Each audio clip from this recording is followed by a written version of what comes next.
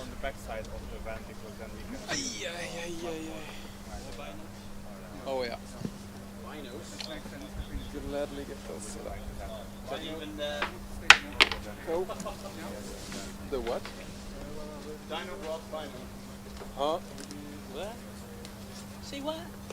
Say what? Or not in the problem. Maybe also the bus. The bus, somebody needs starting the thing,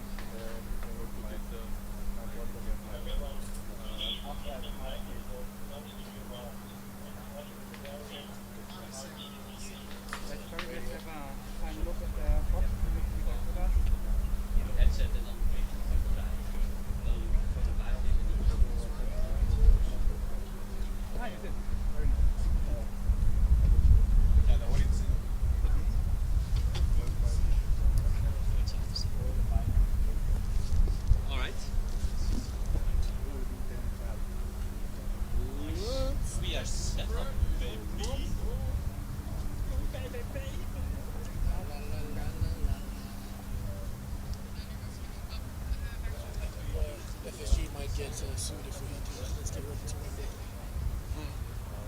Because the guy owns the copyright. Ah, this is bad.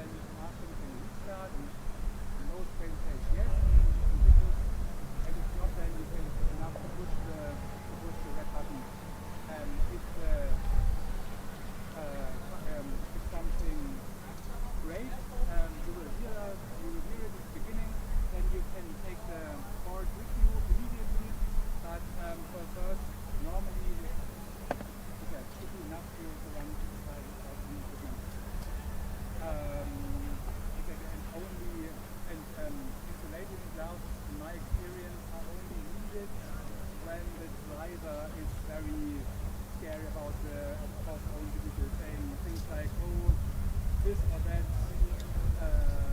light is not flashing anymore, so be very careful.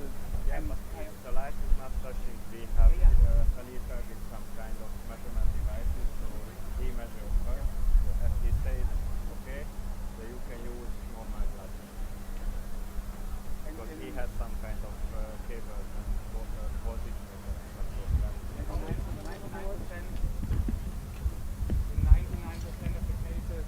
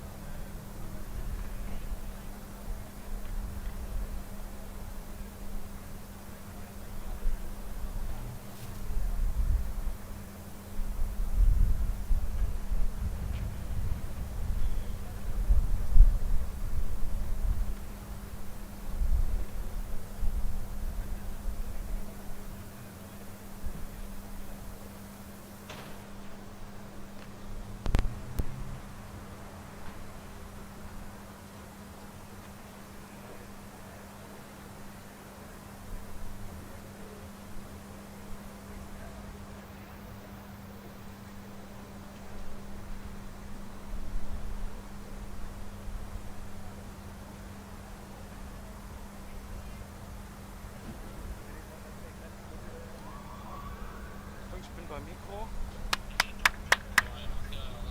Okay, perfekt, das war's schon. Danke.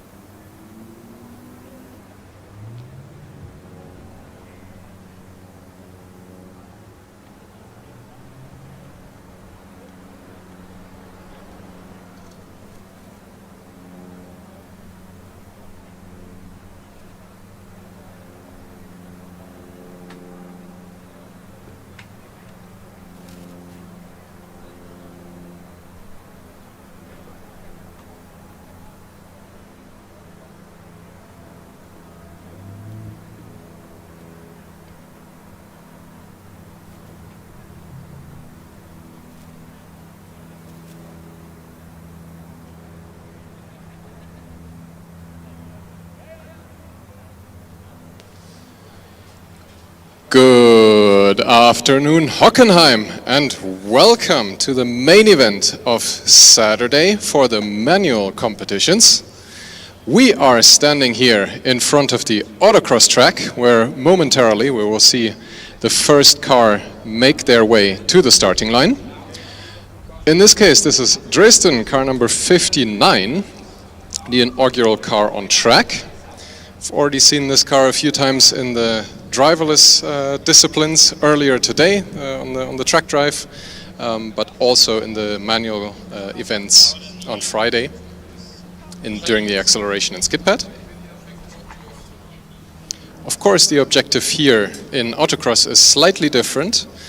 Here we will be driving the track that you see here before us exactly once, at least in one go. Start and finish are right here in front of us at the race control tower.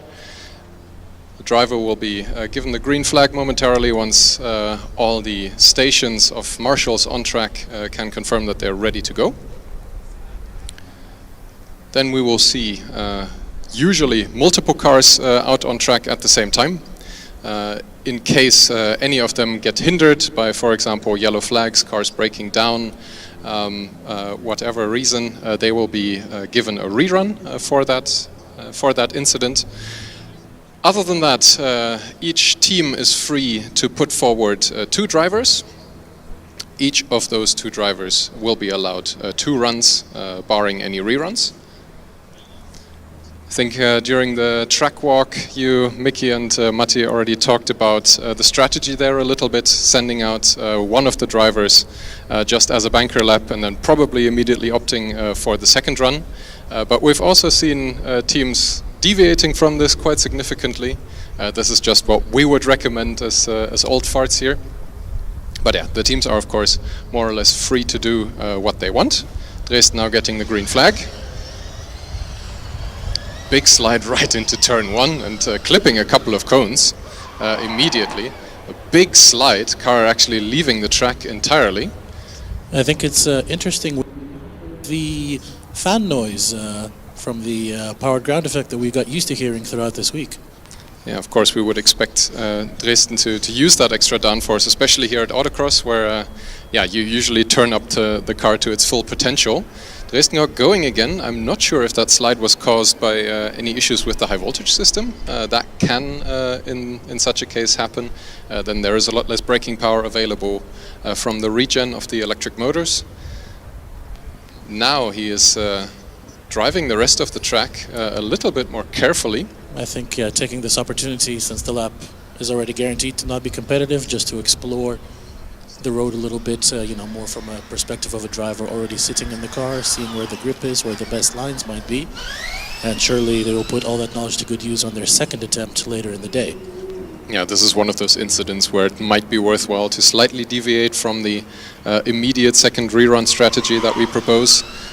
If there is in fact something wrong with the car, then it might be more worthwhile to check that out first, especially since it's relatively early in the session. Technically, the gates have been open for about 20 minutes already. We haven't seen any cars on track any earlier than this, of course. Yeah, we were just talking during the track walk that right out of the start the tires are really cold, and you could actually see that because immediately lost the car 2 times in the first two corners. Hard braking towards the final chicane. Very, very aggressive driving from the Dresden driver. It looks really spectacular, and I'm pretty sure he's dreading the first couple of corners because he made a couple of mistakes there. But yeah, I mean, it's a good way to get to know the track. I mean, you can drive around really slowly, but it doesn't matter. You need to find the limits of the car and the track immediately, and then a second lap might be a little bit more cautious. Yeah, it looks like the driver is trying to communicate with his team members a little bit, whether or not he should go for the immediate rerun. But it looks like he's driving towards the green flag position. Yes, definitely. So this is the right strategy in my opinion as well, because now he knows the track a little bit. He gets the thumbs up from the team. Just mind you, the time is not running yet. The time will be started the moment the car passes the light barrier. So there's some communication going on with the team members. Whatever the issue is, the driver has to solve it by himself.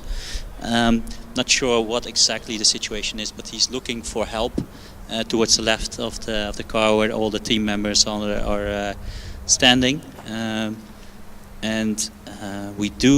We saw the T-sol being green, and now we hear the right sound at least. So let's see if we can get it running or not.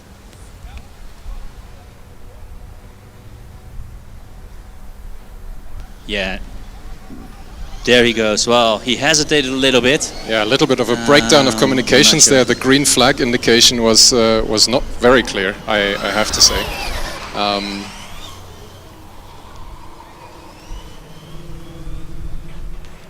Team members in discussion a little bit, but I think the Dresden driver managed to, literally centimeters away from the light barrier, managed to stop and only then got going again.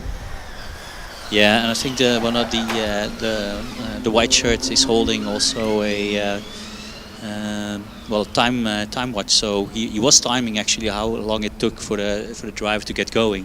Of course, you only have a certain amount of time to be in that position because you're holding up the rest. So I think that was the confusion in the end, Jonas.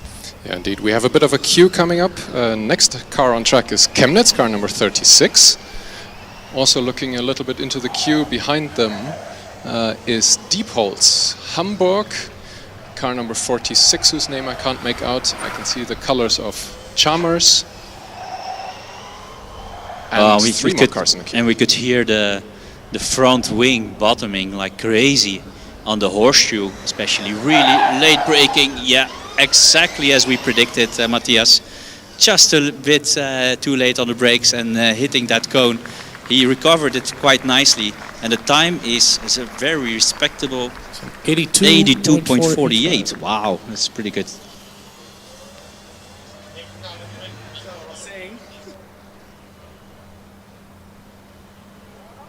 Now on track is Diepholz. We're already seeing multiple cars out on track. Diepholz immediately clipping one of the most frequently hit cones in turn 2 onto the first straightaway, I think. Yeah, it's not called a cone killer chicane for nothing. Absolutely. That cone gets eaten a lot. Eaten a lot, just like the one here in the final chicane just before the finish line. I think we will see that being moved quite a few times today.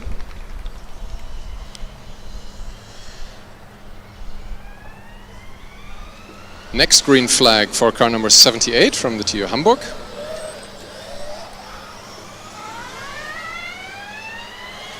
Chemnitz is coming up on the last straightaway. Let's see if they can pass this braking point without hitting any cones successfully, but with a lot of smoke, locking tire up smoke the coming up. tires. Yeah, that's a 102.5 for Chemnitz. Really spectacular drive. And also keep in mind that's without any wings, so there's a big disadvantage for them on this very fast turns. They leave a lot of time on the table there. Here car 122 scraping along, doing a power slide before entering the horseshoe, scraping the floor. Yeah, Diepholz seems to be hitting the ground every turn. I think they're very low to the ground. You can see that, and every time they turn or brake, they hit the ground. Yeah, even just with the weight transfer from braking, they scrape across the floor.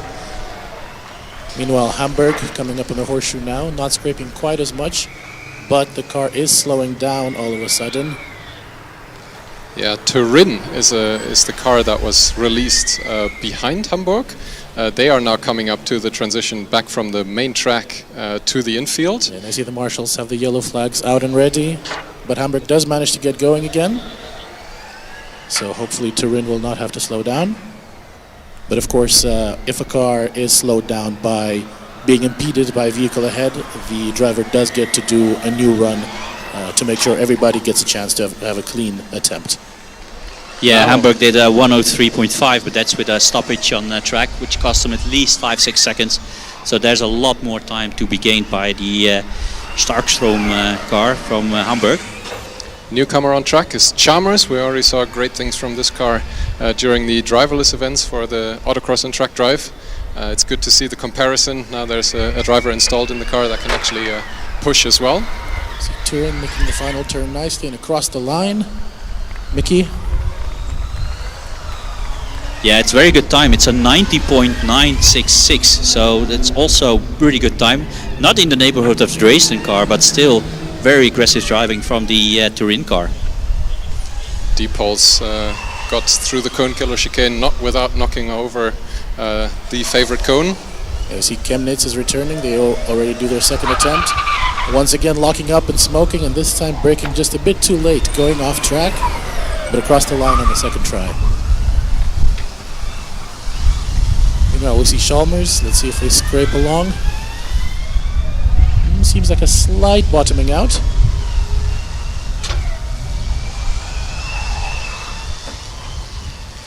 A little bit unstable through the horseshoe, now coming on the back straight. Fresh out on track now, another two-faced car from UAS Kempten. They have a blue and a red side too, just like we've seen from Prague earlier.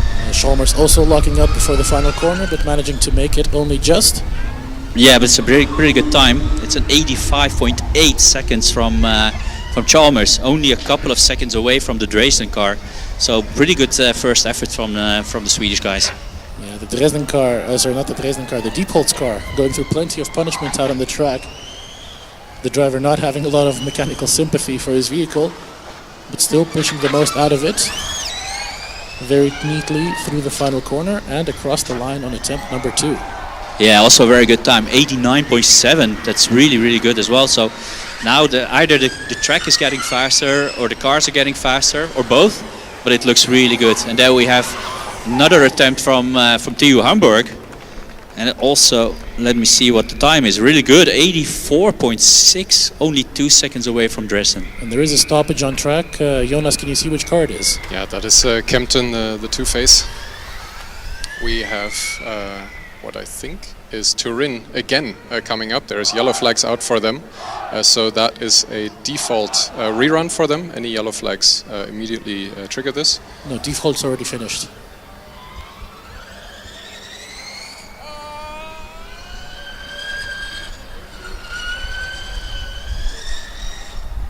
Turin themselves now slowing down in favor of Kempten, I think.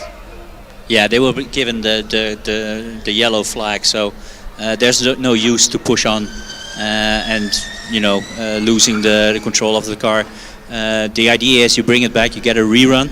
You can use this obviously to know the track a little bit better, but yeah, it doesn't count anyway, so it's only a practice lap for them now. Or perhaps you might want to still keep a little bit of speed, keep the tires warm. Meanwhile, we have car 50, Lisboa, joining the track without their front wing after the little run-in during the driver's acceleration, as we have Torino going a little bit aggressive, but they're going to get a rerun now. Yeah, I'm amazed how much punishment these wings can take, because almost every car is just dragging the front wing, exactly as we predicted earlier, Matthias and me. They're dragging the front wings all over the track.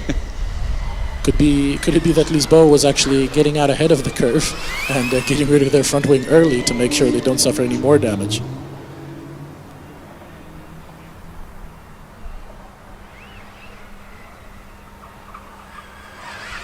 Lisboa making their way back to the infield. Driver really pushing the car, you can hear the tires squealing. They pick up a cone along the way.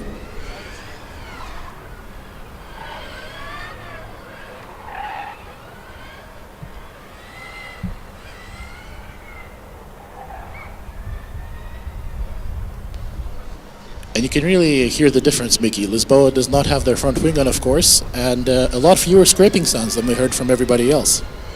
Yes, air on air doesn't make a lot of sound, so yeah, that's probably why. Yeah, we heard a lot of scraping from the Turin car just a minute ago.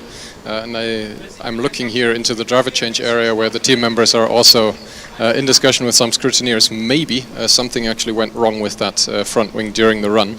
It is looking a little bit droopy towards the front, and the team members have motioned that they won't be going immediately for their rerun. So I think we'll see them return to the pits to fix things. Probably something broke on the last chicane, because after that it was just dragging all the way to the start, to the finish line. So it might be some mounting that has been broken on the wing.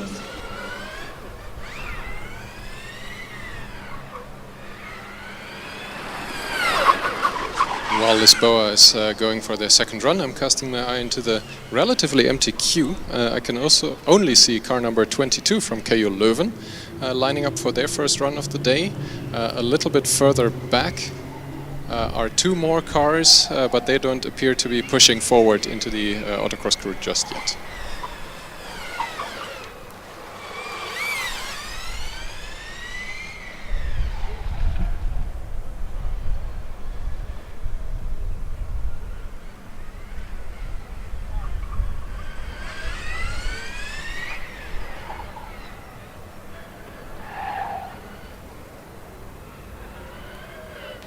Leuven now moving forward to the green flag position.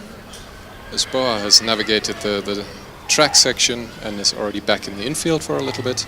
Yeah, but I feel like Lisboa might be having some issues with their car. It's not accelerating quite as aggressively as it was on the first attempt. Yeah, it also sounds like there's a lot more wheel spin from the driver. Well, it's not wheel spin, it's like something on the drive is not entirely working correctly, because you can hear more revs than the tires themselves. So something's definitely up with Lisboa. But they do manage to improve by 1.5 seconds. So perhaps we are not quite as good as figuring out what's going on as we think. Yeah, but the sounds they were making were unmistakable, and didn't accelerate as much as we would wish for them to do. But we'll see whether they will be back later on with the third and fourth run. You see Leuven out on the track now, going quite a bit more rapidly than they were at the driverless track drive a little bit earlier on. The driver taking a much more aggressive approach. You can hear the tires squealing. The driver is really pushing the car to the edge. Always lovely to see.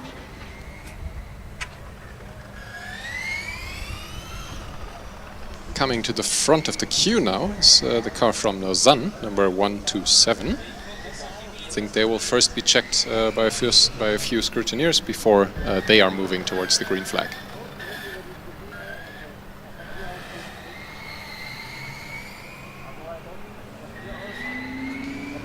And I think Leuven might be dragging the rear of their car across the ground. It really does look like the right rear might be sagging a little bit more than they're expecting. It's bottoming out a lot as well over the bumpy FSG track here. Yeah, and that's not just the front wing. I think it looks like the rear of the car as well, but really low car, so we're not sure what's going on exactly, but it does manage to finish the lap, so good attempt from them. Yeah, 94.9. I think that's right about the middle of the pack of what we've seen so far, so a good first run. I don't think the driver is phased by the bottoming out though. They are immediately going for their second attempt. Also the team members looking pretty calm about the whole thing. Maybe this is just something they're used to from previous testing.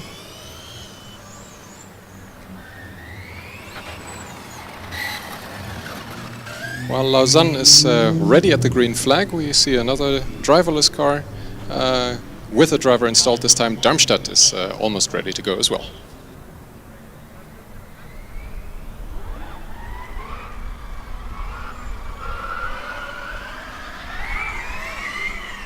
Yeah, absolutely lovely shape of the rear wing with double-edged, double-curved rear wing elements, 3 of them, so that should generate a whole lot of downforce. But yeah, in the end, I think the diffusers generate more downforce than the big, huge wings. But still, there's no such thing as too much downforce, is there? Yeah, there never is, unless you start losing it all of a sudden.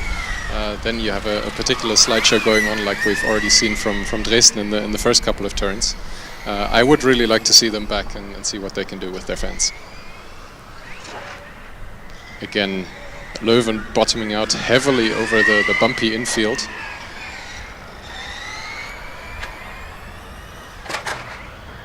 Yeah, that's not just the under tray hitting the ground anymore. The chassis is actually kissing the ground in that case. I think the scrutineers will be very interested in performing a minimum ground clearance check on the team. But it's a pretty good time from Leuven at 89.096.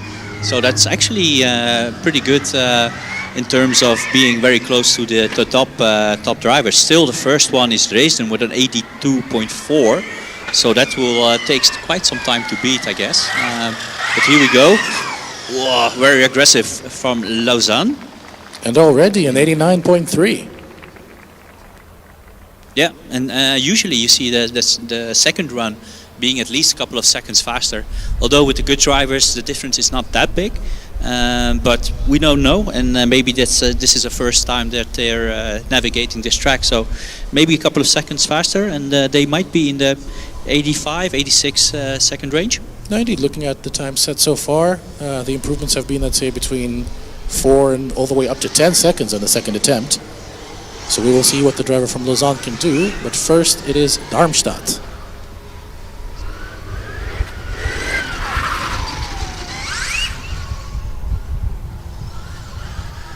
Yeah, this is one of the infamous maybe, cone killers of this day and yesterday. So I forgot how many cones they killed by now. But this time it seems a bit more polite, a bit more civilized.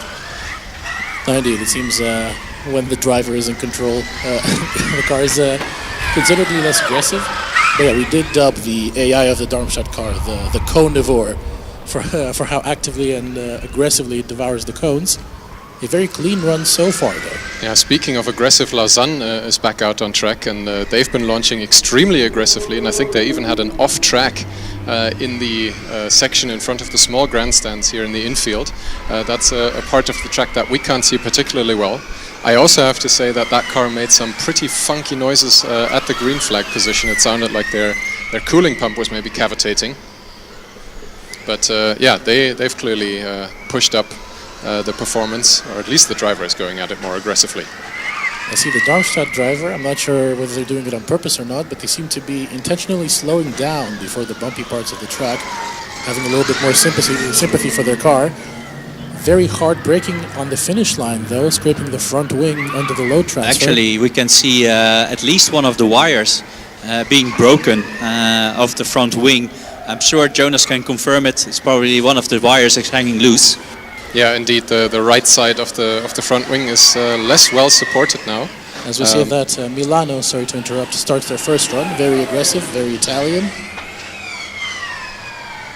As Lausanne approaches the finish line. Yeah, I see a scrutineer having a very close look at the Darmstadt front wing. This is something that I would expect them to take a very close look at in the post-inspection, since if this front wing does not withstand the required loads anymore, they will probably not receive the points for the run that they are putting down. And actually Lausanne was 2 seconds slower almost than their first run. So either, well, I think we already noticed that he was very aggressive and he went off track. So maybe the driver didn't push all the way through. So yeah, I can understand that. I see Milan, meanwhile, from what I can tell, have been keeping it very neat. Staying within the cones, didn't see them clip any just yet. Yes, and as far as I can tell, we've talked about this with Matthias as well. They're all taking the left side of the slalom, so that they end up on the right side of the slalom at the end, and able to navigate the next turns in a proper way. So again, our estimation was correct. Here's Milano over the line. 82.7. Oh, very close already only to the Dresden car. Only 3 tenths of a second. Wow. And meanwhile, I saw that Darmstadt car was on the starting line willing to go again, but have now been pulled back by the team members. I see car number 23, I believe that is Running Snail from Amberg getting ready for their first attempt. And in case you missed it, Darmstadt is indeed rolling back from the green flag position. They were in conversation with the officials and the scrutineers and decided to fix the broken front wing wire before anything goes wrong out on track. Yeah, you don't want to lose the front wing, or worse, the front wing coming large under your front tires, because then there's no braking and you go straight on whatever you do. So I think that might be a very sensible choice of this team. Yeah, even if anything, if nothing goes wrong out on track, you lose out in post-inspection, of course. We have Milan setting off on run number 2, already attacking the corners more aggressively than before.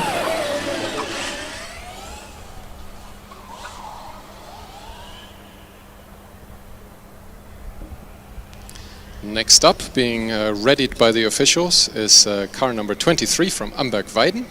They'll be let go momentarily. Now navigating the hairpin on the on-track section, or ring section. Yeah, they were only 3/10 off the fastest time of the day so far, the 82.4 from Dresden. But to me, it looks like the driver is making good use of what they learned on their first attempt, and I think this one will be a little bit faster. Still very aggressive, but not losing control of the car. Again, coming up to the slalom, yeah, choosing the left side, comes out on the right side of the end, and then just navigating through the broken dreams onto the horseshoe. Here we're bottoming the car, there we have it, onto the jump and the slingshot coming up to the straight. That looks really good so far. Very good, hard braking through the last chicane, over the line. Yeah, there we have it, 79.7, beating Dresden's time by over 4 seconds. Wow, that's impressive. Over 3 seconds, I would say, but still very impressive.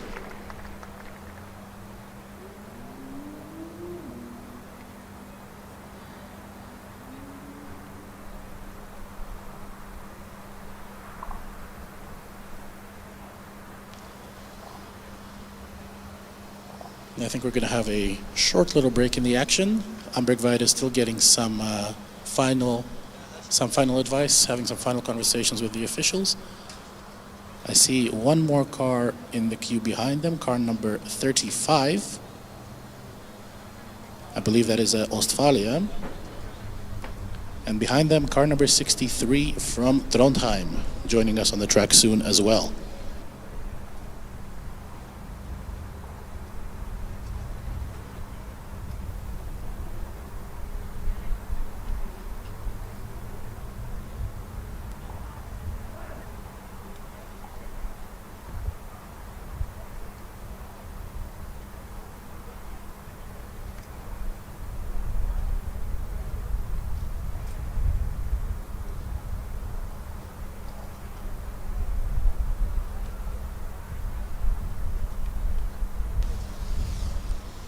A couple more cars coming into the queue. I see car number 24 from KIT. And Jonas, maybe you can see a little better what the cars joining behind are as well.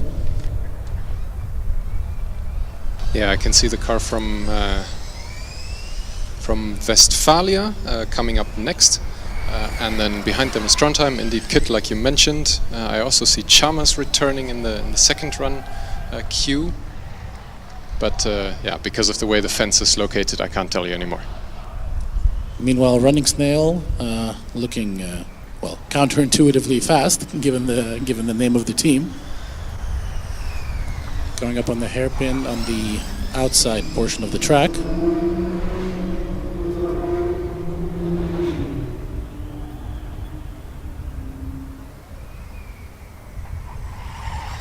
Not hearing any bottoming out on the transition back to the infield, so bodes well for the remainder of the track, the more bumpy side.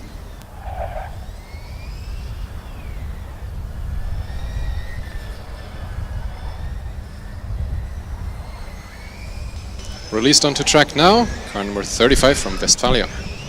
Ostfalia.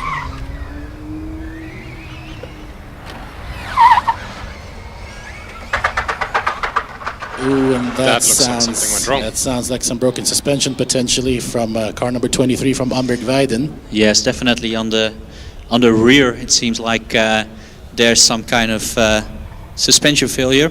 We have Jonas looking at it intently. Yeah, it looks like the entire rear suspension has failed. Actually, the full bottom of the car is sitting on the ground. I can't identify whether it's just the left or the right, but I think yeah, this is a complete loss on the rear suspension, unfortunately. Well, this is the car that we previously assumed out on the test track had lost their suspension, and it was in fact just a tire folding off of the rim.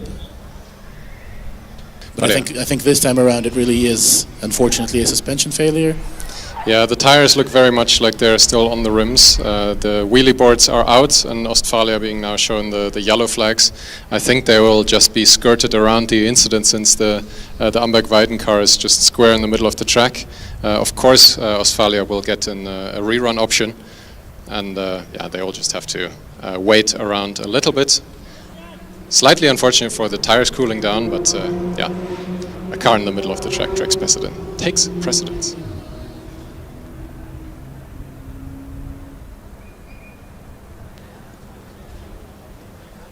Meanwhile, we have a couple more cars in the queue. We have the two Nordic cousins, if we can call them that, from Chalmers and Trondheim. Car number 24 from Karlsruhe directly behind. And a couple more in the queue. I see car number 44 from Ulm lined up. Car number 173. I think that might be Dortmund. I'm sure it's a good thing that Ostfalia is getting a rerun. It looked like to me there is a cone stuck in the rear suspension. They're being shown the rerun sign, but I'm not sure if anybody else has noticed the cone, yeah, very much lodged inside of the A-arms of the rear right suspension.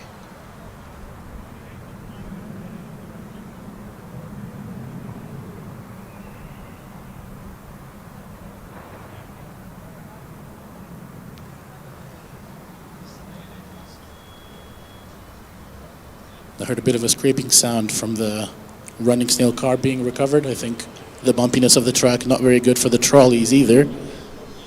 Yeah, the cone in Ostfalia's suspension was actually noticed by the officials, but I think they're going to send the car back out on track. I don't think they are allowing the interference between the two runs. I would be a little bit worried about their rear diffuser elements, actually, since yeah, that's a little unsupported thin plate, and yeah, the cone is right there. So at any sort of rough transition in the floor, you might see a little bit of carbon carnage in the back. Yeah, they should have ample time now to remove the cone, because the recovery crew is still trying to recover the Chalmers car. It takes them quite a while. The Amberg car. Sorry, again, mistaken identities. And yeah, so they should have enough time to remove any cones up from the Ostfalia car. Well, I feel like it's less of a question of time and more of a question of, is it allowed under the rules, given that this rerun is meant to be sort of a direct replacement for their first attempt, and thereby any sort of modification of the car might not be allowed. I'm not sure. On the other hand, it's a sort of a safety issue as well, because if it gets lodged in suspension or somewhere, you don't want to have it. So yeah, of course, it shouldn't be on the car. So of course, I would say it's quite logical to remove it. Yeah, I see some officials surrounding the car now. Jonas, can you see what they're doing? Yeah, they're, of course, the team members are pointing out the situation. I think it would be reasonable to let them take it out purely on safety grounds. Just, you really don't want to have a car needlessly breaking down out on track. Who knows under what circumstances that cone made it there as well. It might have gotten caught there while the car was being motioned away from the incident. The cone is really beaten and battered. I don't think it will make it out on track until it has refolded a little bit.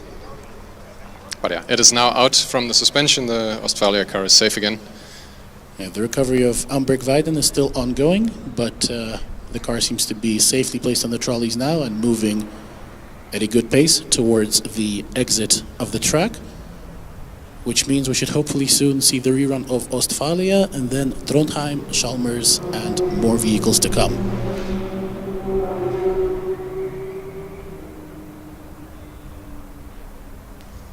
And as the Amberg car rolls a little bit closer to the race control tent, Mickey Maybe you can train your engineer eyes on it and see what the potential issue is.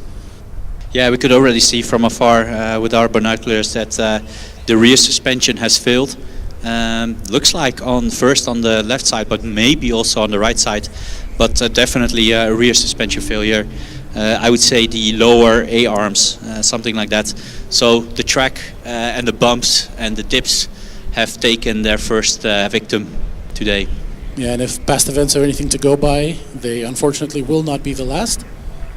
But of course, we wish that all teams complete all their runs safely and successfully, no car damage to be inflicted. Yes, and this was only one lap on this track, right? So tomorrow we will see it on the endurance when they have to navigate this track. I think like 17 or 18 laps. We should also see a lot more failures, but of course we hope everybody finishes. So, but this is experience speaking. This is a very, very tough track on these cars. And as we say that Ostfalia sets off, I believe the cone has been removed from the rear suspension of the vehicle. The driver feeling comfortable attacking the track very aggressively compared to their first run. Trondheim is now released onto the track as well. Right after them we have Chalmers rolling up to the green flag. We will see KIT, our car number 24. Behind them Wien and more cars in the queue later on.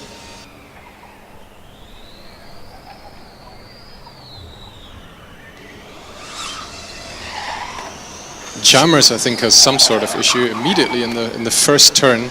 They hit a few cones. Yeah, the issue being cold tires, Jonas.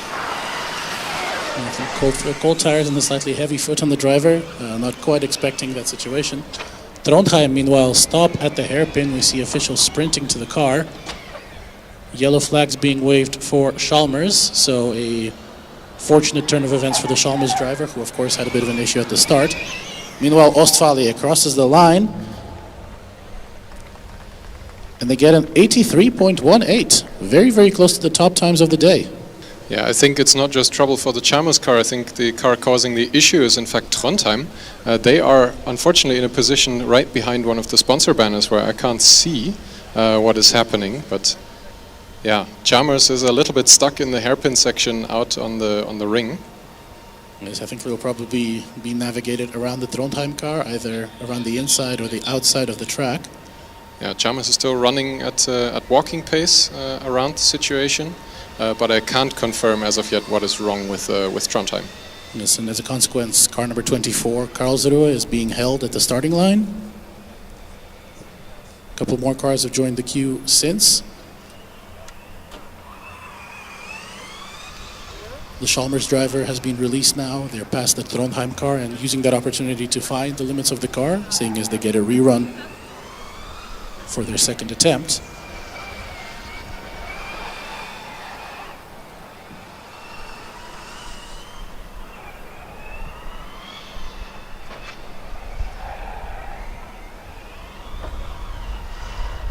Yeah, Chalmers driver really makes the most of this practice run.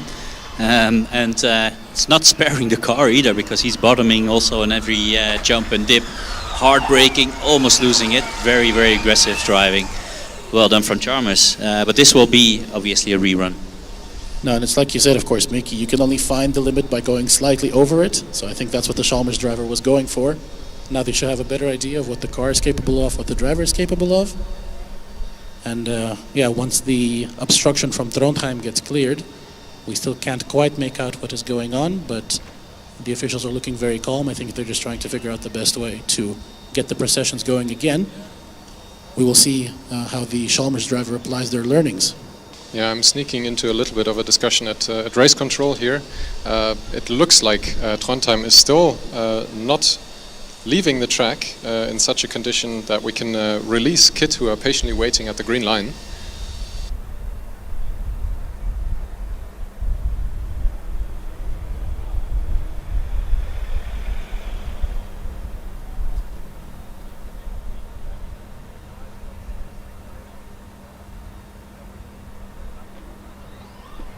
Now it looks like we're good to go. KIT released, a little bit of a stumble through the first turn, but no cones hit. think also, given how far the Revolve car stopped from the starting line, in fact about as far as possible, I'm not sure whether they will be able to recover it before some sort of break in the processions that we might have. Chalmers, meanwhile, sets off on the rerun of their second attempt.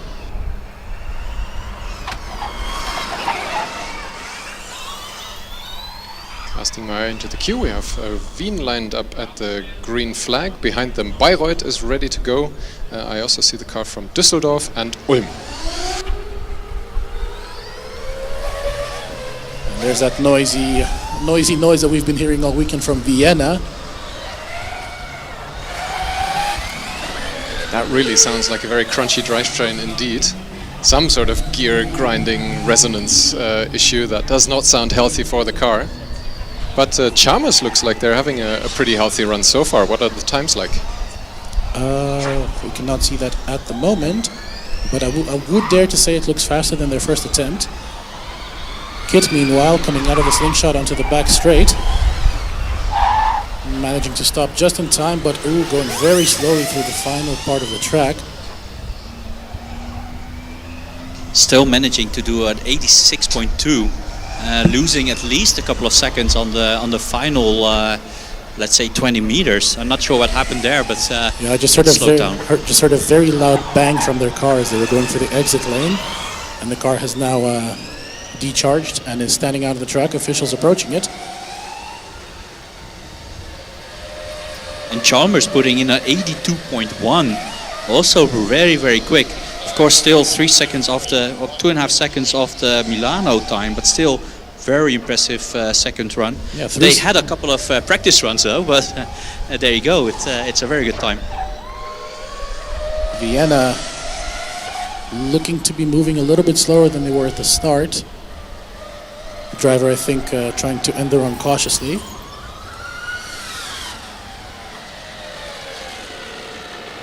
And also car number 141 slowing down.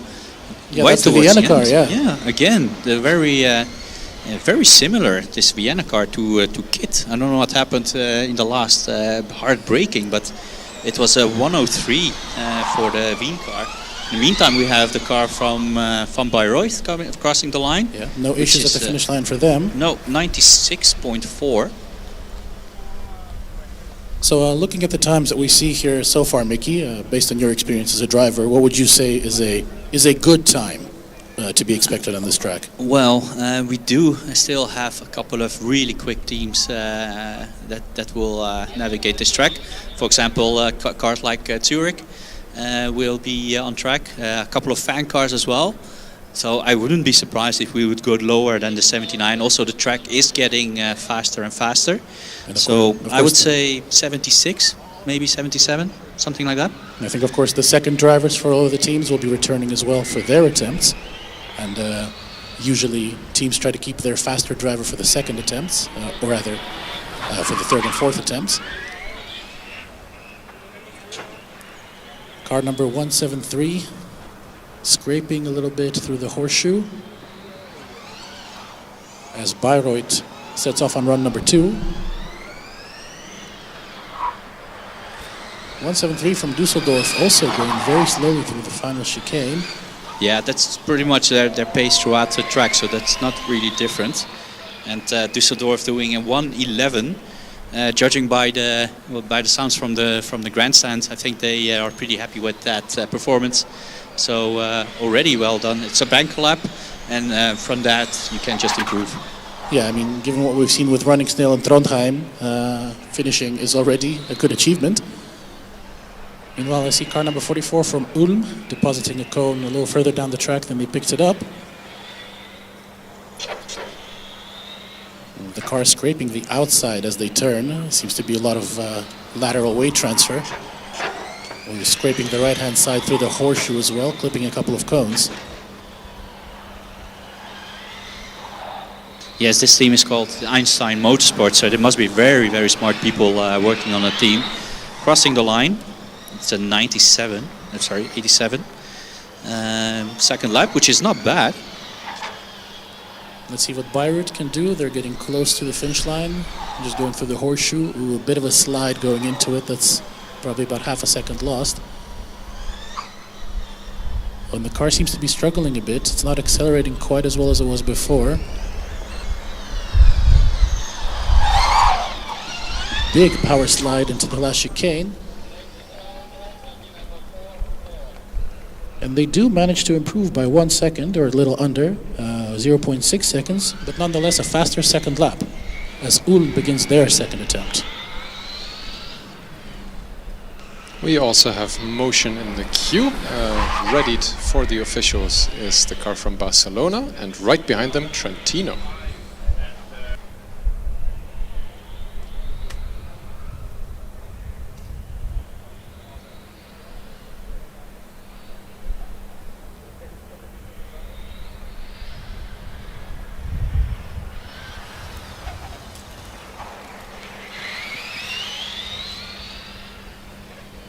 I think, just to give a little update on what happened before, Mickey, I believe the car from Revolve is still probably stuck, stranded somewhere on the outfield. Hopefully they will be able to recover it before the end of the event and fix whatever issue they might have had, but not a certainty by any means. No, yeah. Of course, the organization has to make a choice whether to continue with the event or pausing everything and giving teams time to recover their vehicles. But that will take at least a couple of minutes. I wouldn't be surprised if they actually do it, because we're still early in the competition, still early in this event. So I would not be surprised if they would be given the opportunity to do so. Meanwhile, Ulm crosses the line on their second run, and they improve by 1 second, 86.79. Yeah, a lot of teams in the 80 to 90 second range. Only one team below the 80 seconds. So still, that's the time to beat, the 79.4, I believe, or 7.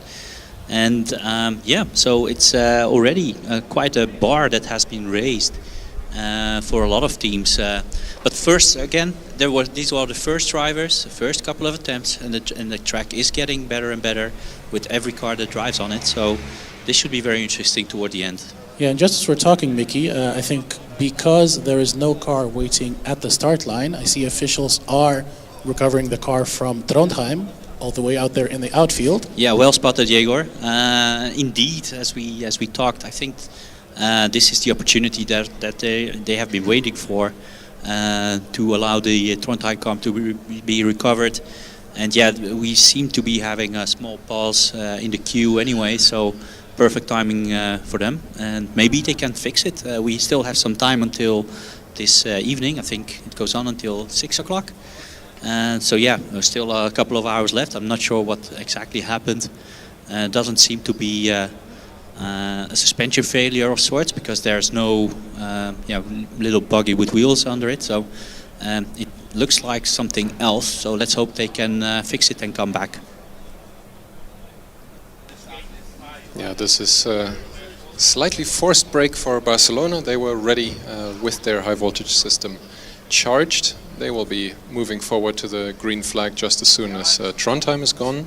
Like I mentioned, Trentino behind them. Then I see car number 68. I can't make out the university name from the front. Behind them I see AMZ. And that's it for the queue so far. I think there are a couple more cars a little bit further back, getting some final checks from the officials. But yeah, the 4 that you mentioned are the only ones cleared so far to do their first attempt.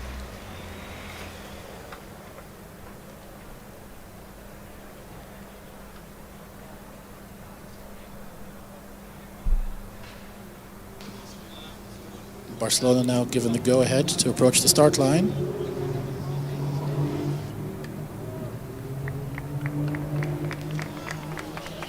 And they set off. The driver starting a little bit tentatively, sliding through the first corner and out of it, clipping one cone on the way.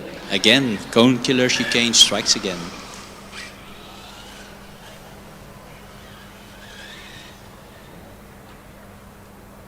Yeah, it's just a reminder how difficult it is to come out with wheel spin, cold tires, pumped up drivers on adrenaline, and then trying to navigate those two first corners. That's really probably the most difficult part of the track. I thought you were going to say how hard it is to come out here and come up with things to say as a commentator. No, actually, it was just I can imagine how this driver must be feeling, just waiting in line, the heart rate going towards 200, and then staying calm and navigating the first couple of corners is insanely difficult.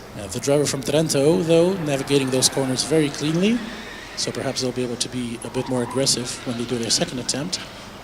Barcelona, meanwhile, entering the last slalom, also entering from the left.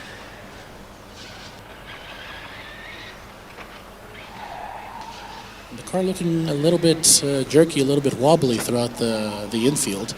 Yes, and as Jonas would say, a lot of jerking motions witnessing from the car. But yeah, so far it's not too bad. Okay. Big collection of cones into the final chicane. Literally half a second later, the Barcelona driver collects at least 4 cones. Yeah, I shouldn't have said that probably.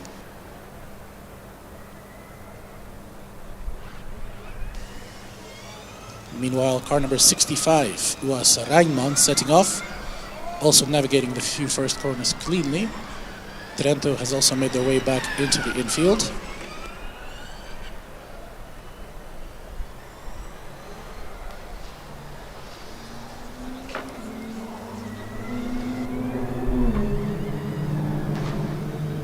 Trento not bottoming out quite as much as we've seen from the other cars on the final straight.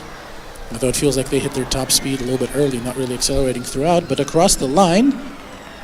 91.7, let's say. So yeah, pretty decent first attempt. And we hear a good cheer from the team member. Bit of a traffic the finish line here. Yeah, it seems that Barcelona is holding up the queue a little bit. They need to get the cars out of the way. I think I would say get out the car. Yeah, remove the obvious cones, obviously, and then there are a couple of other ones, but do it outside the queue and not while jamming up the exit. Because if someone comes in hot and heavy, it might cause some sort of collisions. So, but it's clear now, so yeah, Trento can continue as well for the second run. Rijnman, meanwhile, going through the horseshoe, clipping a couple of cones. And I see the driver was taking a very cautious approach. You could see the brake lights coming on quite a lot just before the bumps, where they know the bumps are on the road. So it seems the driver is driving with a lot of mechanical sympathy for his vehicle, maybe saving it for the second run. And they go across the line with a time of 98.4. Yeah, and I think we're missing a couple of cones on the track towards the second to last chicane where the hard braking has to occur. At least I'm seeing 2 empty spots where I think the Barcelona car took a couple of cones with it. They're just being replaced. So the previous cars had a couple of, meters extra. Trento now released for their second attempt. Driver following our advice, basically immediately running again. Also out on track now, Rhein-Main. I don't think we've seen them before today. No, we definitely have.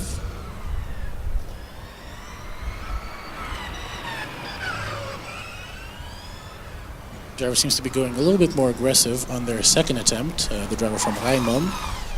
Let's see if they brake quite as aggressively on the bumpy side of the track, or if they will full send, as they say. Now with tremendous noise out on track, car number 33 from Zurich. Also casting my eye into the queue, we have Hamburg Kempten, car number 124, 172.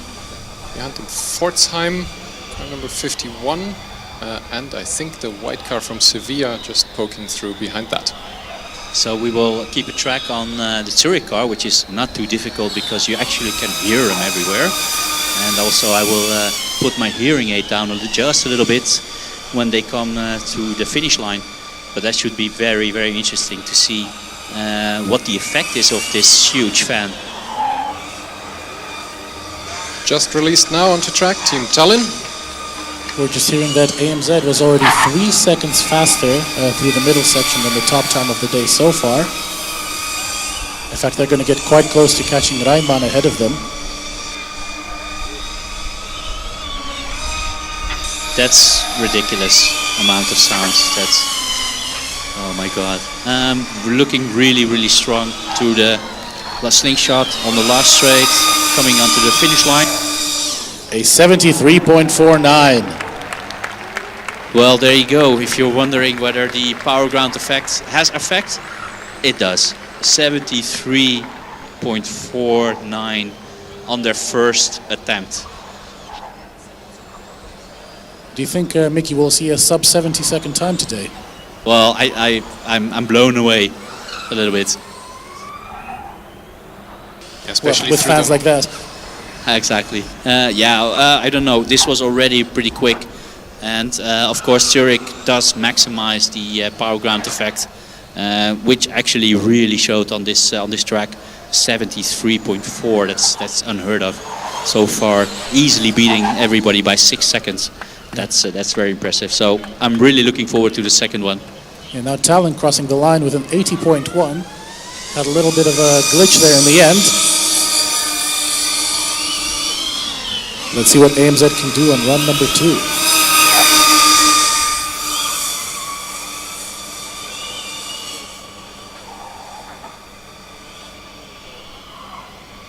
Yeah, I wouldn't be surprised if the inhabitants of the Hockenheim city will start to call towards the Hockenheim circuit and complain about the vacuum noise. I wouldn't be surprised at all, but so far it's really, really fast. So yeah, this is something we'd like to see. Huh? Tallinn sets off on run number 2. Let's see how much they can improve as we see car number 172 going through the last slingshot. 172. Big slide from Dortmund in the last chicane, just as they were coming across the line.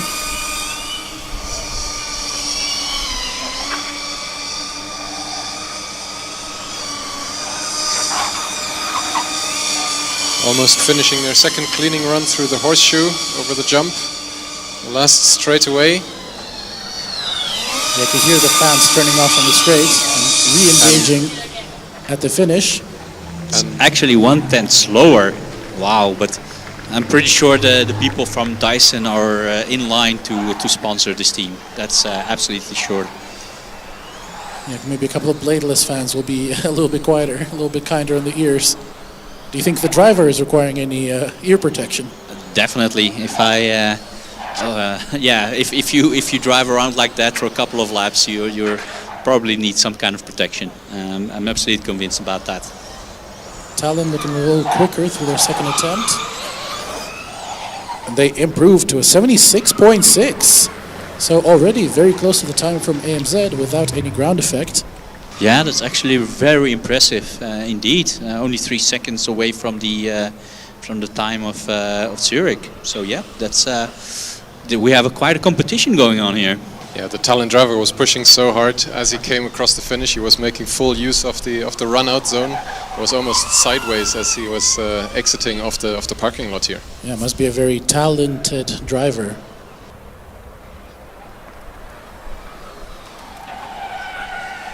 We have car number 79 crossing the line from Pforzheim. I believe this was their first run, a 97.3. Well, there's a big slide and a full-on 180 being done by the car from Dortmund on their second run. I'm not sure whether they were entirely off track. I think one wheel might have stayed on as they continue their second attempt.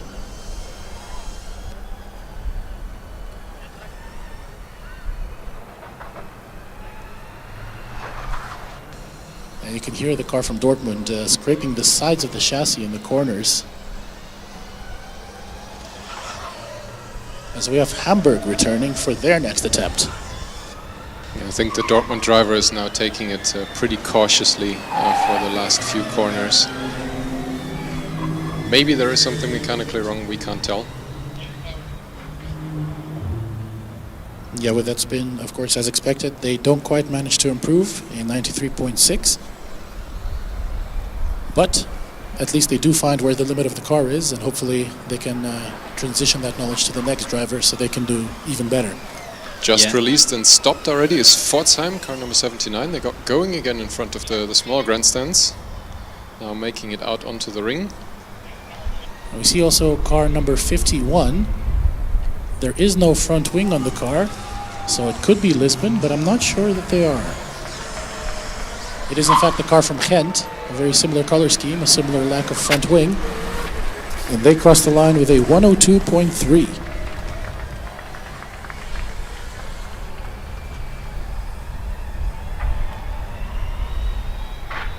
For Hamburg, this is their third attempt. This would be the second driver already. As we hear quite a bit of wheel spin from Kempten, car number 52, going on their first run. And you can smell the burning rubber as well.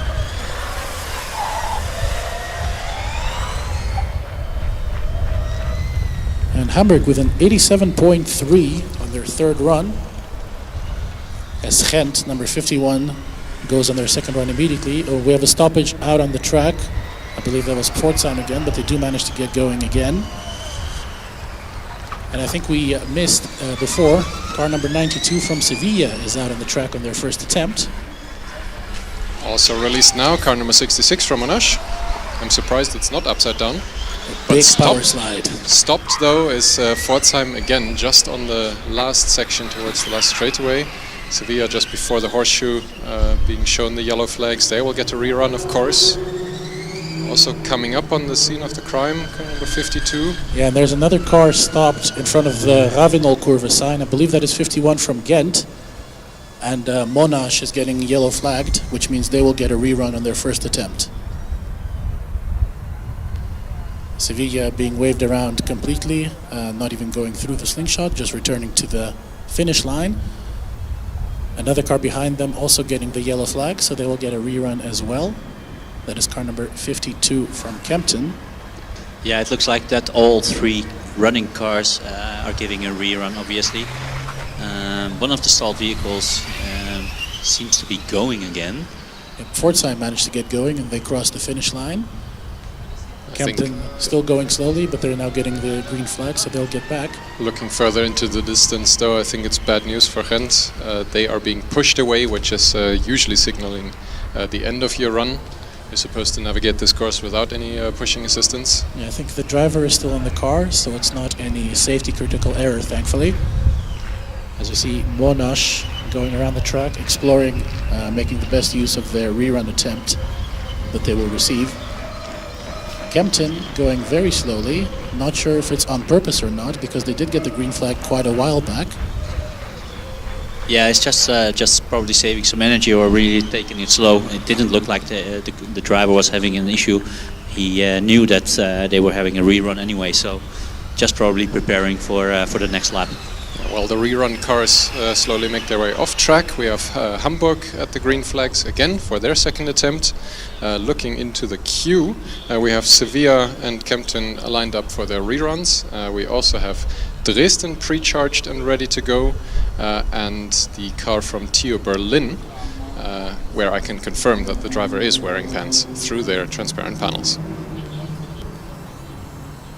It will be interesting to see what Dresden can do on their third attempt. Of course, on the first one, we did not hear the ground effect fan that we heard throughout the driverless events earlier in the week.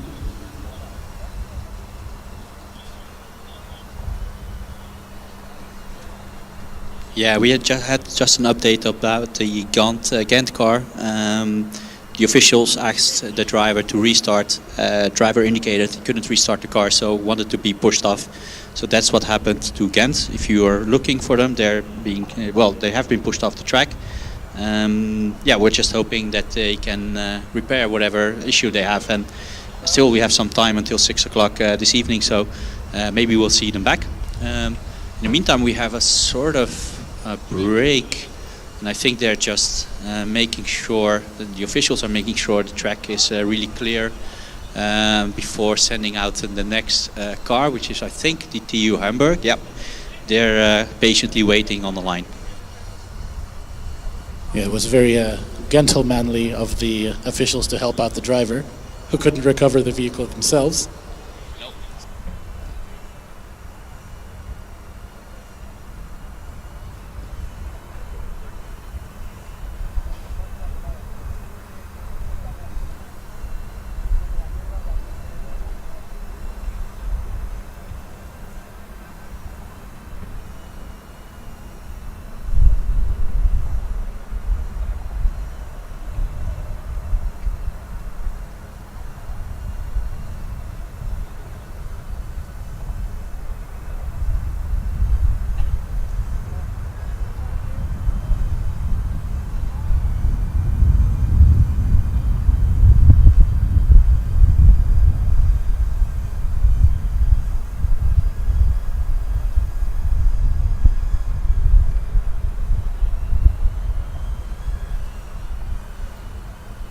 hearing on the officials channel that we're good to go racing again. Hamburg is out on track.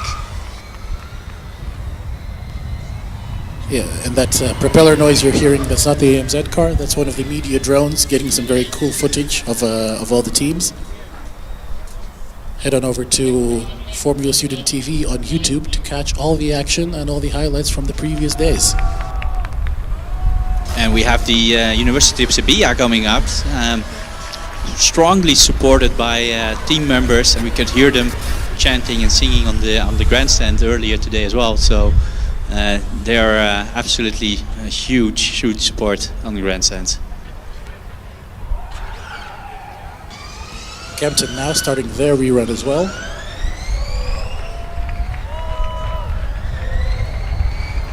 Meanwhile, we see TU Hamburg making their way back through the infield. This is their last attempt of the day.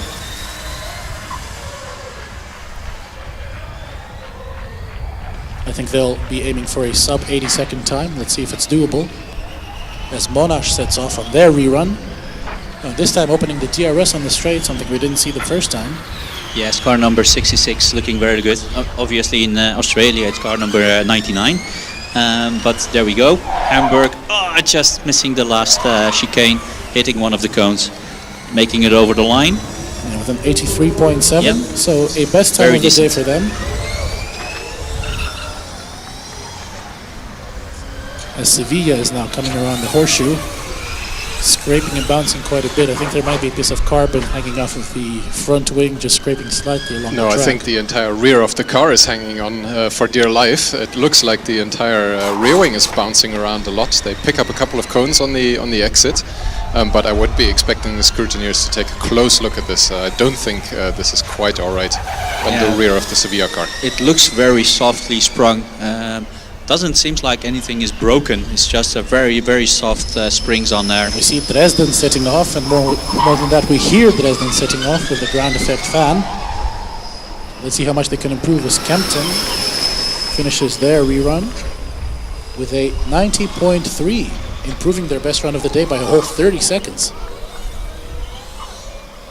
Lining up the green flag is Rocklaw.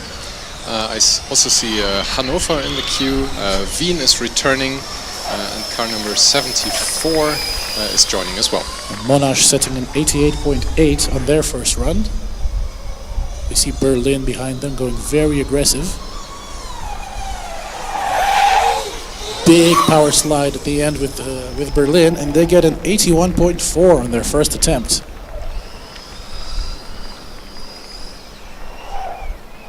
Yeah, and looks like the split time of Dresden is very quick as well. Very comparable to the Zurich car. Driver is really on the limit as well. Hearing the fan, not as loud, and looks like intermittent using of the fan, not all the time. Of course, Zurich had a similar system, but I think there are some areas where I would expect to use a lot more downforce. 75.5 from Dresden. Yeah, that's not quite touching the AMZ time, 73.49 to beat. But yeah, I think the active aero from Dresden is having some issues. There were a couple of track sections where, especially on the heavy braking, for example, I would expect that to be utilized a lot more than they did this time around. There's somebody going very slowly indeed in front of the grandstand. I think that's Rocklaw having some issues on the ring section coming up to the hairpin now. They are still going though, so no cause for concern just yet. I think Sevilla will be held a little bit though to give them a bit more room to catch up. Yeah, they didn't really go faster from the start, so I think this is their more or less their banker speed, what they can develop from this car, or maybe they're just taking it slow. We don't know, but it's not really concerning because it's the same speed from the get-go.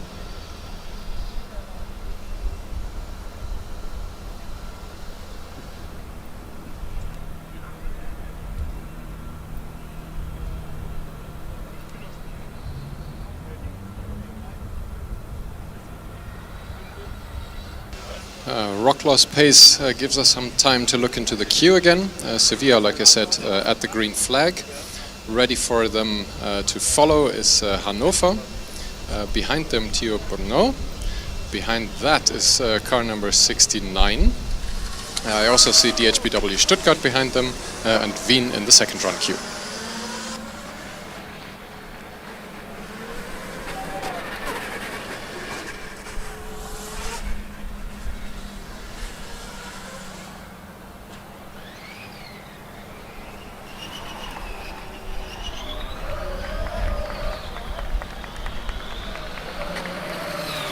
We have Monash setting off on their second attempt as Wroclaw gets across the line with a 143.2. Berlin setting off on their second attempt as well. And Sevilla just about to make their way back into the infield.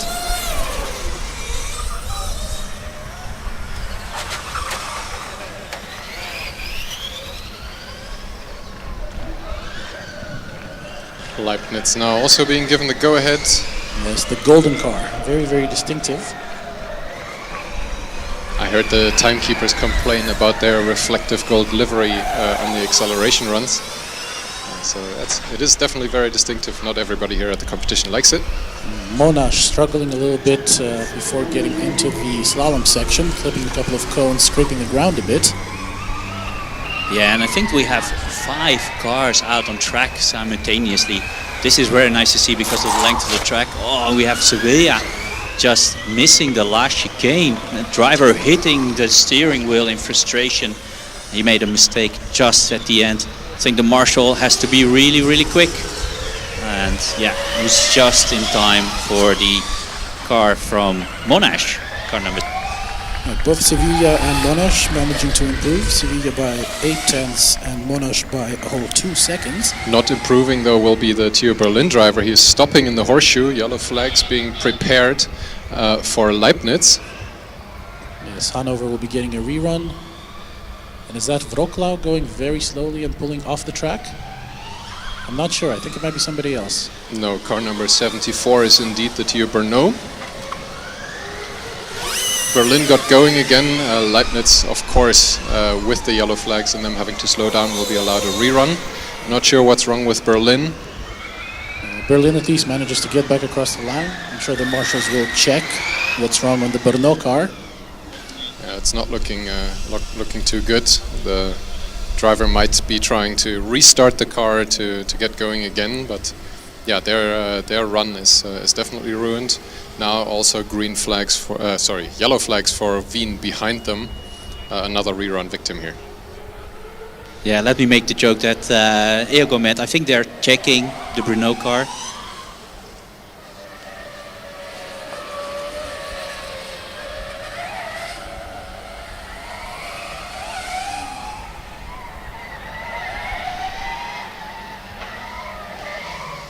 Looks like they checked it out enough. Brno got going again. They are now actually chasing Wien a little bit through the horseshoe.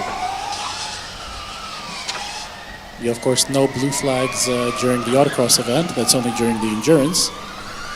But Vienna managing to make it to the finish line before Brno catches up to them, and of course Vienna will now get to do a rerun. And just before the final chicane, Brno is pulling off track again. They are slowing down. Not even applying the brakes, they're just slowing to a stop uphill. But good awareness from the driver to get off the track, get off the racing line, so that other cars may still pass them quickly and safely and return to their rerun queues. Jonas, what do we see in the queue? Who can we expect to see next? The queue. Leibniz is ready at the green flag, of course, for their rerun, just like Wien behind them.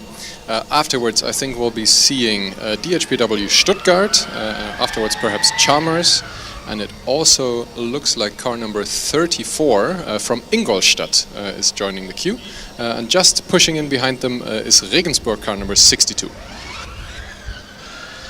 Brno, meanwhile, did manage to get going again under their own power, made it back across the finish line as Hanover sets off. No cars on the track at the moment apart from them, so they will be able to get a nice clean lap. And Vienna sets off right behind. I think Vienna and Sevilla so far are definitely the most combustion-like cars, just judging by the noises that they create. I'm still hoping to see and hear high-speed Karlsruhe.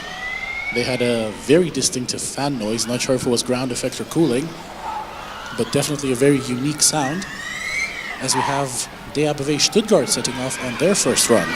Yeah, they were fighting it through the first couple of turns, just as many other cars.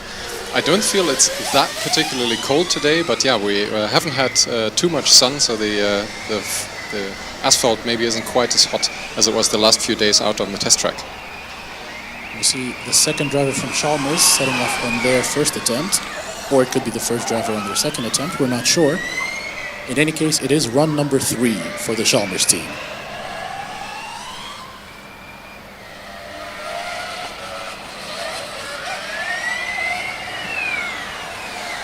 Hanover navigating the last chicane cleanly and across the line with a time of 85.5. A good first lap.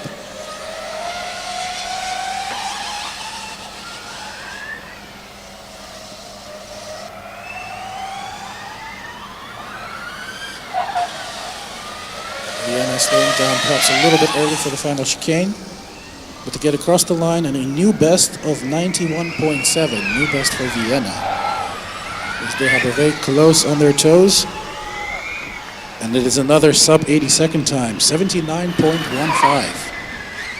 Yeah, that's pretty good driving from this driver. So sub 80 second lap will put you probably in the top 5 at the moment. So well driven by the Stuttgart driver. Chalmers, of course, will also be hoping to get sub 80 seconds. Don't quite manage it this time, an 83.07. Let's see if they like to go for their second attempt immediately.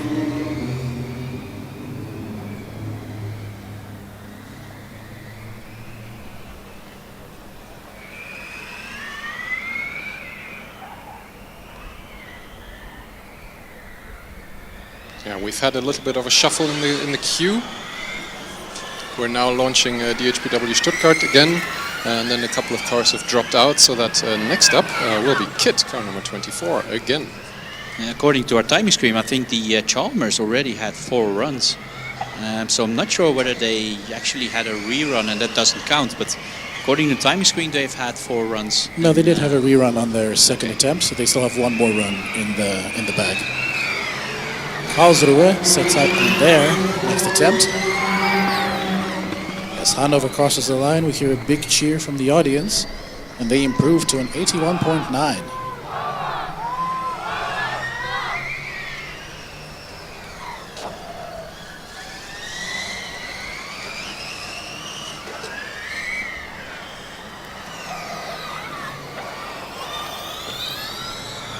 Yeah, it looks like DHBW Stuttgart, the split time is 2 seconds faster than their previous lap time. So there's quite potential in this lap, just navigating through the final slingshot. Yeah, just before that, Regensburg set an 89.9.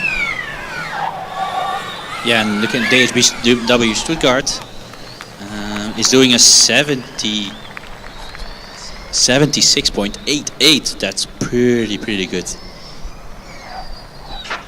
And we see the Karlsruhe car attacking the horseshoe very aggressively. Yeah, they were 1 second behind the Stuttgart car on the split time, but maybe they can make up for it during the final chicane. 77.8. Yeah, so they kept the 1 second gap to the Stuttgart car, but very good competitive car. Well, we had a couple of surprises though. Green flag for Regensburg again.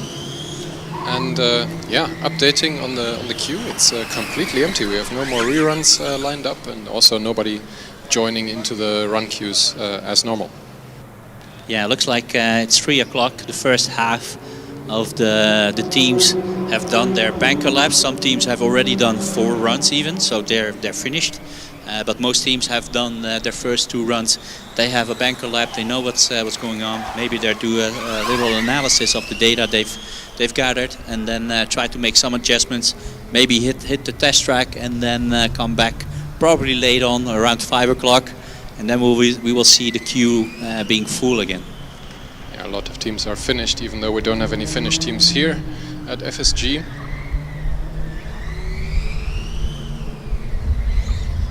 But But indeed, Regensburg probably on track. Alone for now. We'll have a little bit of a break for everybody. I think the marshals out on track deservedly will be having a little bit of a drink.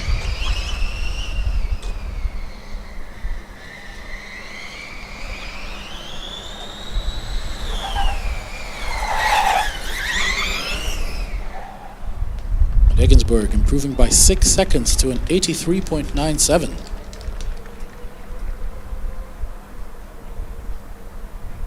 So I think, Mickey, what most teams might be aiming for now is, say, around 80 to 85 seconds, and the top teams will be looking for a sub 80 second time. Yeah, well, given the fact that we've had a time which is low in the 70s even, I would say that the top teams will be aiming for that time. Something between 70 and 75 seconds, then you're really in the top. But of course, everything below 80 seconds, 80 to 85 seconds, it's really a good time again. And you can just see these cars flying around. Some more aggressive than others, but really impressive so far. And we've got a proper battle going on for the, let's say, maybe not for the first time, but everything below that is really competitive. Yeah, not just competitive. We've also seen some failures out on track. I think my thoughts go out to Amberg Weiden. They of course had quite some issues on the rear suspension. Trondheim we've seen stopped out on track. Ghent was having issues. Brno was pulling off on track. So yeah, there is a little bit of time left for those teams to come back and try and set a more competitive time. Of course, they will be receiving some help in the paddock. It's customary here within the Formula student community to ask for help and then also receive so plentifully. That's one of the perks of being here and being in such a supportive environment.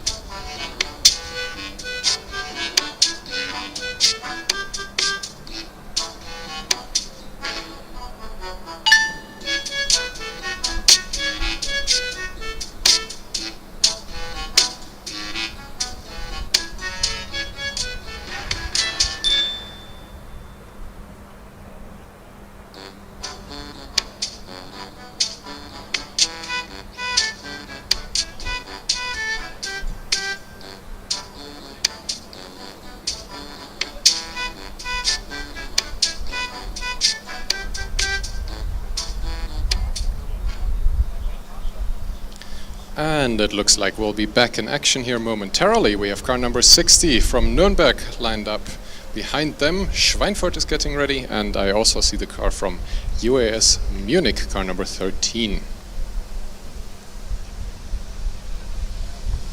Nürnberg now ready to go. Green flag is retrieved. I hope all the track marshals are back in their positions and we're good to go for some on-track action again. Lots of wheel spin from Nürnberg right off the line. We've seen these first couple of turns being particularly tricky. Cold tires, only really the braking zone will be able to warm those up properly. And yeah, you can still hear lots of wheel spin from them as they go around the chicanes in front of the small grandstands.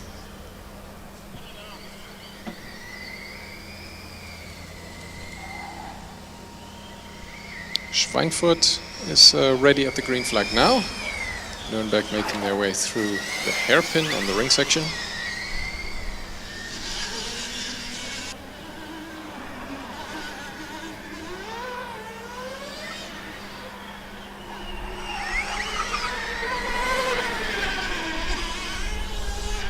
Nürnberg just making their way back into the infield.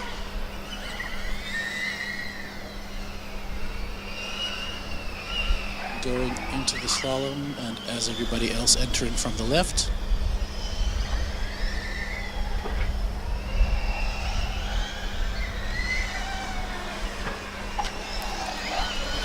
Going through the horseshoe and out of the slingshot onto the final straight.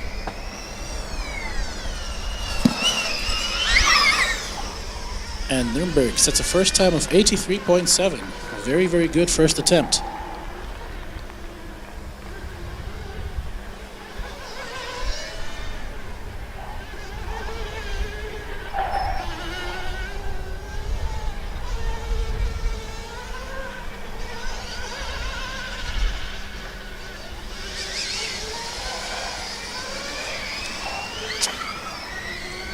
.297 from Schweinfurt, scraping across the floor just a little bit on the entry to the horseshoe. Coming now onto the final straight, accelerating nicely. Braking just in time, no sliding, no mess. And then 86.9 first time as Munich, car number 13, sets off. Yeah, just like Nürnberg, Schweinfurt will also be coming for their rerun right away. Casting my eyes into the queue, we have UAS Karlsruhe, car number 34 behind them, and behind that the Hawk Göttingen car. And by rerun you mean, of course, the second run. Yeah, my apologies.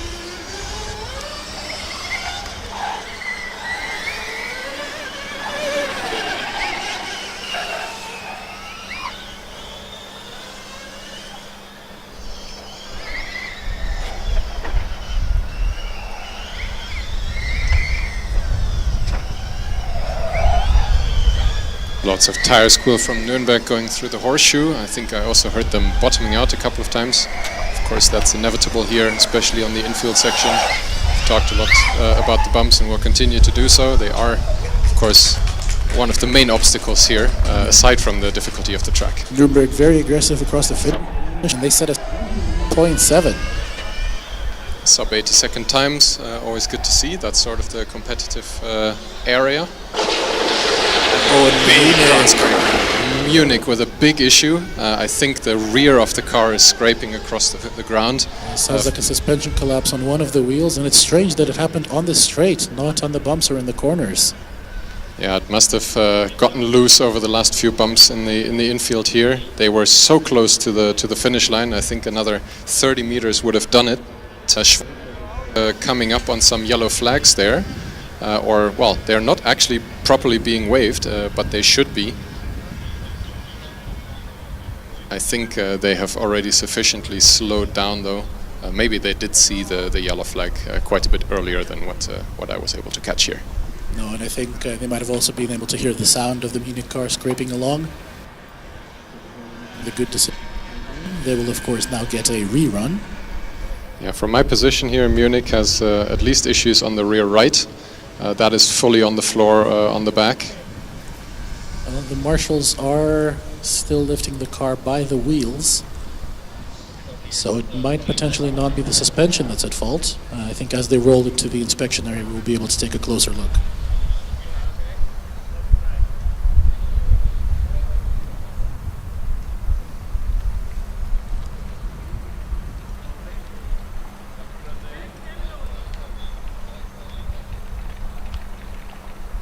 I think Munich is causing a little bit of a stoppage here. We have lined up at the green flag the Karlsruhe car, the UAS Karlsruhe, that is. Yeah, keep your ears peeled. They do make a very distinctive sound when they start.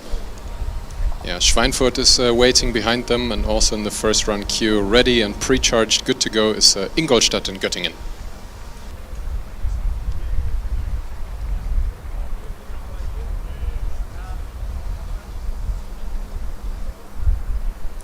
And we see the Munich car just rolling by the race control tent.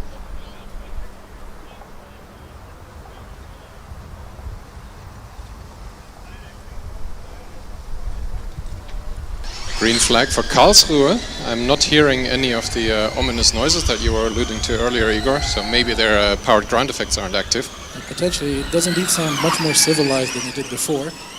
Just taking a quick look over at the Munich car, I'm not seeing any obvious failures.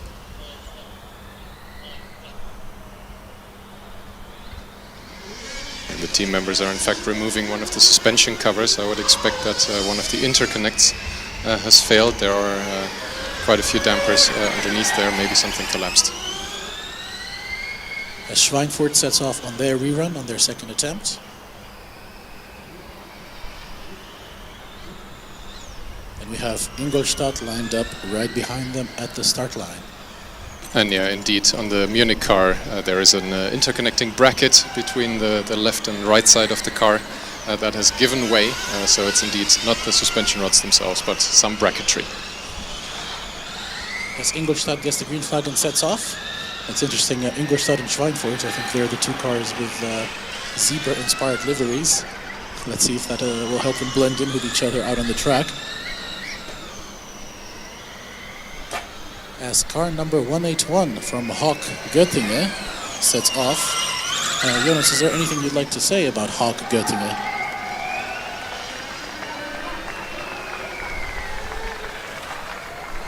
High-speed Karlsruhe meanwhile finishes their first run with an 82.2. And there's something very wrong with the nose cone of the Schweinfurt car. I think it's the cover, the front cover, that's become dislodged. The driver is holding it with their left hand. Going very slowly. I think that's why the marshals are allowing them to get all the way to the finish. Yeah, nevertheless, I would expect the officials to take a close look at this. Loose body panels is a big no-no. Everything has to be solidly attached, even though there is a GPS sensor still holding it on by the cable and the driver's hand, of course.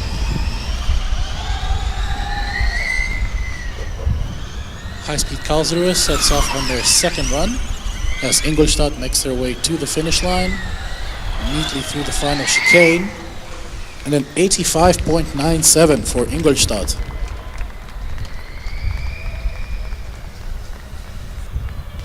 Hawk now at the second slalom, a little bit slowing down compared to the way they were setting off. It does sound like the motors are perhaps cutting in and out a little bit, as Ingolstadt goes on attempt number 2 immediately.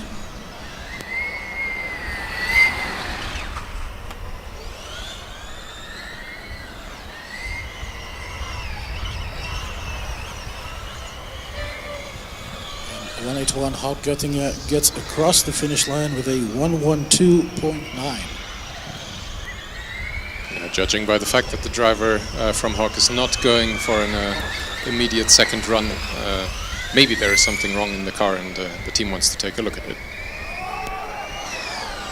High-speed Karlsruhe looking very quick, and they get an 80.8.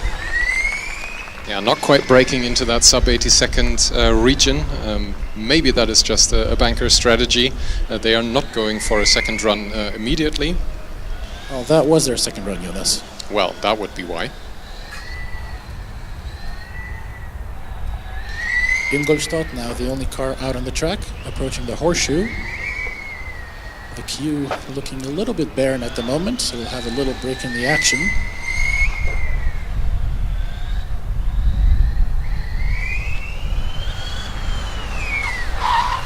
Ingolstadt outbraking themselves a little bit in the final chicane, going off track and hitting a cone. They would have improved with an 82.7, but of course with the off track and with the cone, that time is going to be a little bit penalized and a little bit slower than their first attempt. But at least they do have one banker lap in.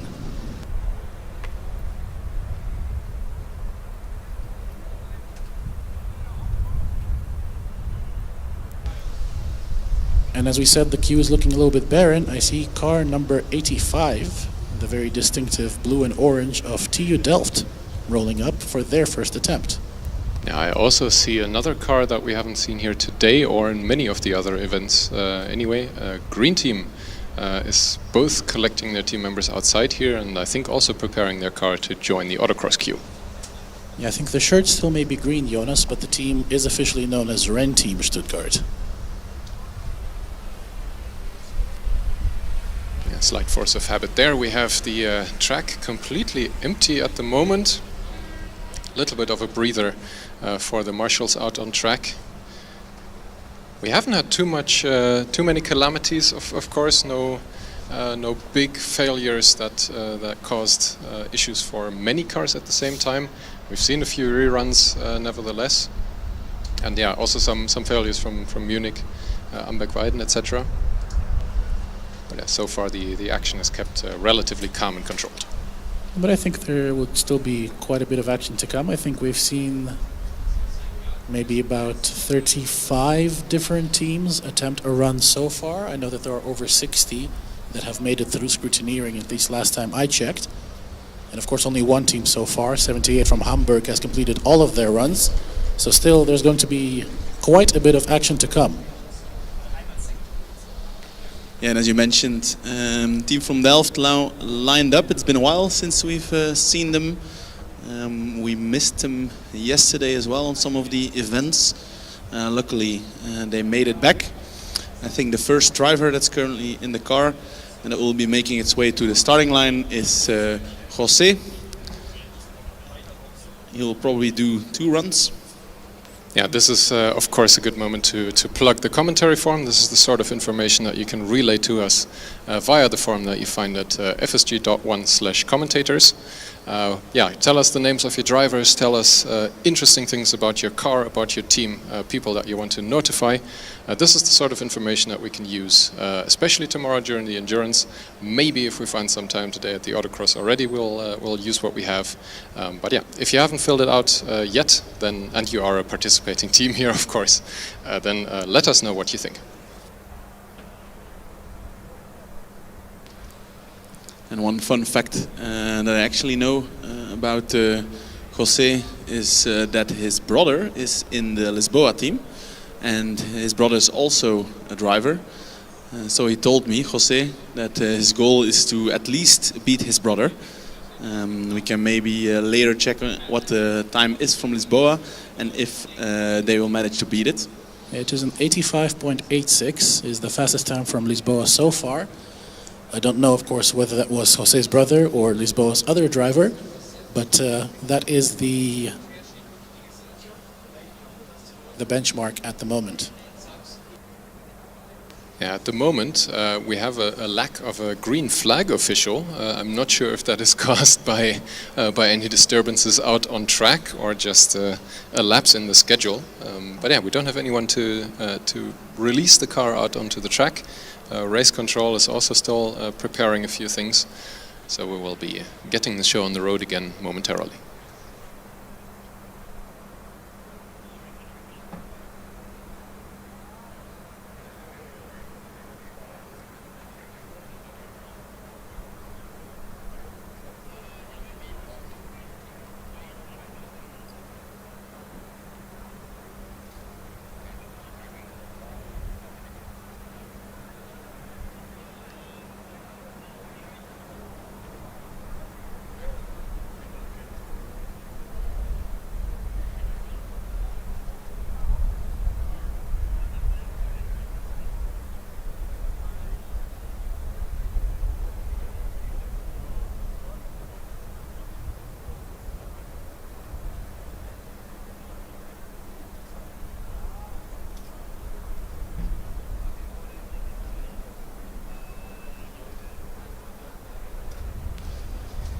and we have some time now actually to look more closely to the only car in the queue, which is still the Delft car. And I do see that they have a GoPro mounted as well. So that's probably to obviously film the onboard of this autocross track. And then I think once this driver does his runs, they can download or get the video from the GoPro, and so the second driver can get a bit acquainted to how the track looks like. Of course they did the walk, but still it's better to see it at the speed of which the car is going. Yeah, cameras on cars are a little bit of a rare occurrence. It's a little bit tricky to get them to scrutineering sometimes if there aren't any provisions on the cases themselves. It's tough to fulfill the safe attachment requirements for them. So we don't see this too often. Of course, you're also not allowed to mount the cameras onto the helmets for the same safety reasons. So they have to be mounted to the main hoops. But yeah, this is some more information gathering. We also, of course, know the reason why the Delft car was absent. They were having some structural issues that had to be resolved. Otherwise, we would have expected them at the driverless disciplines, like the skid pad and the acceleration as well. So yeah, missing out on a few of the points there. And followed in the queue is the team from Renteam, so from Stuttgart, who we also missed in quite some events. So it's nice to see that they bundled up, ready to give some show, and we can have a look at how Delft is performing on the autocross. Yeah, we've defrosted a fresh green flag official, and we're good to go. No hesitation, big drift in the first corner already. Locking the brakes in the first corner, but super quick, throwing the car in, hitting a cone unfortunately, but that does look very quick and very aggressive. Yeah, the cones of course are being collected and noted. This year for the first time you can also see this happening more or less live on the timing screens. I'm not sure if this is integrated into the timing website just yet, but yeah, this gives a bit of a better overview for the teams and the audience. Meanwhile, Delft car is making its way through the pendulum, really quick sliding a lot. The car really wants to rotate, that's for sure, but quite a bit of oversteer everywhere. Coming up on the second slalom now, yeah, there's a lot of rotation willingness in the car visible. Let's see how the car fares with the jumps. Oh, you can hear the arrow scratching the surface, another one here, but keeps it clean. And then slingshot on the straight. Very quick through the slingshot. Overcooking it just a bit through the final chicane, but it's a 76.6. Yeah, overcooking it just a bit I think is an understatement. I think that was actually an off course since they not just hit one of the cones but actually cut the chicane. Of course. So despite this being a relatively quick time, I think with the penalties added after the fact, this won't quite make it to the top of the leaderboard. Not quite, but of course the driver now has a better idea of where the limit of the car, where the limit of the track is. And I see they're returning for their second run immediately. Let's see how they utilize that experience. And they are launched. Again, same approach in the first corner, drifting it all the way through. Unfortunately, I think he hit a cone going into the kink. I'm not 100% sure. It seems to be one missing. But super quick. The pace is definitely there. They just need to get a clean run in, because those cones, they count for seconds, and certainly off tracks. Very quick in the high-speed section, sliding the car around. Renteam now sets off as well, also very aggressive, drifting onto the first straight. So a very darty car, it just really wants to turn in. They were slowing down in front of the small grandstands though, have come to a stop and are pulling off track, I think. There's something hanging loose on the back of the Delft car. I think it might be the back plate cover. Yeah, indeed. There is some aerodynamic device dangling loose on the back, probably held on by a cable. Now they have actually lost it. That is a big no-no. You don't want to be losing anything out on track. That will cost you penalty points as well. Now I think it actually looks like it's part of the under tray being knocked off the Delft car. That might be caused by the excessive bumps here out on the FSG track. And they do manage to improve by 0.2, a 76.3. Yeah, unfortunately I saw at least 2 cones being hit. So they're still on the lookout for a clean run. I will say, in the meanwhile, the Ren team car seems to have disappeared from the track, so I think they might have stopped somewhere on the outside. Yeah, just in front of the Volkswagen truck, I think. That's where we lost them. We never saw them back. Car was already slowing down, going to the left there. So I assume it's parked there somewhere. Let's hope they can restart and continue on its own power, because then they can do a rerun if they want. Not a rerun, but at least a second run.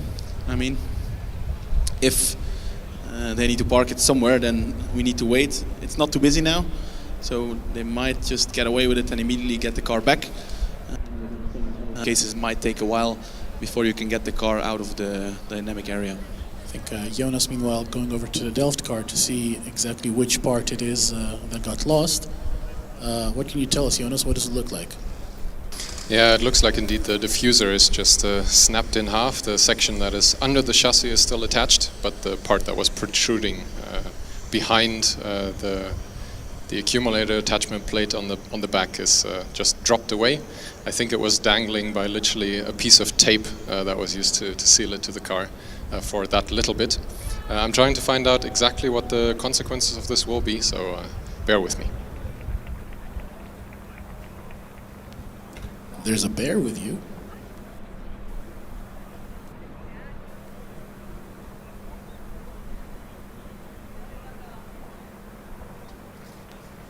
We just heard on the radio that track is clear. I don't see the Ren team car driving under its own power, so I think it would have been cleared away by the marshals.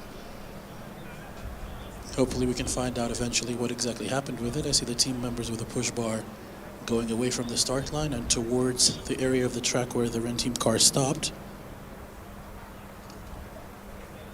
And Matti, Jonas, do you see anybody in the queue lining up for their runs? Yes, the Prague team with their split livery will probably be next up.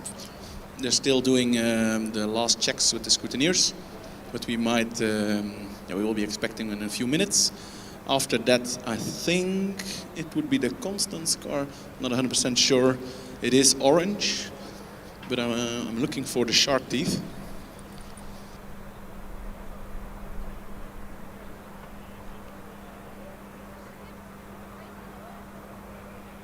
No, it is in fact Pisa, the orange car.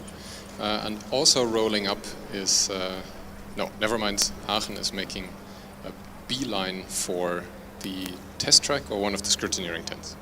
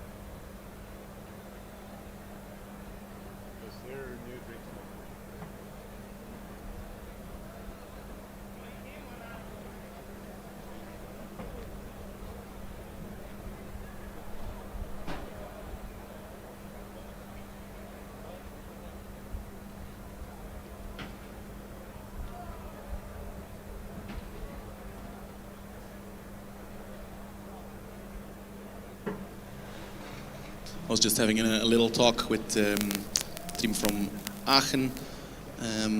They're just doing a little checkup, and then we'll be making their way to the Autocross as well. So I assume in half an hour or something, we'll be seeing them as well on track.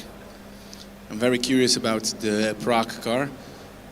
They surprised us a lot already this week I should say, with some very good performances. I do not recall them doing a run earlier. I'll check on the time screen app.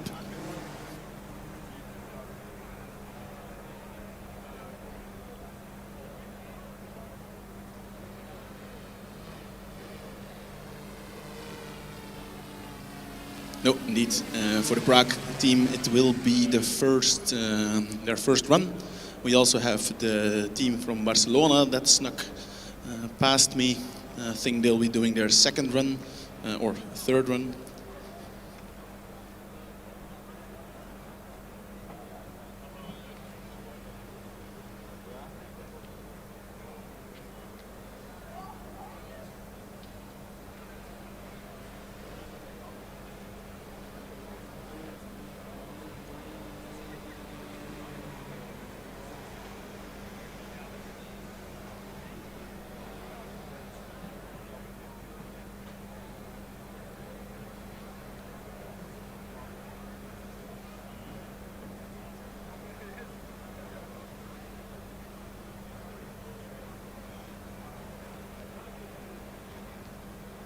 So Barcelona already did one run.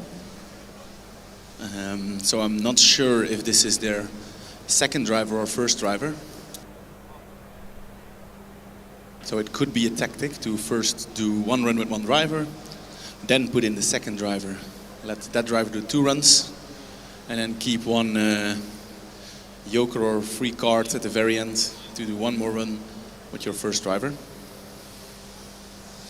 And as I'm saying that, the Barcelona car has been charged, has been given the signal to go to the starting line, where he will meet the green flag. And finally we have some action again on our autocross track.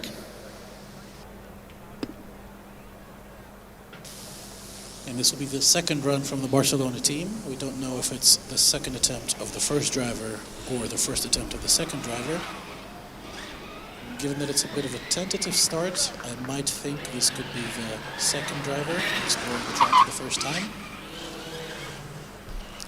Yeah, indeed, taking it relatively cautious in the first corners, but I do feel like that's not too bad of a tactic. We've seen other teams make mistakes in the very first corner. So, yeah, you can only lose in the first corner. Prague now lining up and have been given the green flag, going to the first corner cautiously and then speeding up on the straight here.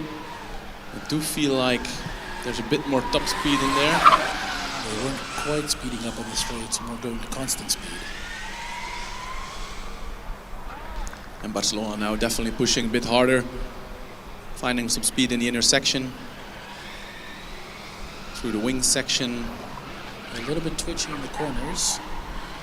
Taking this slalom from the left, just as everybody else. The Barcelona car does not seem to be affected too much about all the bumps.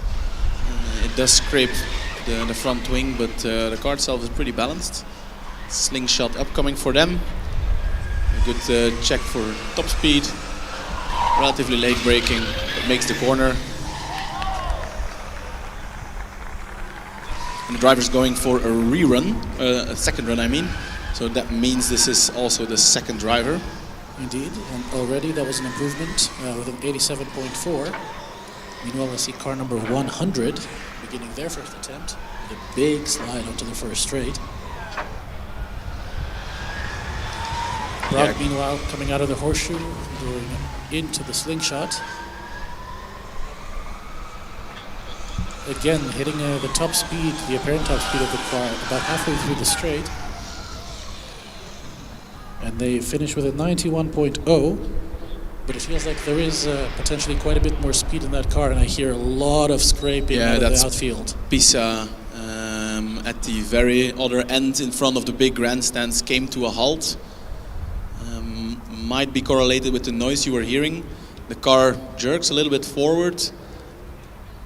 Can the driver restart the car? Is there a mechanical issue? It's a bit far to see from here. The officials are looking at some of the components of the car. In the meantime, Barcelona is waiting to do their second run, but of course they're not being launched because there's a car stuck on track.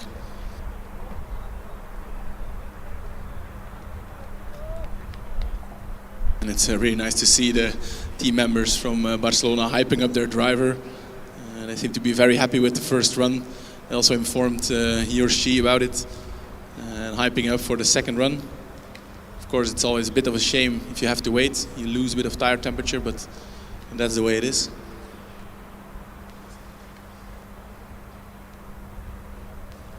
Prague also will be going for their second run immediately.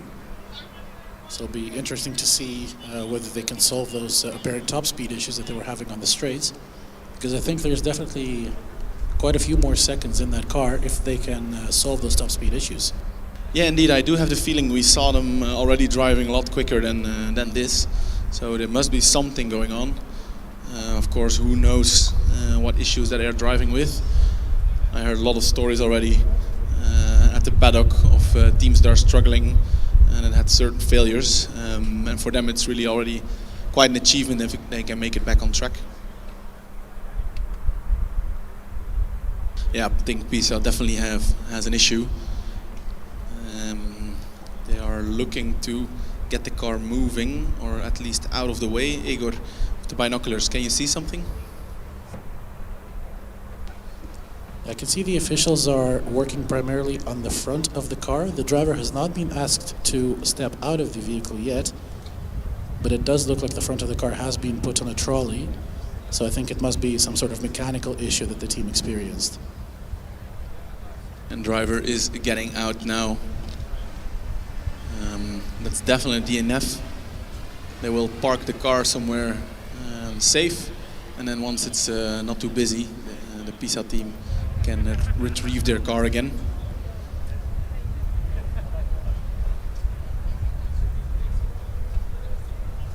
It's a weird place to have a suspension failure.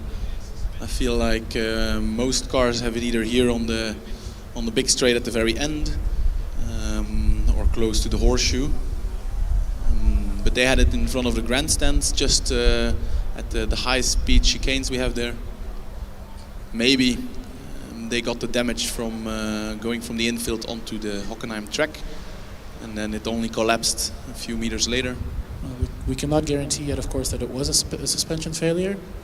It is, even with the binoculars, a little bit difficult to make out from here what exactly the issue might be. But it's definitely something that rendered the car incapable of moving under its own power. And I see the green flag man is making himself ready to launch the Barcelona car. And then we'll have some exciting times again, because indeed Prague is lined up as well as Ostfalia. And also the car from Strathclyde. And is that Renstal Esslingen? Definitely. So we'll get quite some action in the coming 5 minutes.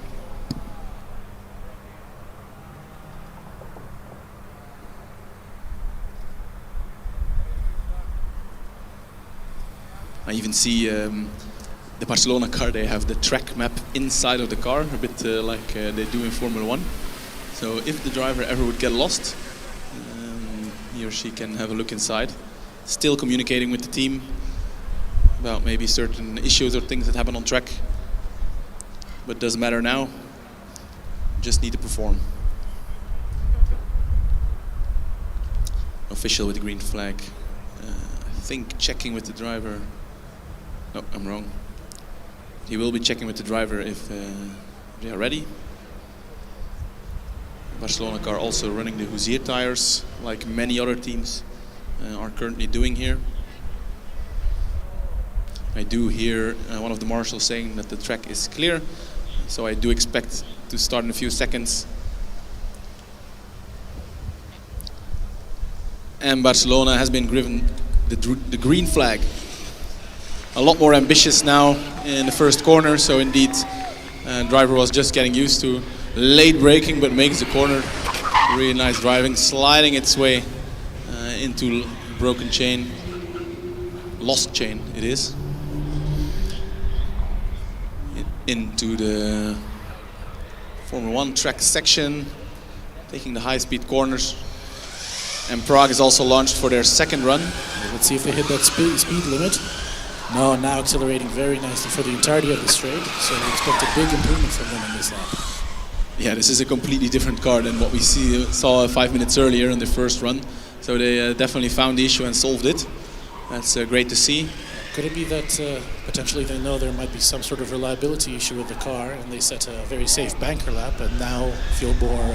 oh no, the rear wing of Barcelona is in angles that I do not expect. This is not looking good, and I feel like the driver also feels like something is wrong. Yeah, I think, not sure if they'll be allowed to finish under their own power. They seem to be slowing down next to the track. And Prague has been given the yellow flag, so the driver will just continue to drive slowly and will be given a rerun. So no reason to push. Now everything needs to be safe. Such a shame for the Barcelona team. Losing their rear wing, kind of. Good thing that the driver stopped driving, because otherwise might have gone completely loose. And then you can get even more damage.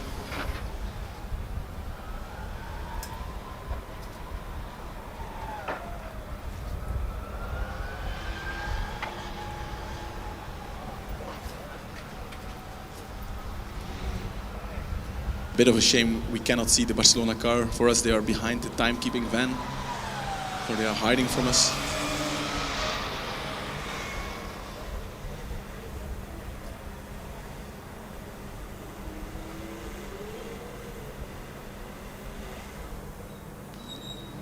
So Prague indeed gets a rerun. They are here again in the second run queue. This is of course also a bit of an advantage. If a car before you stops on track, you do have that extra bit of information as a driver because you get a rerun. Of course, if you were on the lap of your life, then you have to do it once more. And Barcelona has just been pushed by the marshals into the exit area. I think it is one of the rear wing supports that has either detached from the main frame or from the wing, which is more likely. In any case, it seems like the damage is definitely repairable, hopefully for the team. And we will see them return, but first, the rerun from Prague. Yeah, and in the meantime, the Glasgow car was also launched on track. Very ambitious start from the Prague car. Big wheel spin here in front of a crowd. Drivers pushing all the way. Yeah, here at the Barcelona car, it looks like the mountings of the main element to the swan necks has actually come loose. The bolts have ripped out of the main element, and as a result, the right swan neck is actually twisted a little bit and completely delaminated. So this might be a few hours for them to fix this. Ostfalia has been launched on track with a big power slide. They make their way onto the first straight. I vaguely remember they were here as well on the very beginning of the Autocross and actually set a pretty impressive lap time. Yes, they had only one time so far. They had 2 attempts, but one of them was a rerun. So their current time is 83.2. As we see Strathclyde come out of the horseshoe and into the slingshot as Esslinger launches their first attempt. Yeah, a lot of quick cars now on track. We saw a very good sector time from the Prague car as well, so we might be expecting a sub 80 time. Strathclyde finishing with a 94.8, and the car from Prague looking mighty quick. Yeah, what a difference between their first run. And it's an 82.2, not quite getting the 80-second mark, but a very good run from them. A 10-second improvement on their first attempt.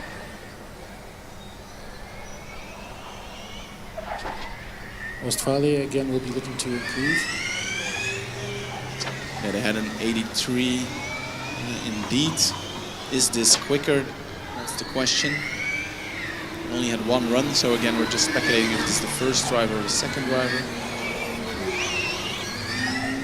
Esslinger, meanwhile, back in the infield.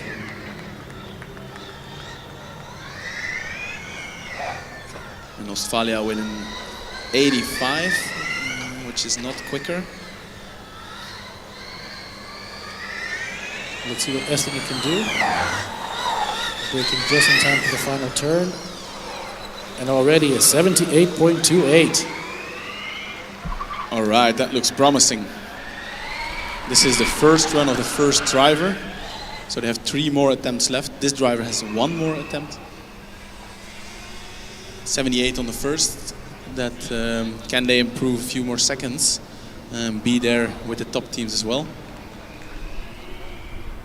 And I think there might have been a car slowing down on the track a little bit. I think that's the car that's currently at the hairpin on the outside of the track. I saw some marshals running over towards it. As I say that, the car from Strathclyde has come to a stop on the track. Let's see if they can get going again under their own power. Yeah, Padova is coming very quickly. I hope they will be given the yellow flag. So far they're not aware, and indeed they do get a yellow flag. Yellow flag's waving, so Padova will be getting a rerun. Strathclyde did manage to get going under their own power again.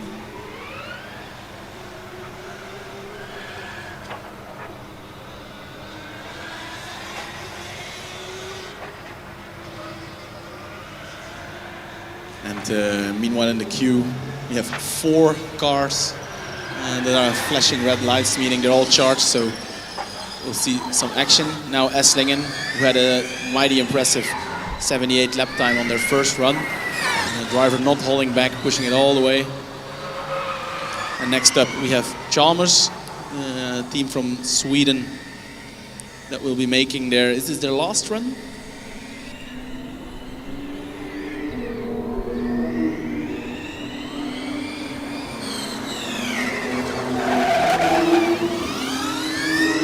This is a really good time also for the online viewers to stay with us for the coming 5 minutes, because we also have Tallinn also set a mighty impressive lap time with their first driver. So good times to come. A little bit of a mistake I feel like from the Esslingen driver, but the car is slowing down. Must be some issue. This is definitely not the speed that we saw before. Yeah, going really slow to the slalom now, so something must have happened. They were on a very quick lap.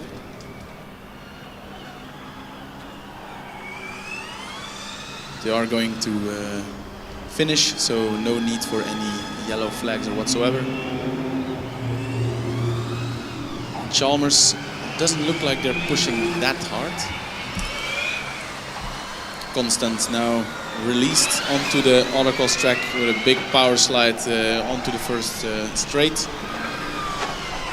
Okay, I was saying that Chalmers was not pushing, but I was totally wrong. The driver is using every centimeter of the track, drifting it straight through the slingshot. And 1 brake zone remaining, and wraps it up cleanly.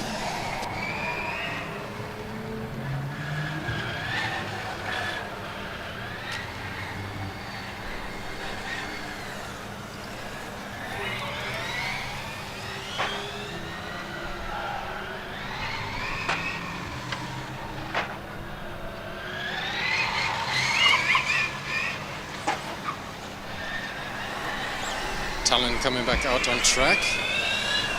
They were modulating their torque output through the first couple of turns. What time did they do again? Was it a 75? I'll go with a 75. Quite close to the Zurich car, who was also mighty fast. And this driver from Tallinn is not holding back, assuming that it's their second driver. Extremely quick.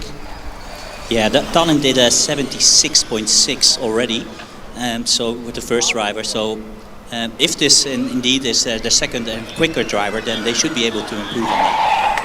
Padova is back out on track. Constance comes in carrying a cone into the driver change area. They, I think, picked that up in the last chicane, of course. Such a good candidate for picking up cones just before the finish line. And the Tallinn driver really taking the slalom very aggressively. I feel like this was one of the fastest ones I've seen so far. Whoa, big scrapes across the ground. The car is bottoming out in the horseshoe and over the jump. Now coming into the final chicane. And it's a fast time, a 76.99, but not an improvement for them, unfortunately. Still a little bit slower than the previous driver on the second run, but this was the first run of the second driver, so he probably got to know the track, got heat in the tires, and if he can go again, then we might see an improvement. It will be very difficult to go towards the 71 second mark. Yeah, and indeed it was definitely the first one of the second driver, because at the very first corners was a little bit careful, so to say. So if the driver can find a second there at least, then that can be an improvement. Is that Padova making its way to the finish line? Exactly, crossing the line right now. This was an improvement for them, an 86.95, that's good news. They are also leaving the dynamic area for now. Constance was in the second run queue, but something seemed to have gone wrong, and they are being pulled out, meaning the next car might be Tallinn or the car from Lisboa. Yeah, both of them are pre-charged and ready to go. In terms of fairness, I would expect Tallinn to be given the priority here.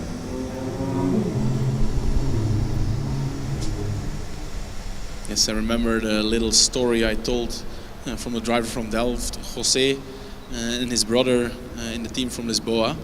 So this might be his brother, and see who gets the fast lap time in the end. I think Delft had a 76, so it's a very ambitious lap time. The Constance car, meanwhile, reversing in the dynamic area, not going as smooth as we would have liked. Getting instructions from everyone how to turn. And the Tallinn car is ready to be launched. Hopefully their tires are still a bit hot. They look very clean and sticky, that's for sure. I really wonder how they will approach the first corner. You can lose a lot there, but also win a lot. Yes, this should be very interesting. Second driver was already just a couple of tenths away from the first driver second run, so it should be very, very interesting. We'll keep an eye on them. Already it looks really, really quick. I can confirm he was not holding back. Yeah, they're out on the ring section already, making quick work of the first part of the infield. Coming up on the hairpin. I think our first sector time is just at the transition from ring section to infield. How is it looking? It's not there yet, and will be there in a couple of seconds.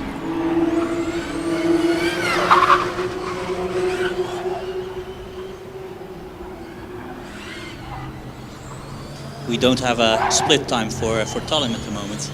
The counter is going, but we'll see them just over the Broken Dreams part into the horseshoe, bottoming a little bit, nothing major, over the bump, into the slingshot and onto the final straight.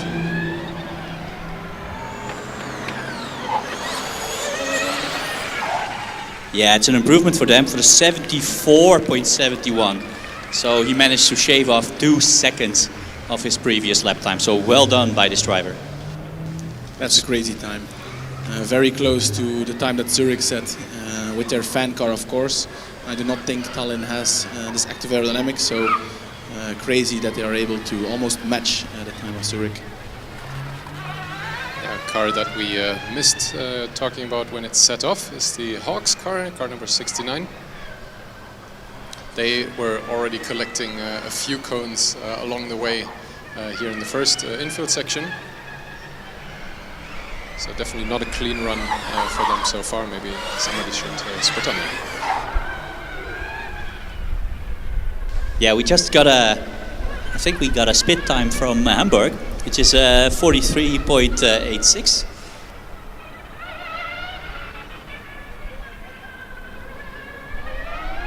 second driver from Lisboa, making its way to his second run.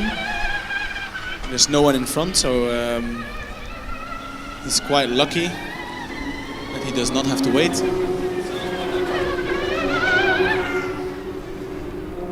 Yeah, and Hamburg doing a 90.28, which is well, a decent time for the first run, actually. And as far as I can see from the, I think Lisboa is out there again. Yeah, there we go.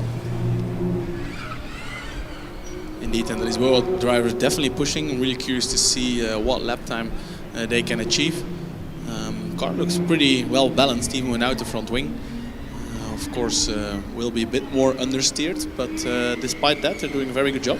Yeah, it must be a completely different balance for the Lisboa driver, so probably has to get used to driving this car. I would say it's understeered in a lot of fast corners, missing that front wing, so if you can keep it on track, that's already a good performance. And I think definitely here in Horseshoe as well, it will have its effect, and then we can have a closer look how understeered the car is. Because if you lose it there, then the car just keeps sliding and sliding. Yeah, so the front wing usually helps with higher speeds, right? So in the slower chicanes and so on, it's more about mechanical grip than aerodynamic downforce from the front wing. But again, in the Horseshoe, navigated it quite well actually. Maybe they have a little bit of compensation through torque vectoring or something like that, Matti?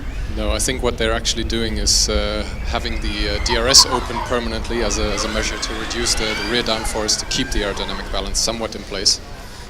So yeah, they're definitely taking some measures to keep the car balanced. It's working quite well so far. What does the time look like? Yeah, it's not an improvement. It's an 86.43, so not a quicker time than the previous ones, but still a very decent job. I think this was their fourth and final run, according to the timing screens anyway. Yeah, well spotted on that DRS thing. That's of course another function of the DRS. If you lose your front wing, you can easily modulate your rear wing and get the aerodynamic balance back in a reasonable place. I also think the driver did a very good job in keeping the car balanced. Hawks improving on our time of 88.28. I did see the driver, the car carrying at least one cone on the front wing, the cone collector. Not sure where exactly he picked it up, but that will be added to the time.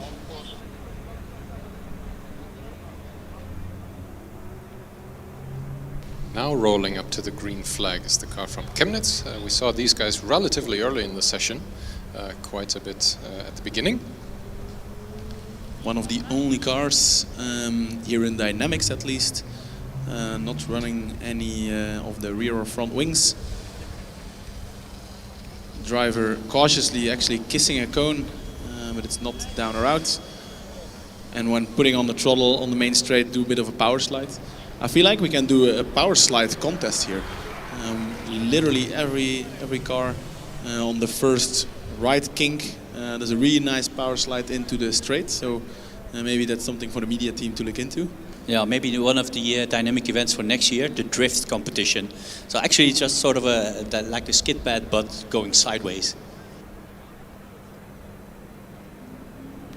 Yeah, next up, a car that I personally haven't seen a lot out on track is the car number 40 from Montreal. I think we heard them quite a few times on the test track behind us during the driverless events anyway, so the car definitely runs. Now we just got to see how well. One of the teams that did 4 skid pads actually. There was a little bit of confusion. Now they can actually do 4 runs, now it's also allowed. So they already practiced that procedure.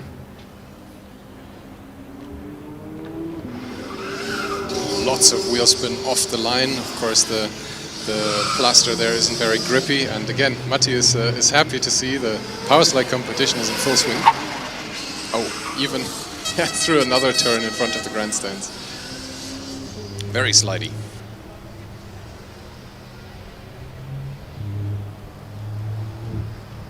Chemnitz now coming up into the horseshoe. Bit of a careful pace, hitting a cone here or there. Yeah, for one moment it felt like it was a driverless car because the helmet is completely black, the suit is completely black. So if you look at it from the front, it almost looks like a driverless car. It really does. Merges in completely. Through the final chicane very carefully, but coming across the line.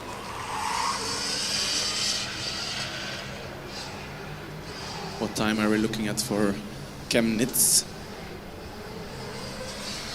Yeah, it's a 1:12.06 for the third run, so it's not an improvement for them so far, but they still get another run. Being hyped by the team, Chemnitz driver makes its way to its second run. And a power slide, lovely to see. And actually the Montreal split time is really quick. It's actually 4.48, even faster than the Lisboa car, so this will be quite a decent time for them. I think it looks like an 84.8 for the Montreal guys.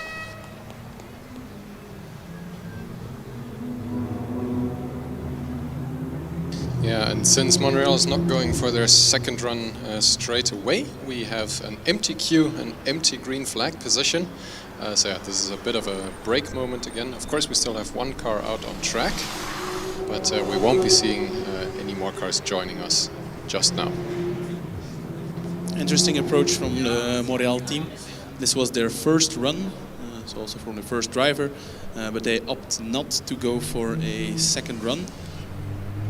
So maybe the driver feels like something can be improved, but time is ticking. Although we still have 2 hours left, so they will probably make it in time. Chemnitz now coming up on the second slalom to navigate. It really looks like a driverless car from the correct angle.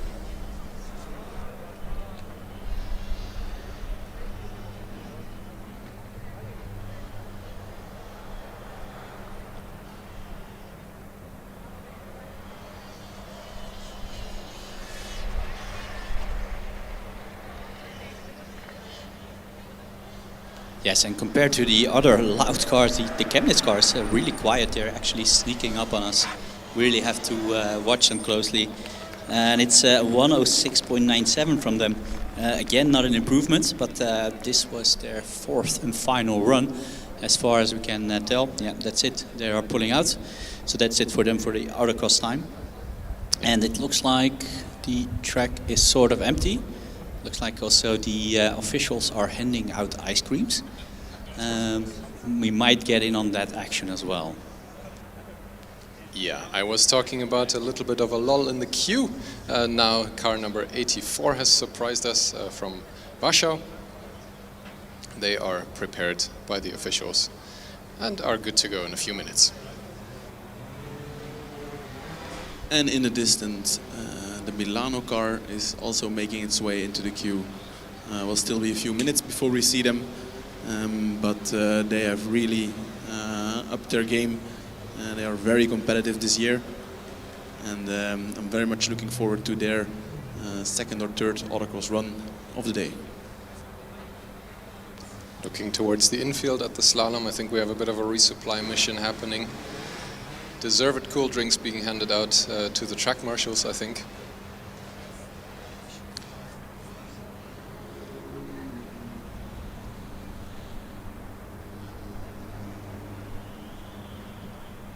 We also have some fancy drones flying around, making some really cool aerial shots.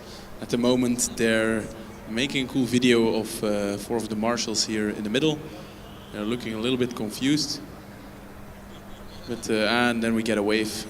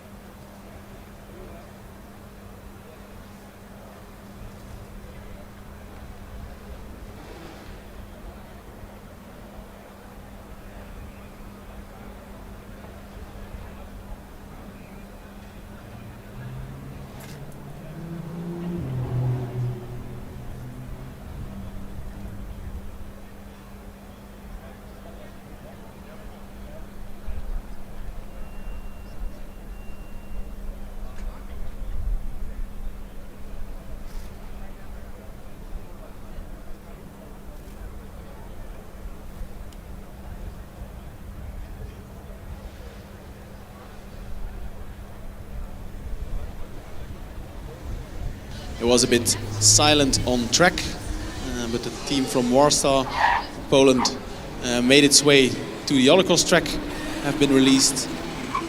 They started quite ambitiously, a little lockup after the first straight, but no drama. I don't think they hit anything. And they're making their way onto the main track.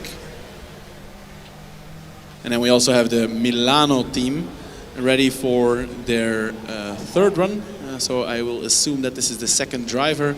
They had a 79 second run quite early on in the autocross event. By now we have seen some quicker runs. I'm sure the driver is well aware of it and will be pushing to get to that top time. And away they go. Quite some wheel spin to start with. And it's the car difficult to turn on the first left, to be honest, locking up after the first straight. Not the start the Milano driver would have hoped, but of course tires might be a bit cold. It's a bit cloudy, so also the sun's not helping.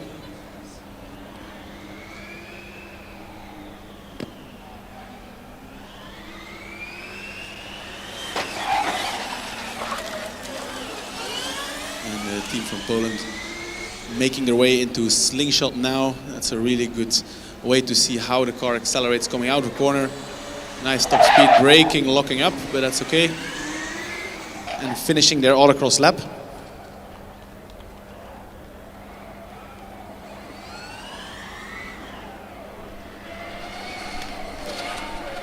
And this was actually the first lap from Warsaw. It was a 97.2, so they cleared the 100-second mark. Drivers now a bit more acquainted with the track, and let's see how they can improve.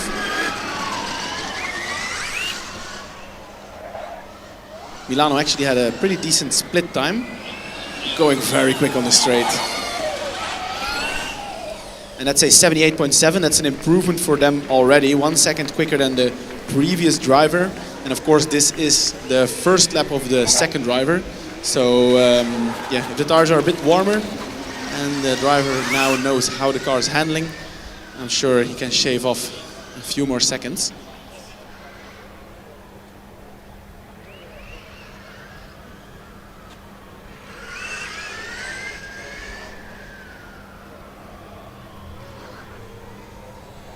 Darmstadt also on track, also with a decent split time. This is, it seems to be their second run, so they might have opted out to go out of the queue again with their first driver and go again now, or they're already put in their second driver. And at a similar pace, Warsaw, with a similar split time as Darmstadt, so we have two very equal performing cars on track right now. Yeah, Darmstadt now coming up on the last chicane, collecting no cones that I can see. A little bit of bottoming out under braking, but an improvement to 87.28. Well done. Second run of the day again, so we will see them hopefully with a different driver a little bit later. Warsaw wrapping up their second run of the day, exiting the slingshot again, locking up in the same fashion, kissing a cone, and the drivers seem to be rolling at the end. So is this an improvement? It actually is. It's a 91.9. It's a significant improvement of 6 seconds over their first run, but I feel like they left a little bit on the table in the last part. Yeah, I don't think that was recoverable though, since the car seemed to have been discharged as they were crossing the finish line. So yeah, the high voltage system was not active anymore. Maybe some of the bumps were unhelpful in that situation. Very good split time from the Milano car meanwhile. They're at least a second quicker, but I saw them clip a few cones. Making way to the end. And we get a 77.5. Another second improvement for them. And of course the raw times that they set determine the endurance order for tomorrow, where we probably go from slowest to fastest cars. This is without penalties. This has caused some confusion in the past, but it's all about the raw speed of the car that counts for the running order in endurance. Yeah, the endurance tomorrow, of course, more or less the main event of any Formula Student competition. This is where we really see how long the car can take this track. This is just one lap at a time for autocross, but endurance, that is 22 kilometers or more, slightly more of running on this track. And I am very happy to see that the car from Aachen made its way to the dynamic area. I have not seen them today. I've heard they struggled a little bit with some of the components on their car. Had to fix a few things, but they're making their way to the autocross now. Of course, last year they were mighty quick on both autocross and endurance. Can they replicate this? We'll find out in a minute. Well, Hawk in the meanwhile managed to improve their time to 102.11. Of course, in the slower field with such a time, but they still got it across. And with that, unless anything goes wrong in the post-scrutineering, of course, they will also be up there in the running order for the endurance.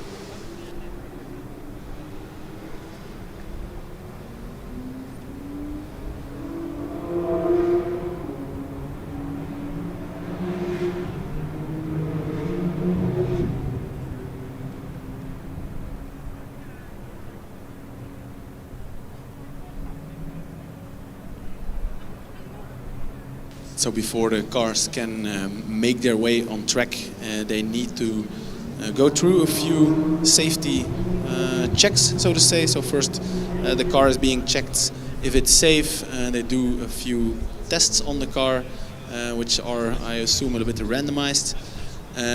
Once they cleared the scrutineers, they go to where we are standing as well, and that's where they will give a bit of an explanation to the driver, but also the team members.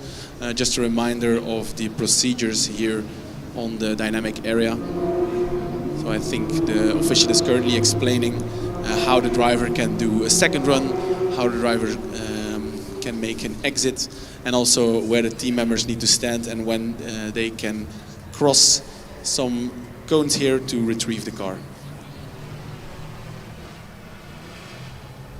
Of course, it's not easy to talk to these drivers, not because they're stubborn, but because they're wearing a helmet. And if you have this helmet on, it acts like a bit of a damper, and it makes it very hard to hear other people speaking. So that's why also now the team member from Aachen is just repeating to the driver what it's all about.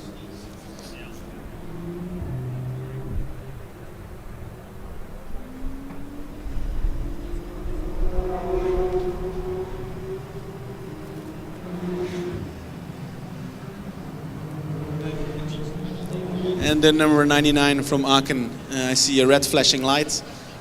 That means they are charged and they're making their way now to the starting line. I think actually, funny, that's one of their ex-team members giving the green flag. I might be wrong, but it's definitely a different green flag waver, so that's a nice addition.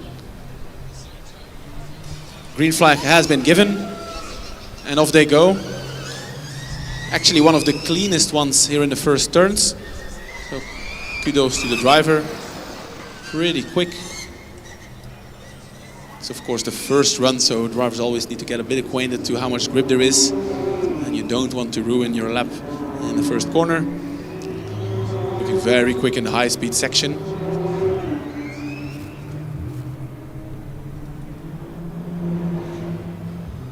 But they're slowing down, it seems, just before the hairpin. The car is coming to a standstill. They were so quick through the high-speed section, but then lost traction or lost power. Hopefully they can get back on their own power because they're quite far away. And then the team members need to run, which is not allowed. Our driver is getting out, so yeah, they'll have to retrieve that car at some point.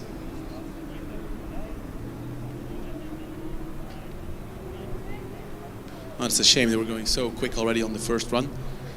I do not know if we had a split time already.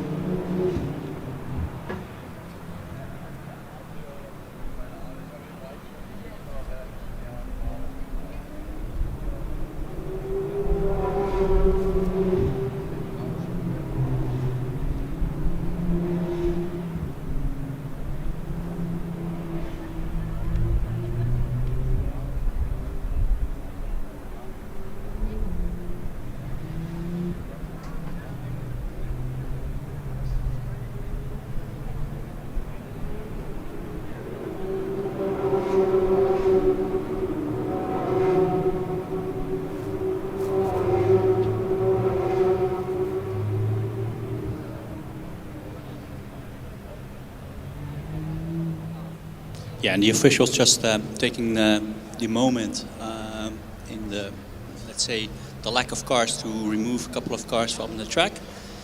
As far as we can tell, there's only one car being pushed off, as far as I can see from our position anyway. And yeah, the queue is relatively empty, so our commentating team has had a little ice cream as well. In the meantime, we can see car number 24 putting up Karlsruhe, and this should be interesting. Karlsruhe, always quick, especially here on their home turf. They really want to beat the Zurich time, and even maybe, yeah, they already did a 77.8, taking into account the track evolution a little bit, maybe second driver, maybe a bit more, let's say, risk, pushing a little bit more, setup changes maybe. Let's see how close they can come to the Zurich time and the Dresden time. Yeah, so they already made a huge improvement between their first and second run. Might have been an indication that there was a problem, of course. But indeed, I found the Karlsruhe car looked like one of the more drivable cars. You could see that driver was doing it very clean, while also having a high rotation rate. It's sometimes difficult to combine. So I'm confident that the second driver can make something of it. So Matti, how important is the whole torque factoring on a track like this? I mean, we've talked about aero, we talked about tires, we talked about power ground effects. But how about these independent motors in the wheels? Yeah, it's not a question if you want it or not. In a way, you need it. You need some way to orchestrate the four engines together. There are very simple ways, of course, to do so with simple balances. I think this track looks very quick also when we did the track walk, so then it makes it less important. So then it might be more important that you have stability and predictability in the car rather than these crazy yaw moments. Yeah, it's mainly on the tighter chicanes, right? Tighter turns, tight chicanes. That's why you actually need it a bit more. But looking at the track overall, there are a lot of high speed sweepers, and yeah, so already KIT is aggressive from the line, but not taking any cones, especially in the cone killer chicane. That's quite an achievement.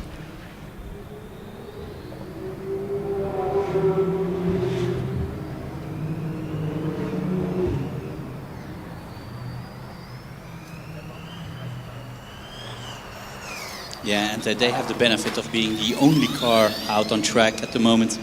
And we do see the Stuttgart team being ready as well. And I see a couple of more cars coming up to the queue just behind them as well. So it will not be empty for a long time. And really looking, it looks, quoting Jonas, it looks a bit jerky, but still very, very smooth indeed. Navigating through slalom onto the broken trees while going sideways there. Yeah, indeed. I had a feeling it was smoother before. So it's really nice if the car responds very quickly to your inputs, but if then the driver has to correct a few times, then that's not too nice.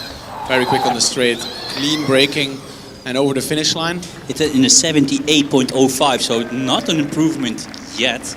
And I would emphasize yet, because the fourth and final run is coming up. They've had 3 banker laps. Now they can go all the way.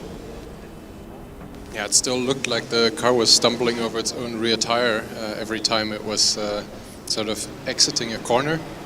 Slightly strange behavior there from the KIT car. Yes, I think Claude Ruel, who we spotted here on the site, would have some opinion about that.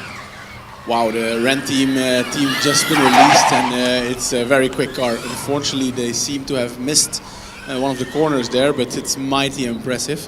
The acceleration on that car, it's crazy.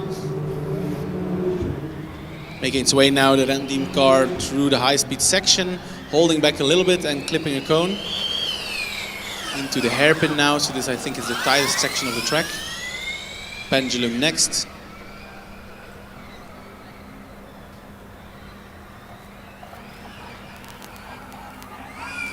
I'll have a look at sector times as well. It's at 36.2, which is pretty decent.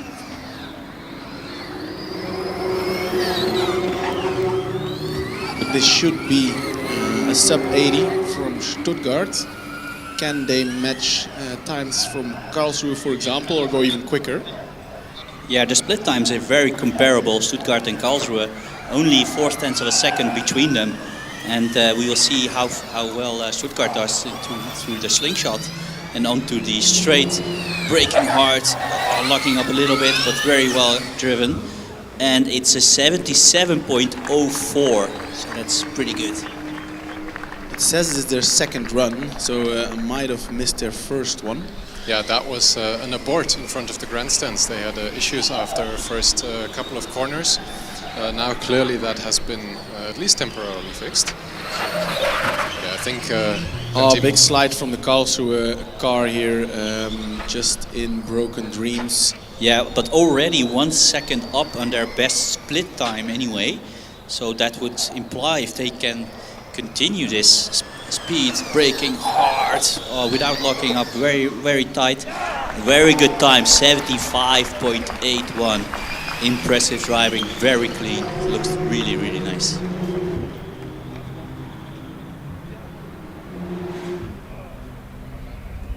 Driver does not know where to go. He's doubting between exit and second run, but I think... Yeah, I think this was already the second run from this driver at least. So not sure what this is about. The driver is making some gestures, almost feel like he wants a rerun or something. No, I think he was just making, he wants to be pushed, I think. That's what he's looking at, or maybe getting a rerun for some reason, but I couldn't think of a reason. In fact, he's blocking the exit from the Monash car, so I'm not sure what the idea is now, but he looks like, yeah, he's getting a second run, or at least he's yeah, so going maybe out again. we missed something, and maybe somewhere there was a marshal over the track, or maybe something happened and the driver decided to take it safe. Looking at the time, it was not that safe, but yeah, definitely something going on. Might also be the first run maybe that we missed was a rerun. Either way, it seems that the Karlsruhe car gets another run. We'll be seeing them on track in a few seconds.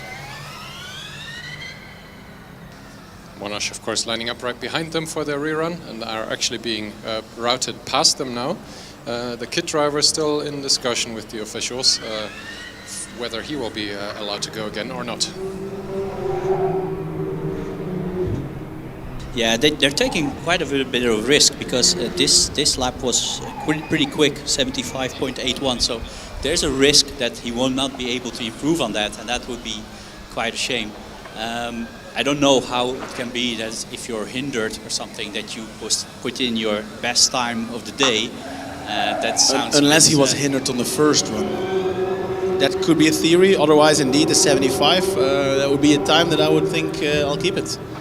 Yeah, exactly. I think a lot of drivers would kill for a time like that. Monash back on track. Second run of this driver, definitely pushing. They, of course, also participated, I think, in all the driverless events so far. So also a very active team here. At least we've seen them a lot. Okay, we just heard from the Dynamics channel is that apparently one of the marshals was putting back one of the cones during his run, and well, he felt he was hindered by it. But then I would say slow down and make sure that you don't keep pushing the rest of the lap. But you know, because now the Dynamics might say, well, you had your chance, you didn't slow down, so we will not get a rerun. But let's see what happens. Exactly, unless they still have a few seconds in hand, but that's almost unbelievable. Yeah, Monash making true on their rear wing emblem. They are jumping around a bit out on track. Of course, the Kangaroos being very close to their heart. Now into the final chicane, heavy braking, no cones. Cross the line with some front wing scraping. And it's a very decent time. It's an 82.9. That is for this driver almost a 4 seconds improvement. So he definitely found something somewhere.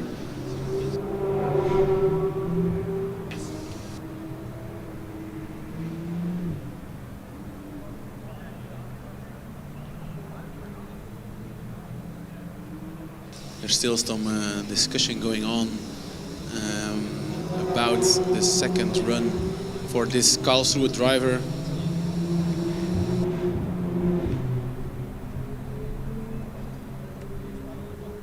Official is now talking to the driver. I think they're trying to figure out exactly what the driver means and what it is all about. It's a very calm and civil discussion, so no drama here in the dynamics area. I see Diepholz also ready for another run on the Autocross track.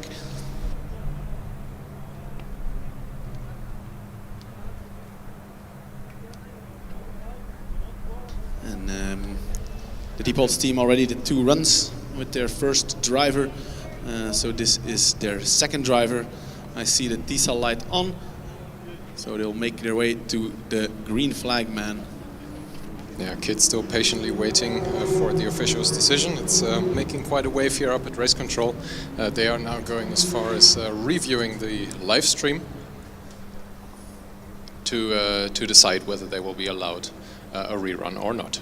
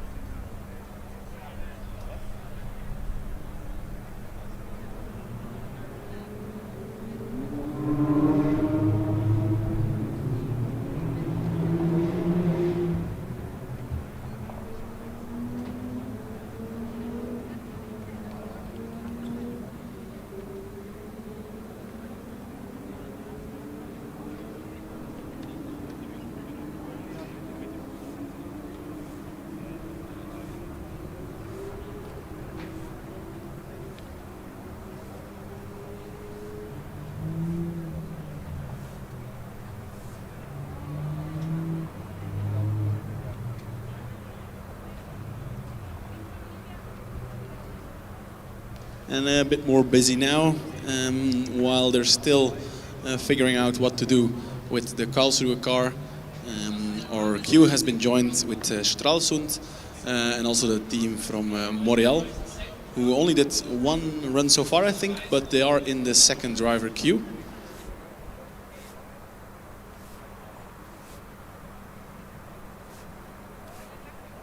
And we finally also have a little bit of sun here now. It was pretty cloudy today, which we actually didn't mind too much, but now we get the sun out again, so also a reminder for everyone to also get your sunscreen out. Yeah, sun's out, guns out, but unless you're a red shirt, we don't want to see that all over your body.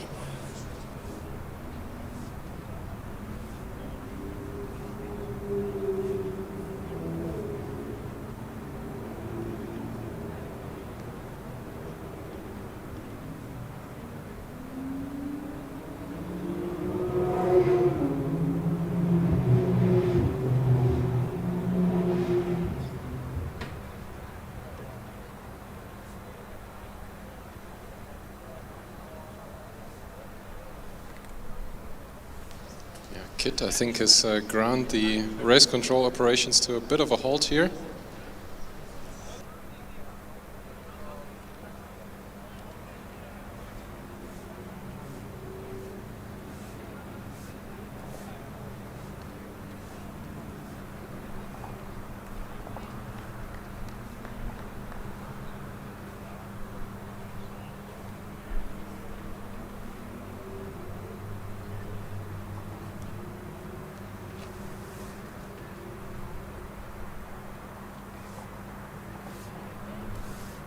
And these little breaks are actually quite nice in a way, because then some cars can assemble again in the queue and we can launch a few at the same time. It's always nice to see multiple cars on track. I also see in the queue area what I believe is the push bar team from KIT. The car is discharged, so I think in discussion with the officials the decision was made to not take another run. We are now seeing the queue moving again. Up at the green flag is Diepholz.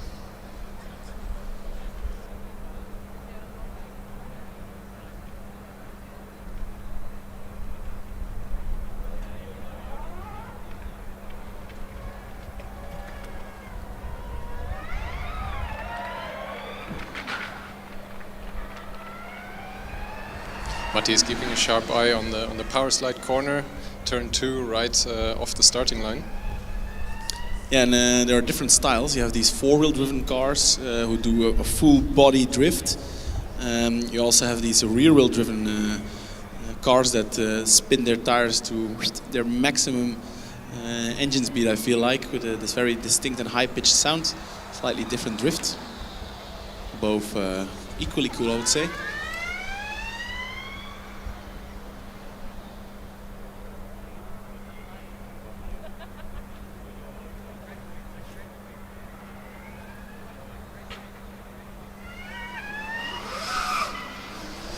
Wow, and a very aggressive start from the Montreal team. Quite a noisy car as well. This is their second run. Not sure if they switched the drivers or not, but very aggressive so far. This is looking good for them. Yeah, lots of drivetrain noise from that car, but I think this is indeed a bit quicker than the first driver. Diepholz. Go ahead. Stralsund now also made its way to the green flag. I think this is their first one of the day. Pretty late to make an appearance. Diepholz with some bottoming out on the final straightaway into the final chicane. Trying to keep it tidy, not pushing too hard on this run. And the Stralsund driver taking a cautious approach in the first corner. A strategy that we see from other drivers as well. Get a banker in for the first one and then push it on the second one. Talking about pushing, the Montreal driver is not holding back, sliding its rear everywhere, doing a power slide. Amazing to see. I hope it's also quick.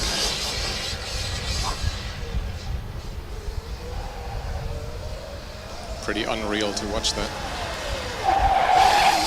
Big slide through the final chicane. Oh boy. Almost going completely sideways one way, then completely sideways the other way. Yeah, really unreal. Yeah, we were able to see both sides of the car while it was trying to do a straight line, sliding everywhere. It was a pretty quick time and improvement as well to 82.35. So not yet, quite yet in the fastest times, but still very decent. And it's getting busy out here. GFR lined up, Erlangen lined up at the green flag. We have the second run of Diepholz. Then we also get the Swiss team from Zurich again with their fans, of course. But first, Diepholz is being launched for their second run of this driver. Yeah, we have just under 1.5 hours left in this event, and as expected, as pretty much any other Formula Student competition, the very last moments are getting busier and busier. So yeah, if you haven't gotten a run in yet, now is the time to queue. It's still relatively empty. I see a very happy team member here. Is that for the Diepholz car? Did they improve? Or maybe Stralsund, that's also possible. Yeah, Stralsund managed to improve to 103.81. Diepholz is still out on track. GFR now launched on the track. I think this is the first run of the day for them. Given how cautious they were, this would indeed be the first run. I do have a feeling that the DRS was open here, in the corner even.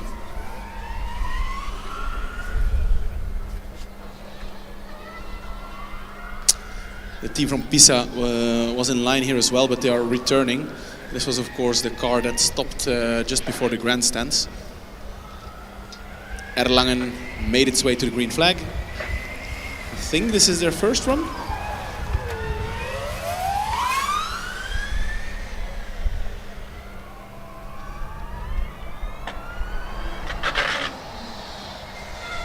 Diepholz now in the final chicane, again scraping the ground. But not an improvement for them, unfortunately. 91.5. Erlangen with their first run, starting with a massive amount of wheel spin here just before they were even on the track. I can smell the rubber from the car. Oh, the massive spin. It might get a little bit louder again, because I do see the car from Zurich with their insanely loud fans. Yes, and we can see the car from, which car is that? I think it's a car from Pisa, navigating to the final. Actually, it's a Ravensburg car, sorry. GFR, Ravensburg. There you go, 94.48. Great time.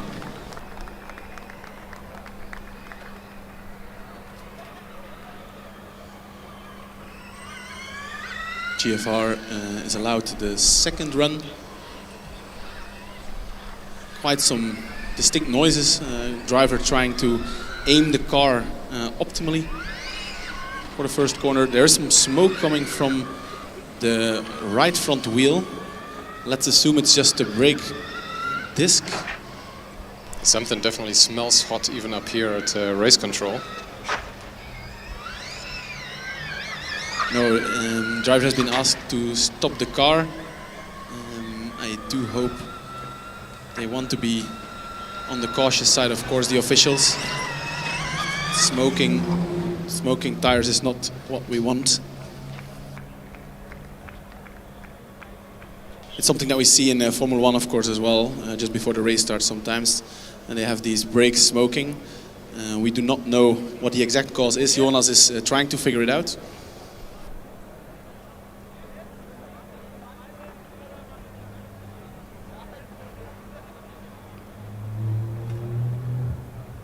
But there are front motors in that GFR car as well, so I think it's better to be a bit cautious indeed.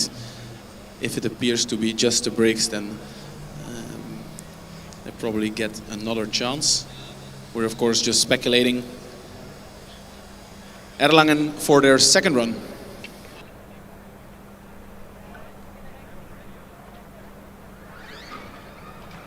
Again, quite some wheel spin this time. Driver kept it a little bit more under control. It's a small power slide here on the straight, but not too bad.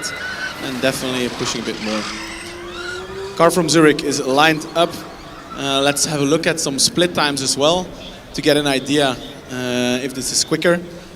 Soon, when the green flag goes up, the driver will enable the fans and brace yourself, everyone. It's going to get loud.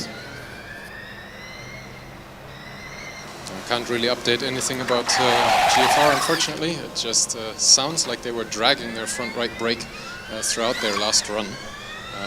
And maybe that is why this got such a smoke show in the end.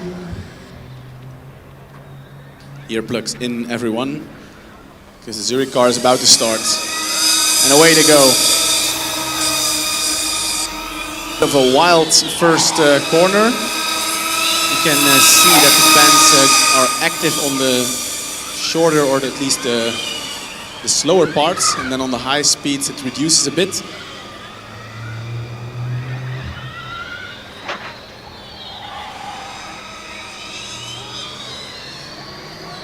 Of course, the track is a bit cleaner now, so I would expect already an improvement, although the first driver already set a very impressive lap time. Erlangen, meanwhile, finishing up their first driver autocross. 35.29 first sector time for Zurich. It's definitely rapid. We don't have any indication here of if that's any faster than the first one. Sounds like it's slower. I think it's slightly slower. I vaguely remember 34 as their split time. Of course, this is only the first run of the second driver. The second one, we expect even warmer tires right off the start and potentially increased performance. Coming up on the final straightaway now. And across the line in 75.55. Not an improvement for them, but yeah, now the car is warmed up. Everything's good to go. Yeah, it did feel like this driver took a slightly different approach than the first driver. First driver was sliding around a lot. Of course, the track might also be a little bit more dirty. So maybe this driver is going for the more controlled approach and will launch all his ability in the second run.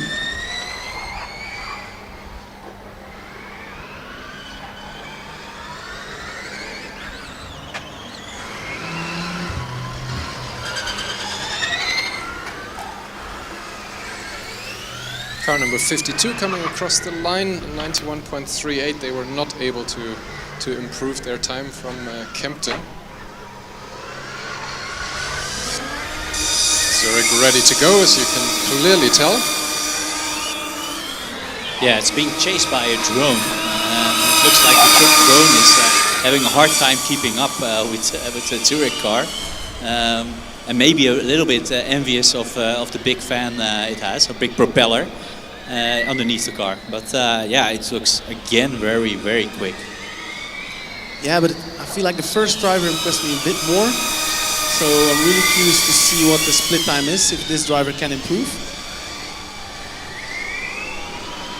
Also released on track is Darmstadt again. They were just in for their third run and are now looking to improve from an 87.46. Yeah, the Zurich split time is a 34.4, so that's already a second faster than the previous lap.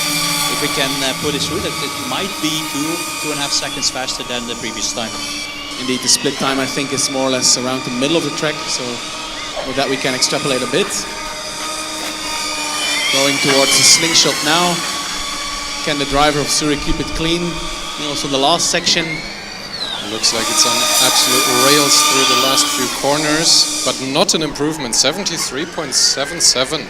I do think that the previous driver had a cone at least one in his last run. So maybe for them this might actually be an improvement on that field, because it did look very clean. Definitely with a vacuum cleaner below the car. So yeah, but a 73.77, and it's not an improvement of their time. That's already, it's something, it's saying something. And we see just in front of us one of the cars stalled, being stalled as well. And the other car out on track is stopping. I think it's Ingolstadt. And Berlin is also out on track. We have Ingolstadt, Darmstadt, Ingolstadt and Berlin out on track. Darmstadt is stationary. I recognize the red nose. And indeed car number 34 now coming up on the scene of the crime, and also coming onto the infield now is Berlin. So I think they will also be getting a rerun from this, since Darmstadt is still stationary. As I say that, Berlin actually falls silent. I see that the car is discharged. The red light is no longer blinking at the top of the main hoop. Yeah, tough break for car 313. Waiting at the green flag, I think, until the situation is resolved, is the car from Ostfalia for, I think, their last run of the day. We've seen this car a couple of times. Casting my eyes over into the queue, we have just Ingolstadt rolling up for their rerun from the yellow flags. Pforzheim is waiting, UAS Karlsruhe is waiting, the car number 173 from Düsseldorf, and UAS Munich is coming back. Berlin got going again out on track, and indeed they're now coming up on the yellow flags for Darmstadt. So even though they are clearly having issues themselves, this should still be a rerun for them. Yeah, Berlin managed to get going again, but only took them about 50 meters before they stalled again. And yeah, Marsh also having a little bit of conversation with the driver. He gets going again. Not exactly sure what the issue is. Yeah, I saw the driver shake his head quite vehemently about the prospects of this run just when he came to a stop for the second time. Not sure about the confidence. He is taking it a little bit more carefully than before. Well, yeah, still bottoming and hitting the wing on the tarmac. Anyway, it's a little bit of a practice. Maybe second time around he won't have these issues, but it doesn't look good.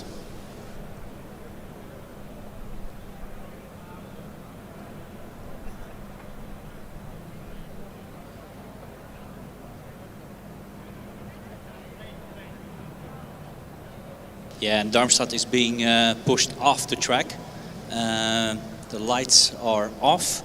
So that means the car is safe to be handled by the marshals, and they make quick work of pushing the car out of the way for the other competitors. So that means we have an empty track, a couple of cars waiting in the queue, and we will see them on the track in a couple of seconds.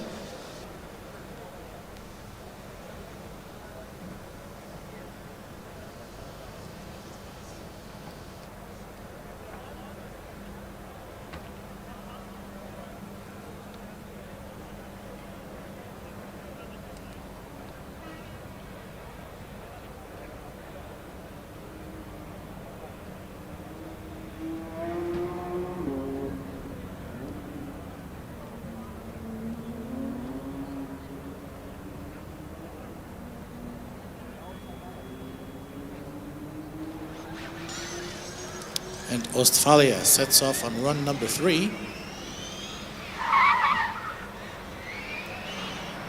Leaving a couple of tire marks at the end of the first straight, but not clipping any cones, navigating very neatly. As Ingolstadt lines up for their next attempt as well. Yeah, and it looks like both Berlin and Ingolstadt get a rerun due to the Darmstadt stalling out on track. So we will see them shortly. Indeed, Ingolstadt begins their 4th and final attempt.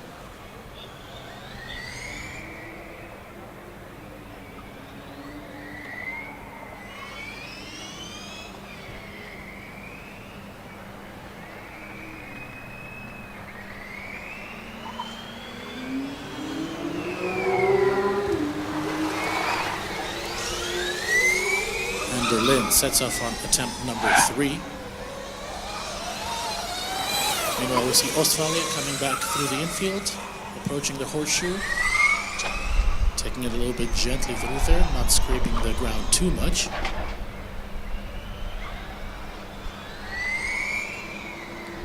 Yeah, being followed by the drone of the media guys, just crossing the line.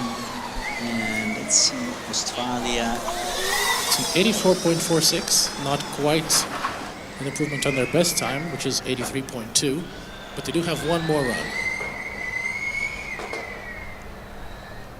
Ingolstadt now approaching the final straight. This is their last run of the day. Keeping it neat through the final corner. And they do set a new best, 80.69.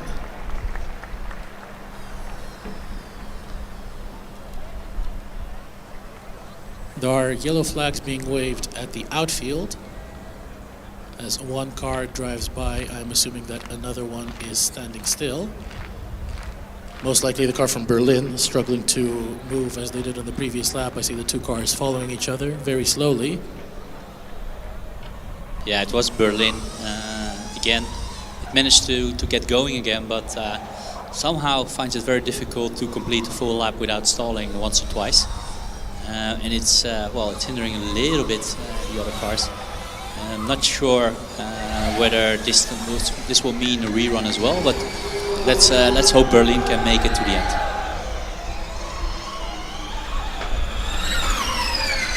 I definitely saw yellow flags waving from Pforzheim, so I would assume they would get a rerun.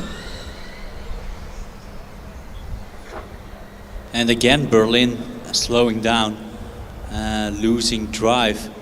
I'm not sure whether he can make it over the finish line. No, probably he pulls off the track.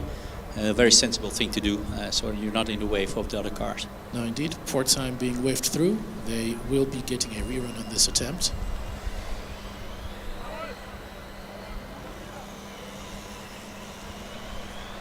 Meanwhile, in the background, going through the hairpin on the outfield, I believe is high-speed Karlsruhe. Their best time of the day is an 80.8, so I'm sure they'll be hoping to join the sub 80-second club along with a couple of other teams that we have seen achieve those fast times today.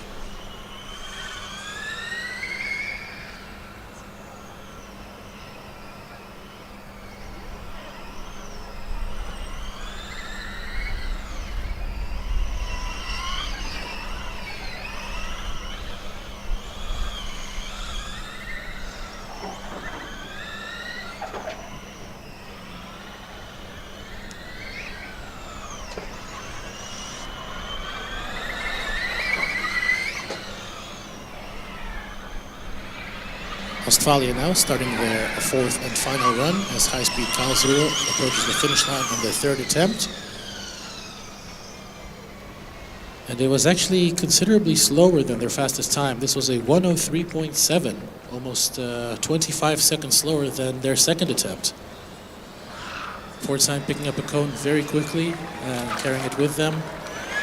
Let's see how far they can take it throughout the lap. Probably the marshals should set that cone back up before they let the next car go, which would be Karlsruhe, high-speed Karlsruhe for run number 4.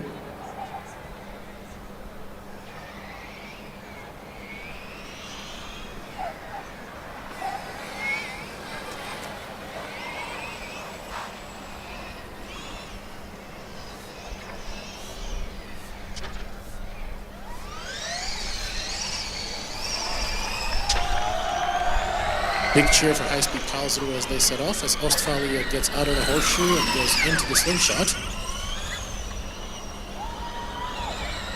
Their best time of the day is 83.18.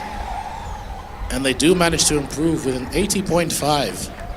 That's quite an improvement, 3 seconds shaven off their previous fastest time. So that's pretty good improvement on the last lap.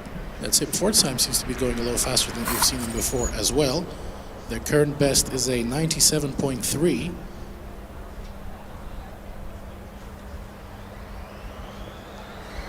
Again, we see a couple of yellow flags being waved on the North Curve. We can't see from our side where the car has stopped, but it looks like it's on the Ravenel Curve somewhere, because there were the yellow flags being waved, which are gone by now.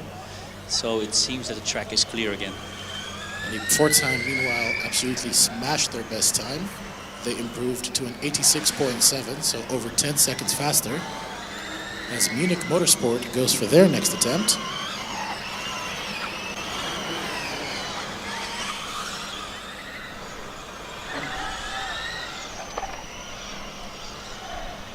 And Munich, of course, had a DNF on their first run.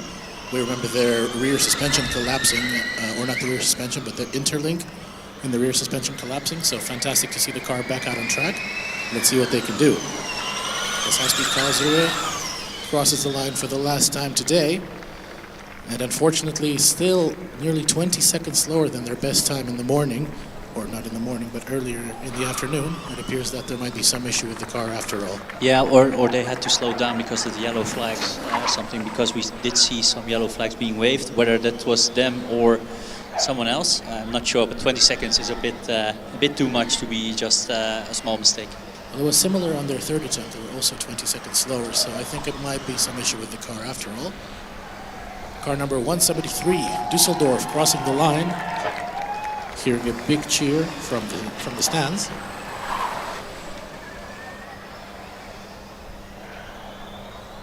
But Düsseldorf, they will be getting a run as Munich Motorsport comes across the line.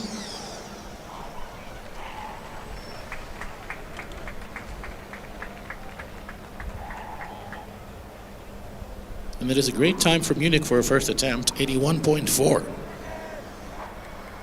I'm not sure if we had an update on the queue anytime recently. Düsseldorf is now sitting at the green flag, being let go. Behind them we have Hannover, Bayreuth, I think that is Hawks, yeah, 69, Regensburg, Wien, and car number 74 all the way at the back of the queue. Pforzheim still looking pretty quick, braking well for the last corner. Not quite an improvement, 87.1, which means their fastest time of the day will remain 86.7.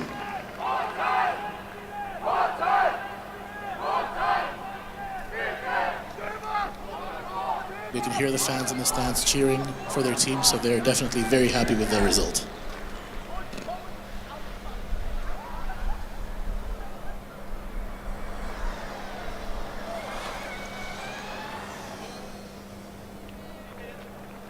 Trento now crossing the line, 93.5. Not quite the best of the day. Their best is an 86.2 as Leibniz Hanover sets off for their next run. I think Matti would have been happy with the power slide through turn 2 again. The entrance of the track still proving quite slippery on cold tires, of course.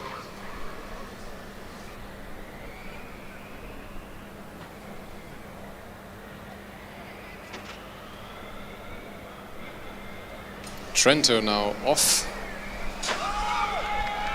Second run of this driver. Again, pretty good power slide through turn 2. Now at the green flag I can see Bayreuth. They will be getting going momentarily, and across the line, car number 173. Yes, and they managed to improve with a 104.4.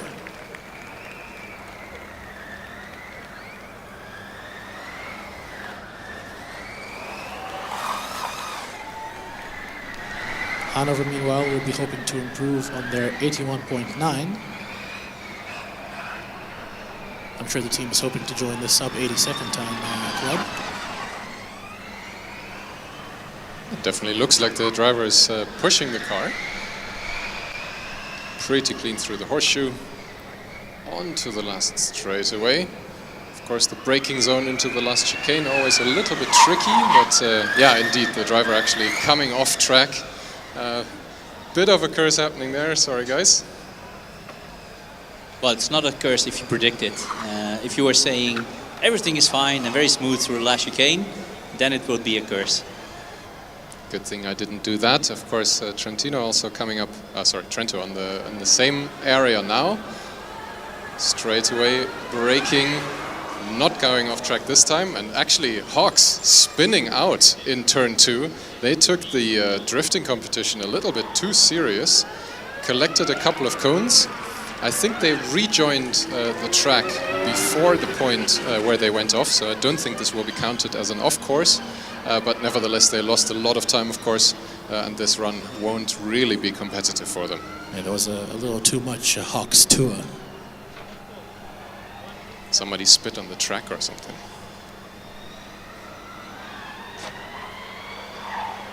Yeah, that was an awkward moment.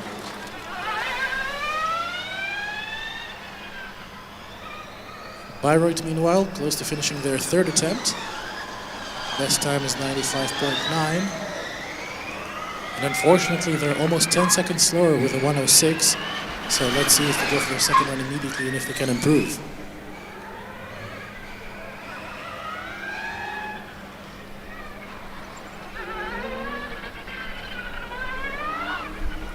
Hawks, meanwhile, making their way through the last slalom. Regensburg sliding through turn 2 as always. A bit of a scrape from Hawks at the horseshoe, as we've come to expect. Coming onto the last straightaway. Let's see if they get the brake point right. Yes, they do.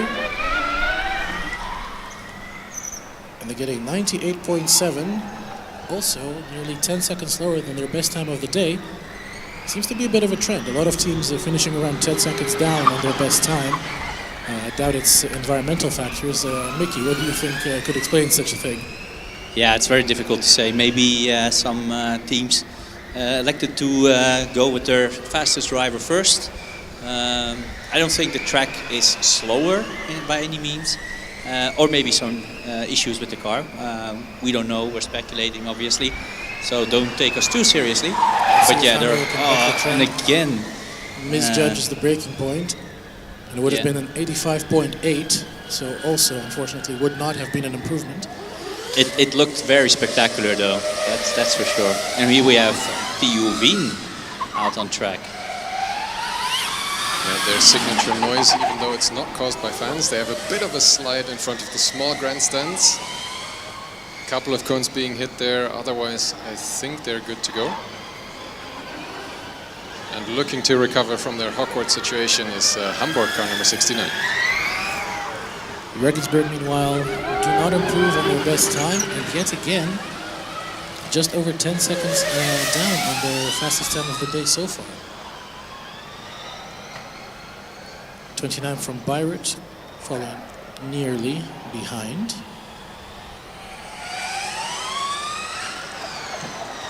This is Bayreuth's last run of the day. It's at 98.1.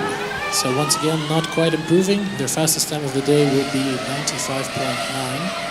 Brno was released out on track, had a little bit of a hesitation on the straight after turn 2, but got going again after I think the driver was having a run-in with the brake plausibility, so he was probably pushing the brake and throttle at the same time and just had to release.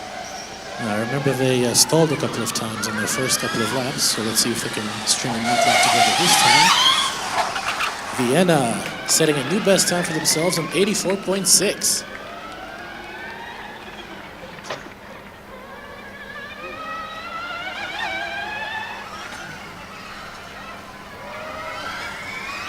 Reagan's back, now back on track.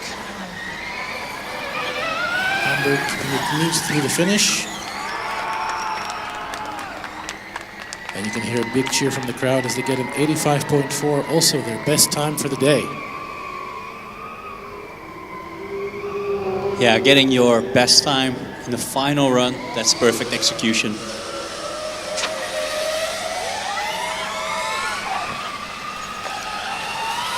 TU Göteborg now coming around for the final straight. Didn't see any stalls from them. A little bit of a slide in the final corner, but manages to keep it on the line. And it's a vast improvement in 88.1.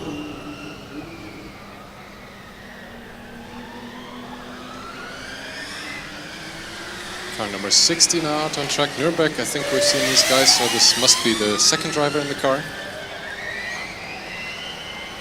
Yes, indeed. This is the, well, could be, we're not sure whether it's the second or the first driver. We know it is their third run. And they are one of the few teams with a sub 80 second time already. So let's see if they can improve on it.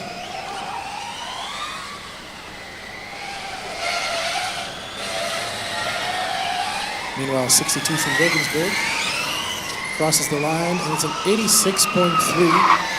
So once again, not their best time of the day. That will be an 83.9.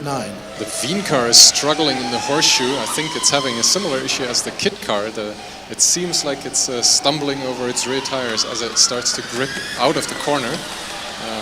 Yeah, bit of a luxury problem to have, of course, if your tires are too grippy, but yeah, this still upsets the car and will reduce your lap time in the end. And even so, they do manage to improve by nearly 3 seconds, or actually by over 3 seconds, to an 81.2.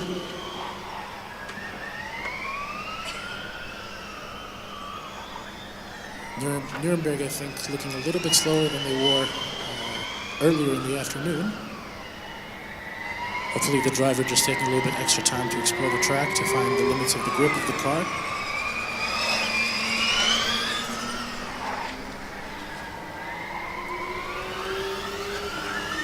And Nuremberg with an 89.7, exactly 10 seconds slower than their best time from before.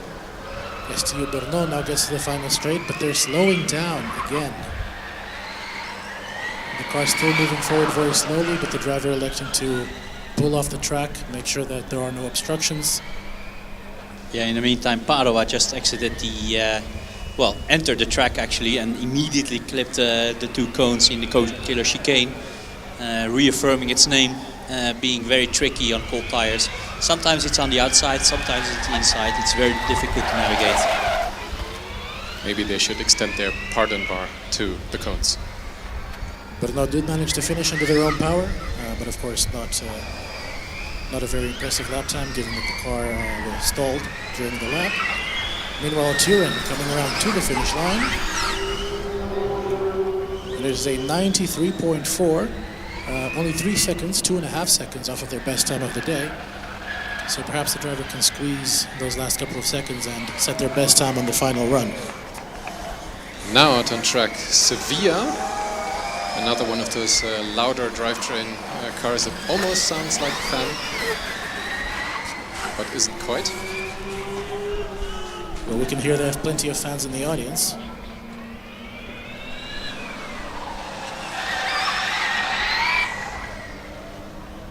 As Padova improves on their third lap in 85.3.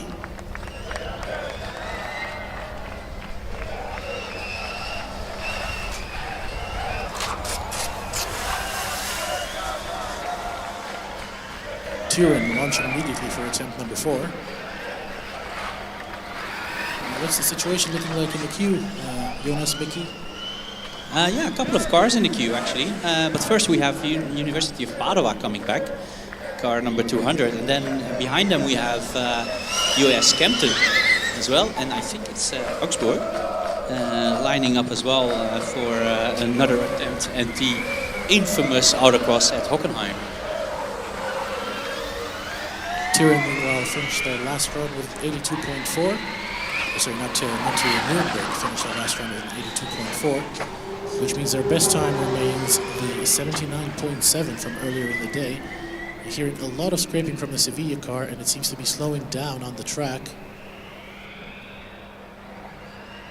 I also don't see any flashing at the top of the main hoop with my bare eyes. This might be high voltage related, in the sense that the car has lost drive. Indeed, and Turin surely going to be receiving yellow flags now. So they will be getting a rerun on their final attempt of the day. Padova with a big power slide and a spin, the driver losing it a little bit.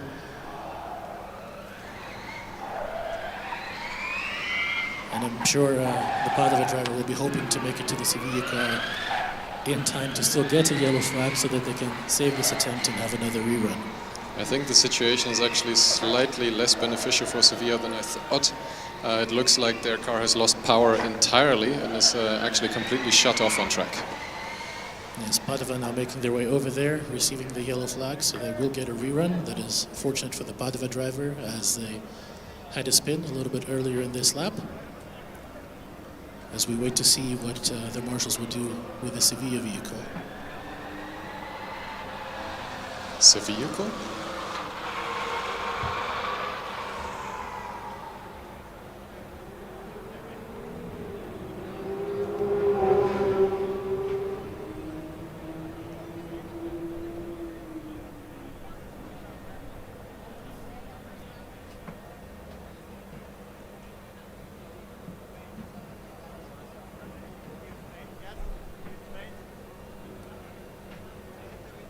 Yeah, we hear bad news on the officials channel for Sevilla, the car being pushed off with the DNF. We can only speculate to what went wrong, since the issue seems to be electrical.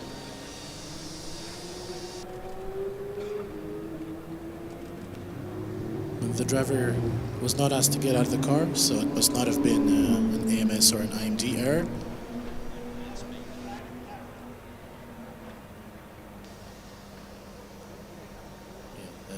Team from Spain, but without the S.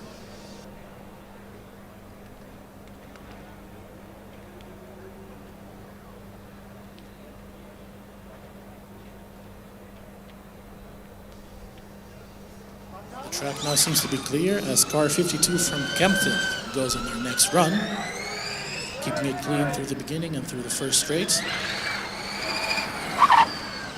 Hey. Tires squealing as the driver tries to push the very maximum performance from the car that they can.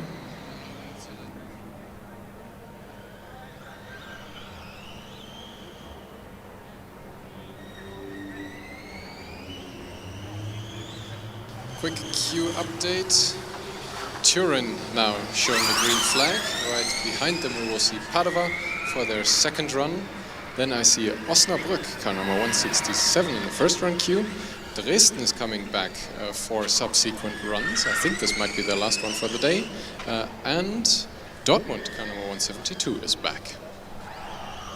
Kempten clipping a couple of cones as they make their way back into the infield. Padova clipping a cone in the cone killer chicane.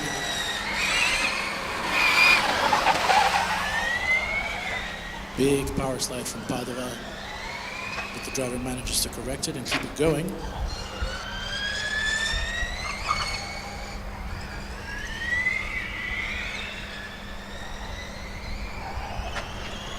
Kempten approaching the finish line in their final run. And it is a new best time for them, 86.6.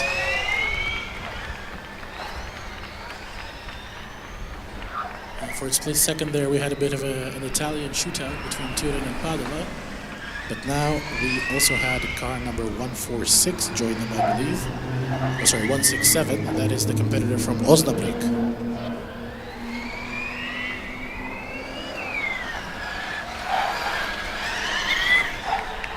Turin crossing the line and improving by a massive 6 seconds to an 84.1.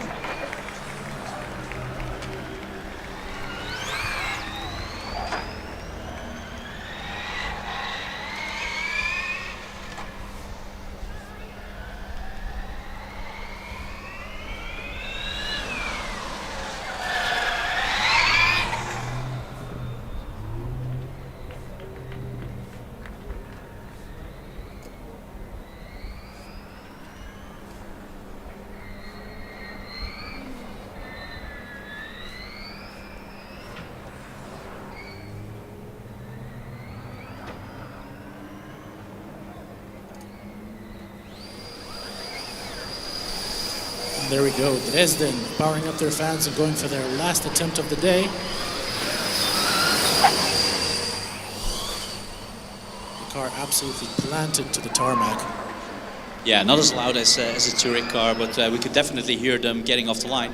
In the meantime, Osnabrück coming over the line. Indeed, with a 92.04. This is their first run of the day, so hopefully a bit more action to come from them still. Dresden is already coming through the hairpin, so we'll be able to see the sector time, if they can beat out the 34-ish seconds from AMZ.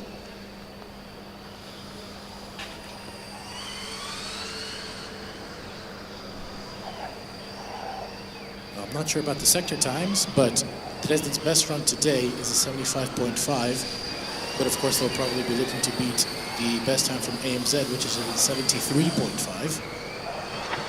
And I think the Osnabrück car has a writing on the rear wing, the fun ends now.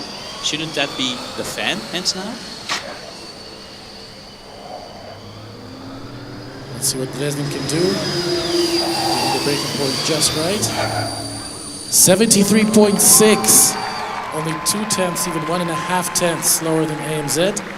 But a very good improvement from the team. Very, very close to the top.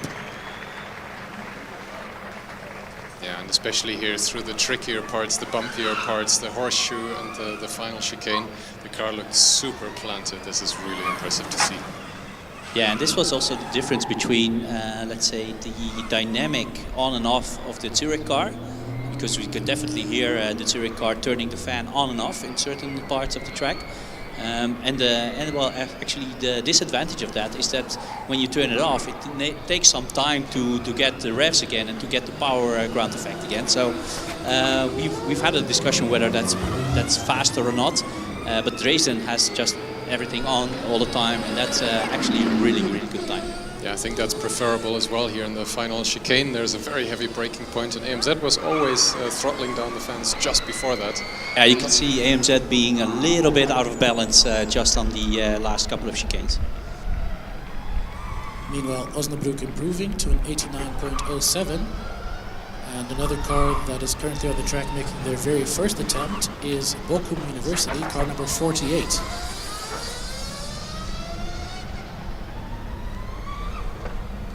Meanwhile, we also have 172 from Dortmund. This is their third run, looking to improve on their best time of the day, which is 84.4. Now out on track is UAS Rhein-Main, already collecting 2 cones in the first 2 turns. Different cones than we usually see being hit in this area. Yeah, the Dortmund car also just ate up a cone on the very last corner of the track. They were not quite able to improve on their best time either. This was an 88.0. The officials will be prying that cone out from under the vehicle.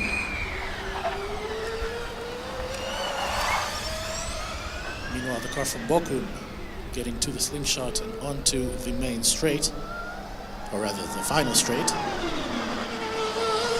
Getting the last corner very nicely, and a 97.7.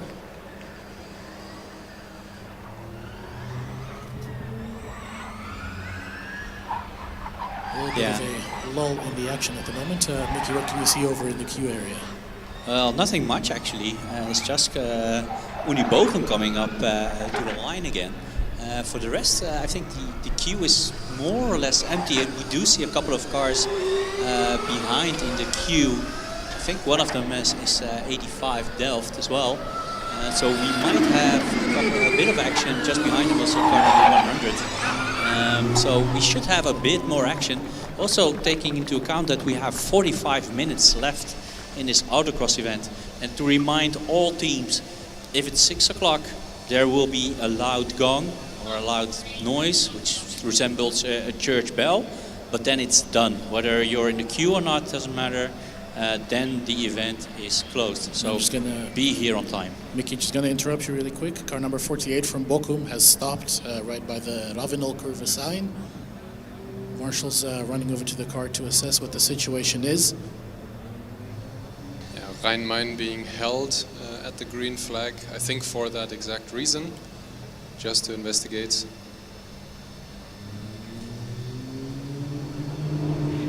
Rhein-Main on their third attempt did manage to improve on their best time by nearly 10 seconds. They currently sit on an 83.7, and I'm sure the driver hoping that the situation is cleared up quickly so that the heat in the tires doesn't dissipate, that they can use that extra heat to improve on their time just that little bit more. Yeah, they're a bit unlucky because as a driver, and I know the situation, you just want to go, you have the heat in the tires, and your every second that takes away is less heat. So he's probably pretty bummed. He looks calm and ready, but yeah, he probably has just to wait a little bit longer before the Bochum car is cleared off the track. Yeah, the Bochum car can see being pushed. The green T-cell light is on. The driver is still in the car, so no big safety issues, thankfully.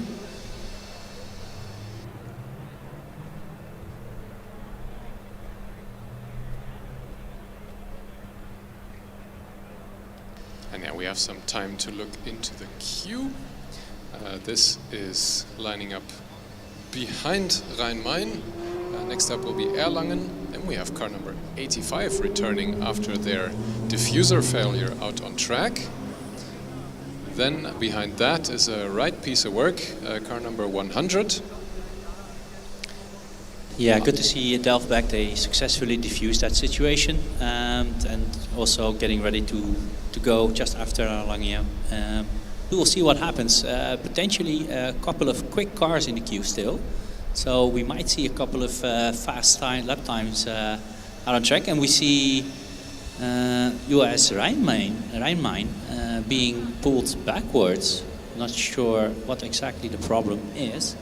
But there, it looks like Erlangen will take preference.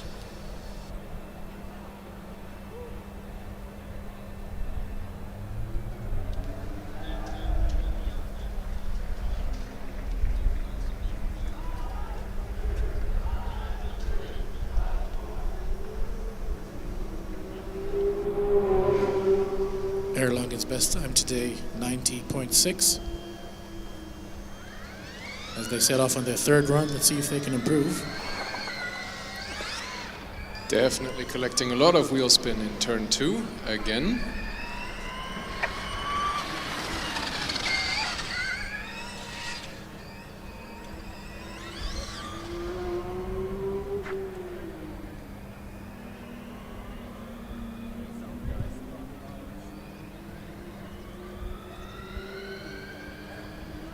And as Erlangen makes their way through the ring section, coming up on the hairpin now, we have car number 85 lined up at the green flag, ready to go.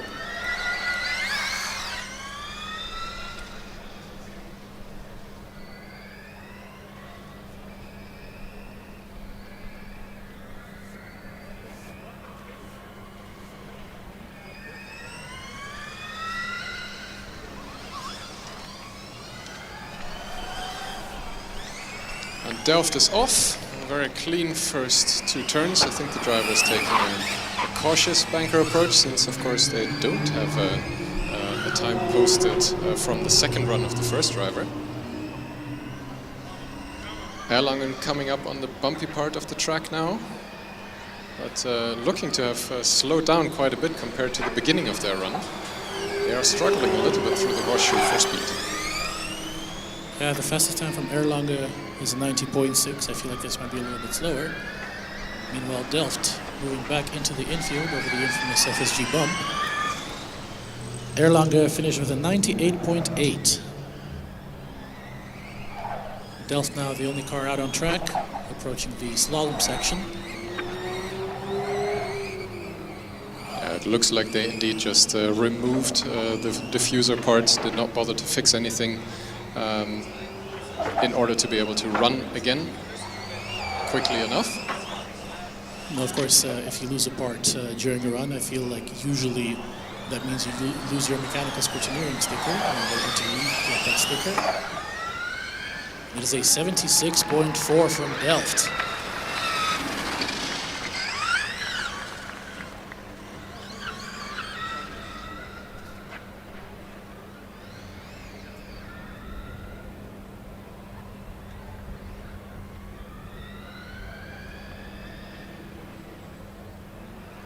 Yeah, since only the second run of Erlangen is on track, Delft is joining back on track very quickly. We were noting that the first sector time was still a little bit down, so we expect some performance improvement at that point. I hope, though, that Erlangen isn't slowing down so much that they will actually be caught by Delft. No, I don't think they're going quite that slow, thankfully. They do clip a cone that slows them down just a little bit. I also caught one cone being knocked over by Delft just before the hairpin.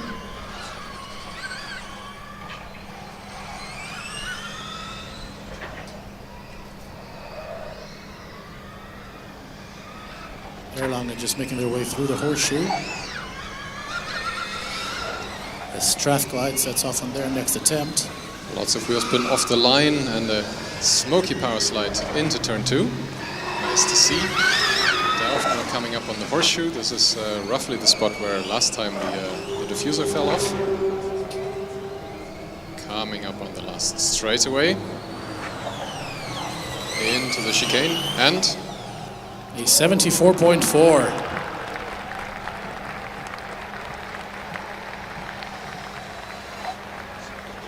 Round of applause from the grandstands. Indeed, you can hear how much it means to the team. Bit of a slide from Göttingen in turn 2. I think they were having some throttle response issues. Yeah, looks like there's a little Hawk 2 action there as well. Same as Hawks, a lot of sliding in that spot of the track. Yeah, don't want to do too much sliding in one spot. That starts hurting after a while. Leuven now joining us on track with a big power slide and had to catch a snap of over and understeer at the same time.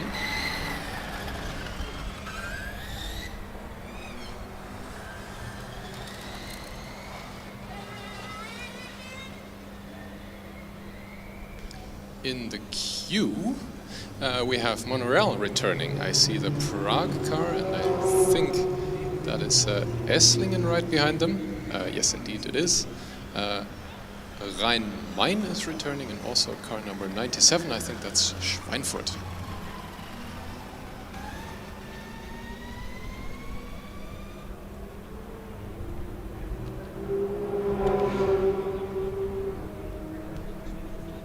Yellow flags have been waved on the track, and now green flags.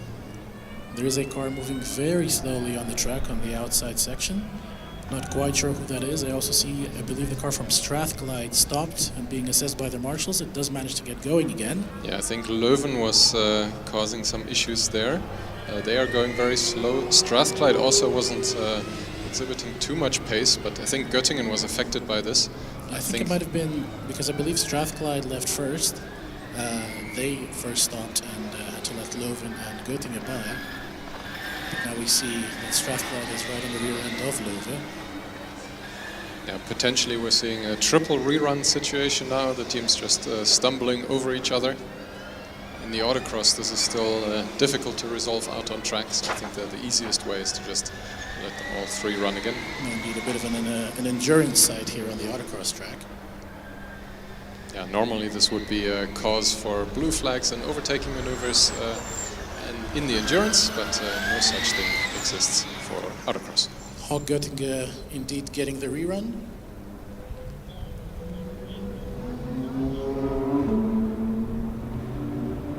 Yeah, notably the reruns sign not coming out for Strathclyde, so I think they will just have to use their remaining run opportunity.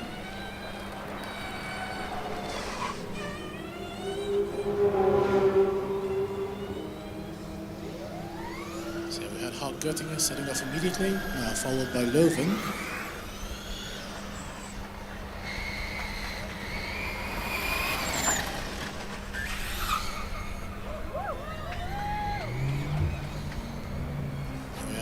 Montreal at the green flag, expecting some noise, a whole bunch of wheel spin.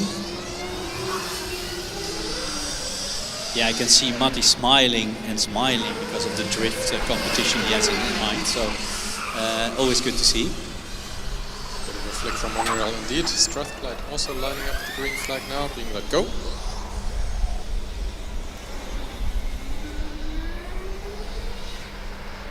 Yeah, for Strathclyde, this will be their fourth and final run.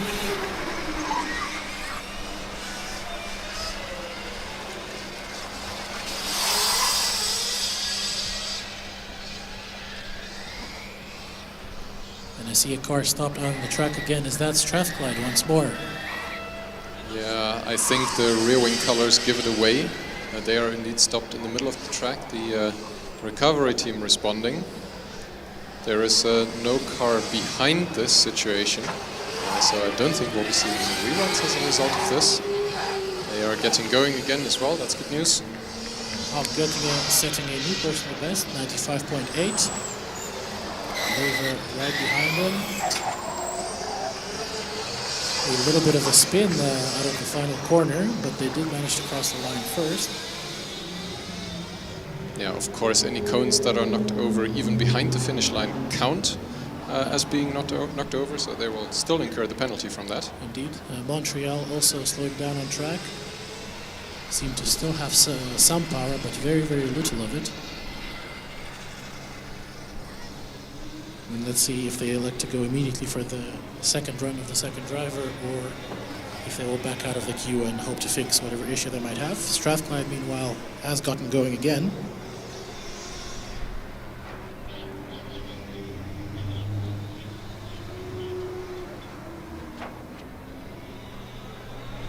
Prague being led onto the track. Strathclyde with the issue from earlier, I don't think has made another stop on track. They're coming onto the final straightaway into the chicane and across the line.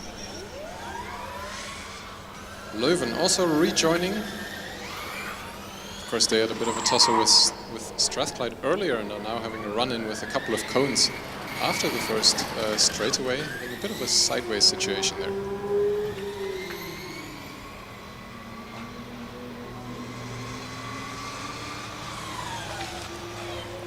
And Montreal does seem to be getting a rerun.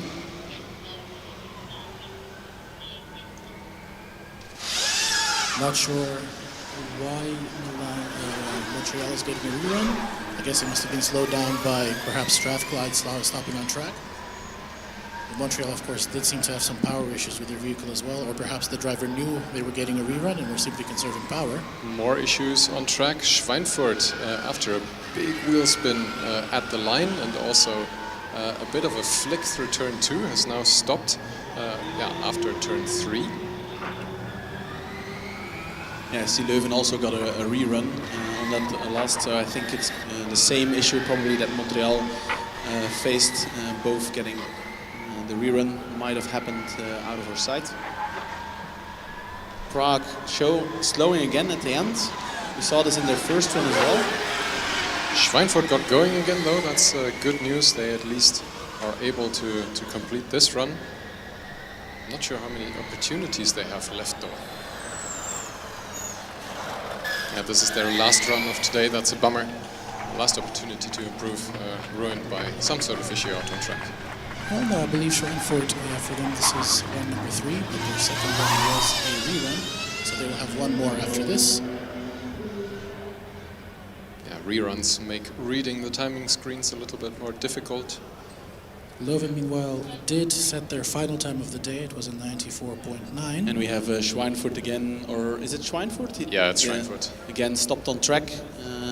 just as it was before here, closer to us. But the car got going again, so the issue seems to be able to resolve itself. And as we hit the last half-hour mark, there is an absolute sea of cars with flashing lights waiting in the queue.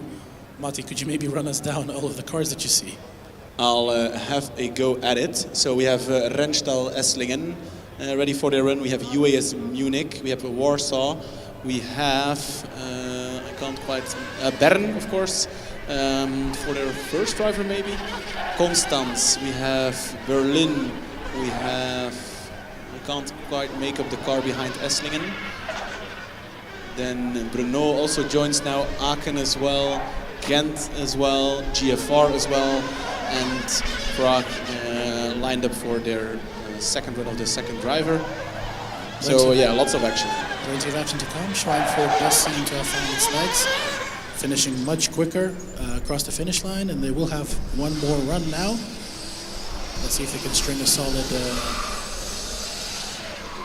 attempt together. Montreal, meanwhile, powering through the first straight and sliding through the first two corners. Yeah, the Montreal car is very tail happy. We saw this with the other driver as well. And meanwhile, the Prague driver very aggressively starts its last lap, I think. Super aggressive. I think you can tell that this is a four-wheel driven car. The Yara control and traction control trying their dearest to put the driver switches into action. Prague will be hoping to beat their best time, which right now is an 82.3. Green flag now for Warsaw. And again, big power slide out of turn 2. That's great to see. Bern now lined up, and I did not see them here before. No, they have not done a run yet. No, this livery looks a little bit unfamiliar to me as well. Clean first couple of turns though. Montreal approaching the end of the lap, getting into the horseshoe, looking quite quick throughout. And another green flag for Schweinfurt. This is definitely their last run for today though. Unless they get another rerun. Montreal only just making the final corner, and they improved to an 81.3. A really fast car joining us now as well. It's the car from Esslingen. And having a look, they only did 2 runs, so probably with the first driver. The best time was a 78.2, actually their first run. So we might see another car jumping into the 76s. And meanwhile, we saw Prague rounding out their day. Unfortunately, not quite improving in the last run, but still a very respectable 83.4. And away goes Renstal Esslingen. Driver taking a cautious approach in the first corners, but then accelerating very hard on the first straight here, sliding its way to the Volkswagen truck. Beautiful to see. And we have Bern catching up very closely to Warsaw. These two cars, another set of twins, if you want to call it that. Warsaw having some kind of failure with their brakes, barely managing to stop before the final turn. Bern did not get yellow flags on time because they were already past the last Marshall station, but the driver does manage to slow down. Of course, it did affect their lap, so hopefully they will be able to get a rerun. Always better safe than sorry, so good job by the Bern driver, and they will definitely get a rerun. Schweinfurt, meanwhile, had stalled on track once more, unfortunately for them. The car has been looking very quick otherwise, not the most reliable. But a very nice final corner. The driver approaching very quickly after the finish line, perhaps letting out a bit of frustration, as Montreal sets off on their final run. Unfortunately, immediately clipping 2 cones on the apex here. The car is dancing and flying around, difficult to manage it seems. And good to see UAS Munich back. They had a suspension failure here on the straight. Drivers not scared to push the throttle, that's for sure. And this will be their first valid Autocross lap. Very quickly, UAS Munich car. Yeah, really giving everything. They of course had a bit of a collapse where a damper bracket was actually giving out, so not suspension related. They got that fixed in quite a quick time.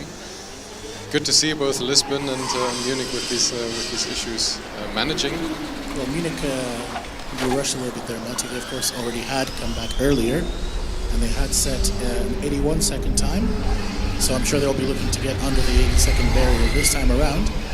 Meanwhile, Esslingen had finished their third attempt with an 80.3. Yeah, so Esslingen struggling. They had some issues. Car, not sure if it's shutting down, but at least not giving power. Is that Esslingen stopping on track? I don't think so. No, Esslingen is not out on track yet. But it was in their slower lap. I do feel like this car can go quicker. They already had a 78, but it's a matter of getting it working. We do have a stationary, or had a stationary car out on track. I think that was Warsaw. Yeah, Montreal, meanwhile, with an 82.2. With Warsaw, I think there might be, at least on the display of the timing equipment, some difficulties because, of course, Warsaw completely missed the timing beacon on the finish and went around it. Meanwhile, car number 13 from Munich finishing very, very slowly. I'm not sure if that's because they are getting a rerun. Joining us for what I think is the first time today is the car from Freiberg, number 76. We see that Warsaw has stopped on track. Let's see if that affects car 107 from Bern once again, because they are making some very rapid progress towards that area of the track. Yeah, the yellow flag is now being prepared. I would hope that the driver still sees it. This was a little bit late, not really being waved properly, and he's now coming up on the scene. Yeah, some more waving action on those yellow flags would have been good. No, indeed. Marshals need to show a little more enthusiasm to make sure the driver sees the yellow flags waving. And a lot of cars in the queue now. I hope we will be able to wrap them up. 24 minutes left.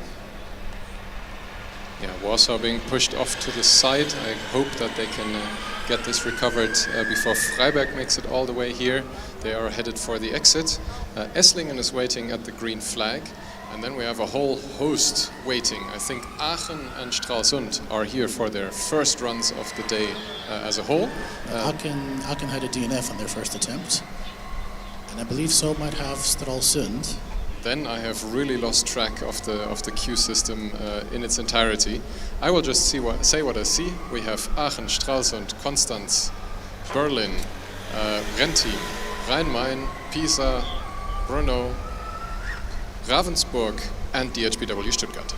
And I'm sure Bern is waiting in the rerun queue as well. They are indeed. Maybe it's still the first driver of the Aachen car. So that might put them in the first driver queue. Not 100% sure if that's the case, but they did get some priority on other teams. Meanwhile, Renstal is flying away. They have a completely clear track, no obstructions. Let's see how well the driver can make use of it. As Aachen sets off right behind them. And we see a new car. Well, it's actually not really a car that I haven't seen before, but it's the car from Too Fast that's now in the first driver queue. I don't think they participated in any of the dynamics here in this year. Of course, an extremely successful team in the past years. Sorry, Matti, I'm going to interrupt. I see yellow flags being waved. It's not the car from Esslingen, it is the car from Aachen that set off behind them. That is now, I believe, stalled on track. Yeah, Munich slowing down behind them, if I see the color schemes correctly. And indeed, it's Aachen crawling along the ring section, just past the grandstands. And I have to say, Esslingen seems to have slowed down quite a bit in the infield as well. Yeah, there must be some sort of power-related issue. The car not nearly showing the same performance and vigor that we had here through the first couple of turns when they set off. Coming into the chicane now, across the line. What's the damage? I'm having a look for you, Jonas. But yeah, I don't think this will improve their time. No, it's an 81.9, and so actually in their very first run of the day, they already had a 78, and they did not manage to improve. They always seem to have some form of issue. Whatever problem was aching Aachen, though, seems to have subsided. They are now, chirping along happily through the infield section, through the horseshoe. Munich behind them also using this time to get familiar with the track again. But of course, I think for Munich there is at least a rerun in order. And you jinxed it, Jonas. Aachen slowing down again. Yeah. Tough break for Aachen. They were very close to the finish line. Munich, of course, slowing down again as is appropriate, but yeah, they are having to prep for a rerun. He does get to move under their own power, which is of course also a bit of a blessing for Bern. They already had 2 of their runs nulled, and this is their 3rd attempt at their first lap. Now out on track is Stralsund. I think we saw them earlier today. Yes, they had set 1 run. Bit of a strange strategy then from one of the oldest teams, in fact the founding team of FSG. And not only FSG, I believe the oldest team, Formula Student team in Germany outright. Yeah, see car number 31, Too Fast Munich, rolling up to the starting line. Maybe we'll get to see both Munich teams on the track at the same time. Yeah, of course they will have to fight out who carries the title, the other Munich. But it's, yeah, happy to see that Munich made it all the way through scrutineering and is able to join us for the dynamics now. Bern setting their first legitimate time in 96.2. And I think Stralsund is rolling very slowly, coming to a halt.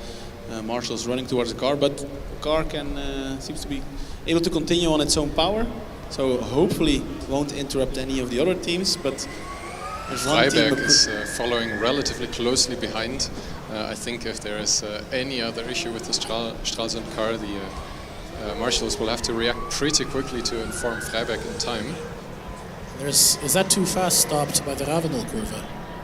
Yeah, it looks like so. I see some orange stripes giving it away, and actually the driver is getting out. That's pretty bad news for Munich. We can't tell at this distance what is going on at all, but yeah, the driver jumping out so willingly is usually a pretty bad sign. I guess at least for the rest of the day, Too Fast will carry the title of Other Munich, as we see Munich Motorsports line up for their next attempt. Of course, they were slowed down by Aachen in the previous run. Freiberg crosses the line, and they get a 100.8. Stralsund having crossed the line a little bit previously, and they had a 115.4. I was listening into the officials a little bit and heard that it was indeed an AMS failure on car number 31. That is yeah, a system inside the accumulator responsible for the safety, and that is not easily fixed out on track. Maybe they can get it going inside of the scrutineering area. As Munich Motorsport sets off. They had so many reruns, I feel like, the UAS Munich car. So by now the driver will know exactly where the grip is, and hopefully they can push. Yeah, not pushing is Stralsund though. They have some sort of issue after turn 2, coming to a stop. Now getting going again though.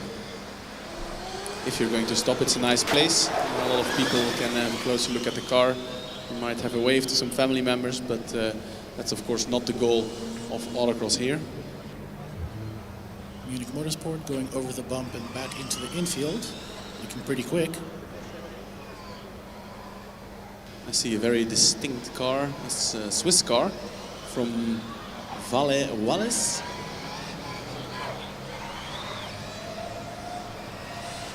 We had the commentators from FS Switzerland join us a little bit earlier. Perhaps we should have asked them how to correctly pronounce these names.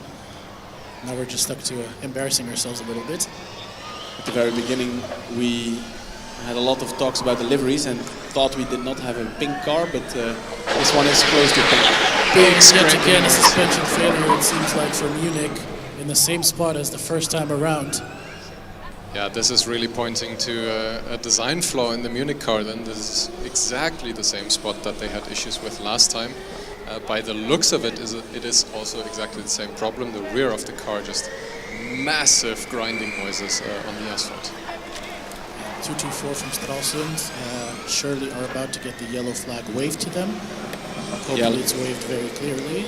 Lucky for Stralsund car, because they had the issue here at the very first straight, so if they'll get a rerun, then the yellow flag being waved at the last possible moment.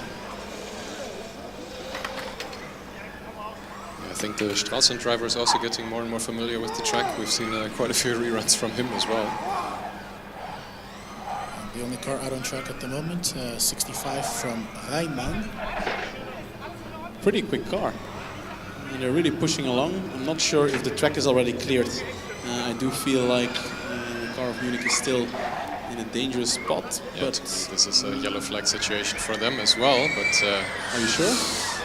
yeah, I think the possibility of them actually sliding wide into the turn, into the chicane, is quite out there. I did not see a yellow flag wave myself.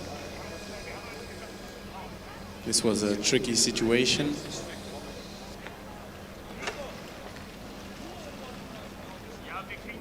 And we have 15 more minutes left in the session, and so many cars in the queue. We do warn the teams so much to avoid this, but it seems like no one wants to listen. And yeah, we had a bit of an unstable effect now, where we had so many cars, and if one fails, then all the other cars get a rerun, and you keep on doing reruns and reruns. Then of course there are no new cars on track, and it's piling up here in the queue at the moment. And just looking at the liveries, Matti, I remember we were discussing how Köln and Ulm, KIT and Ulm look very similar. And I see, I think, a potential other set of twins from Konstanz and Pisa, and behind them also Brno and GFR. Yeah, it's very funny to see them side by side. I hope media gets a picture of this. I already confused Pisa with Konstanz before. They look very alike, apart from the shark eyes at the front. Meanwhile, we have the Swiss team from Sion doing their first run. And I think Athens also on their first run. I have not seen them before.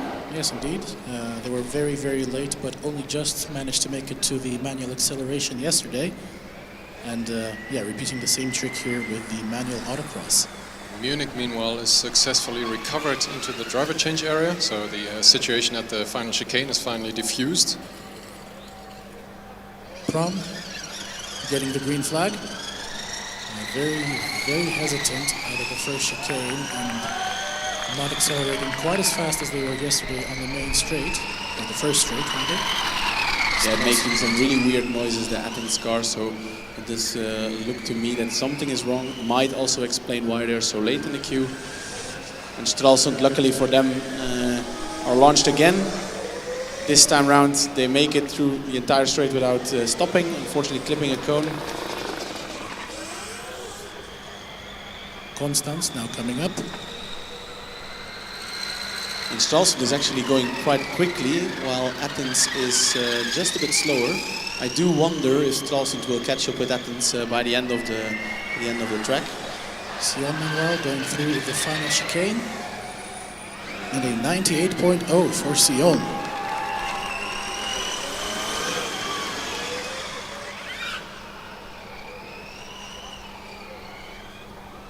Pisa now being launched. A bit of wheel spin to start with. Driver trying to find its way to the first corners. Yeah, it almost looks like the car, if any, has very little traction control, and the driver really has to work to find the proper Just as you say balance. so, it's doing a massive drift there in front of the Volkswagen truck. So indeed, it seems to be a handful, or you could say not a piece of cake, But a piece of work. I did some digging with the Munich guys. It looks indeed like exactly the same failure as before. The bracket of the dampers is bent again.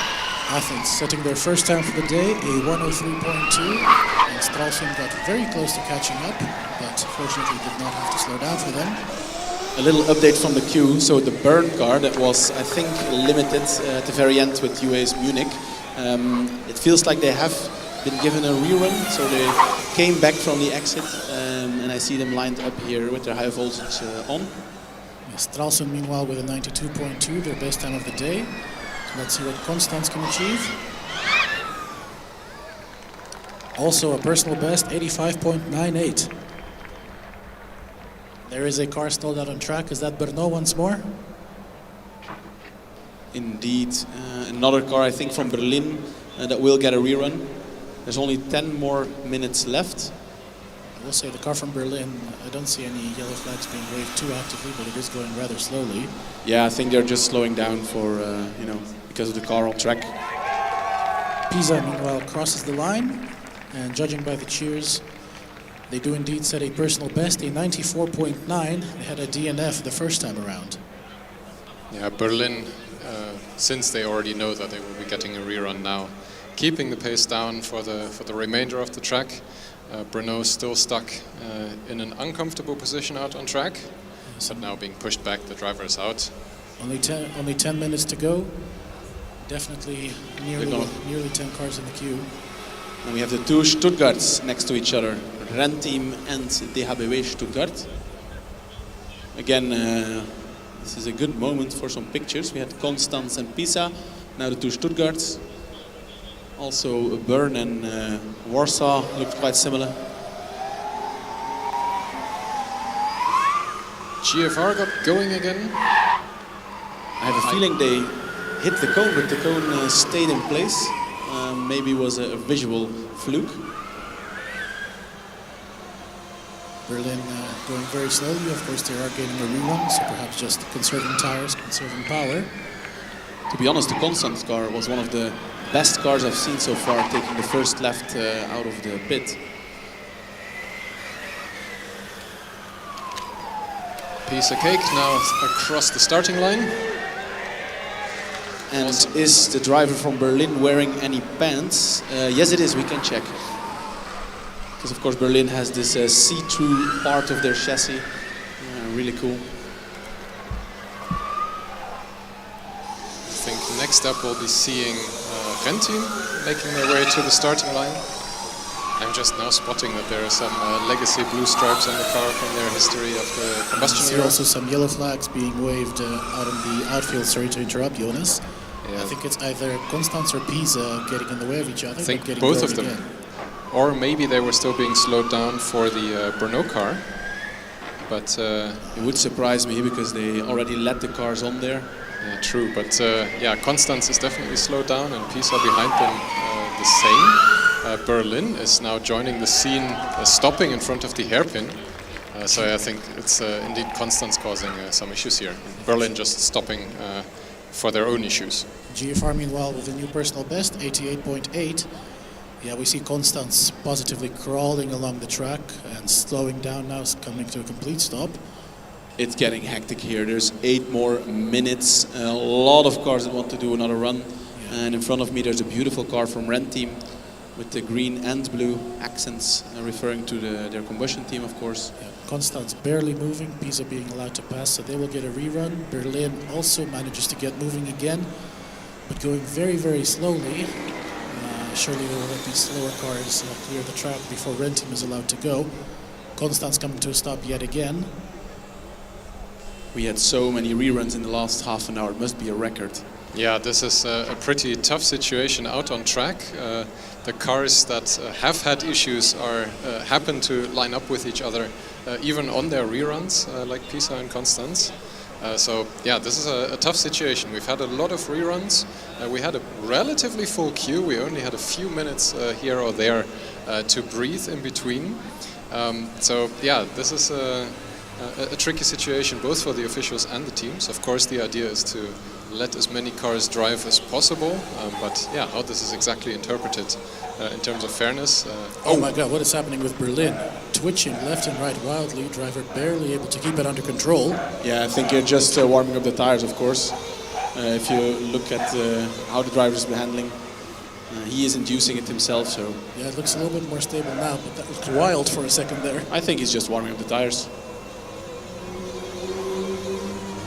Good sportsmanship, of course, that he decreases the speed, but I think he will be stuck here in the rerun area for quite a while longer, no matter how hot he tries to get the tires. Konstanz being pushed off track now. The marshals trying to do their best to clear the way for the teams who are still in the queue with 5 minutes to go. Officials being rushed to put the cones back as soon as possible. Because we do not have a lot of time, of course. We have only 6 more minutes.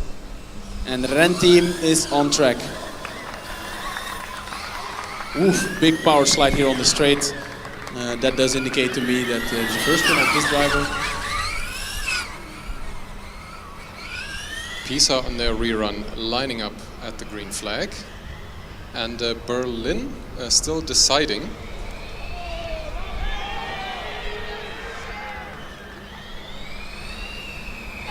Does not look like they are getting. Ghent team meanwhile looking very quick on the outfield. As DHBW Stuttgart lines up for their run as well. And they get the green flag.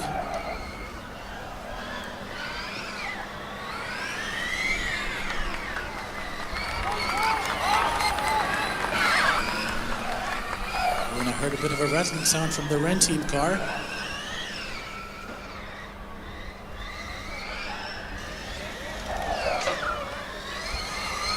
Green team meanwhile wrapping up their lap and having a look at the timing.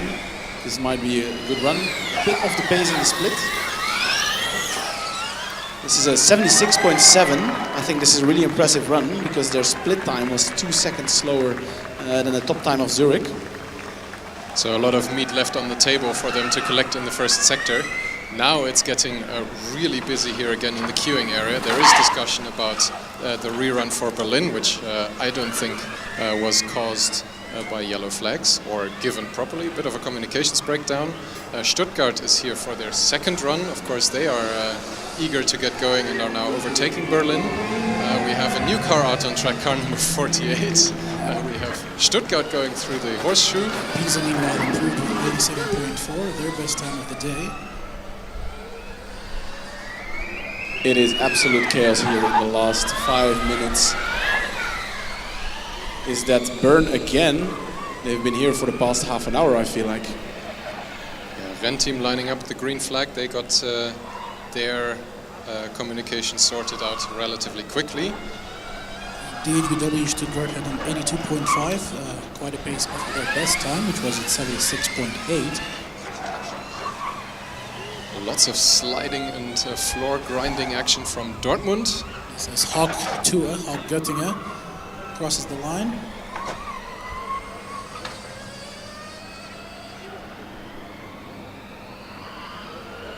I'm very curious for this run of Ren team. I really hope the car holds on, because then we might see a really impressive lap time, I think.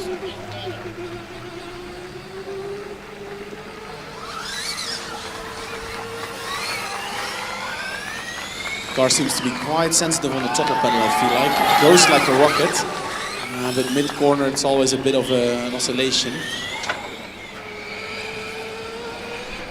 Bochum coming out of the horseshoe. Bern not too far behind them. As the HBW Stuttgart sets off after their friendly rivals from Stuttgart University.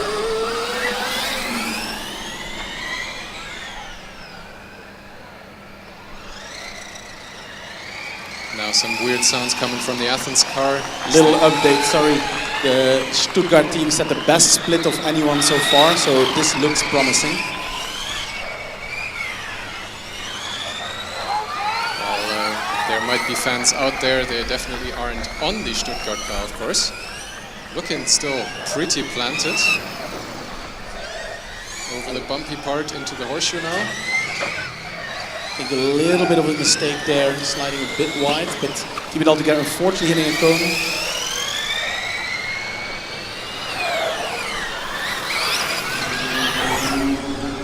And it's a 73.99, so very close to the top time. Wow. Yeah, setting a time like this late in the day is a bit of a lucky coincidence. Well, let's see what DHBW behind them can do.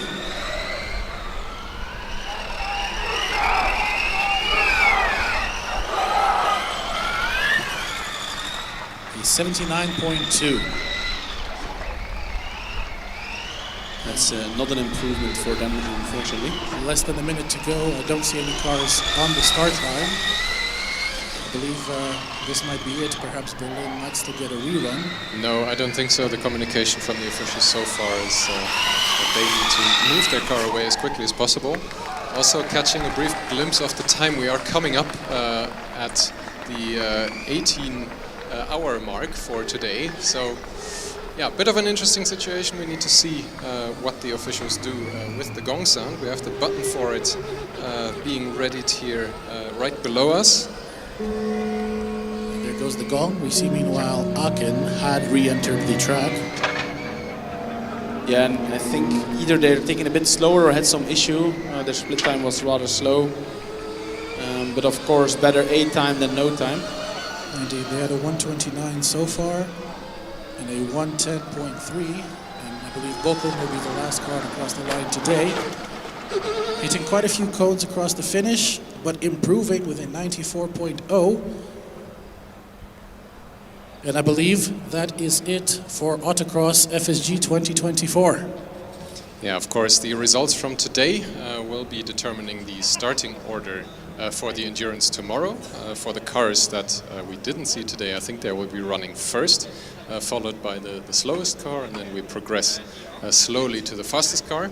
That will be the exciting moment of the endurance tomorrow, when the final, however many, will be out on track. Sometimes it's 3, 4 or 5 cars, depending on how confident the officials are of running many cars out on track at the same time. So yeah, please feel free to join us here tomorrow for the grand event of FSG 2024, the endurance. This was Autocross. We are signing off until tomorrow.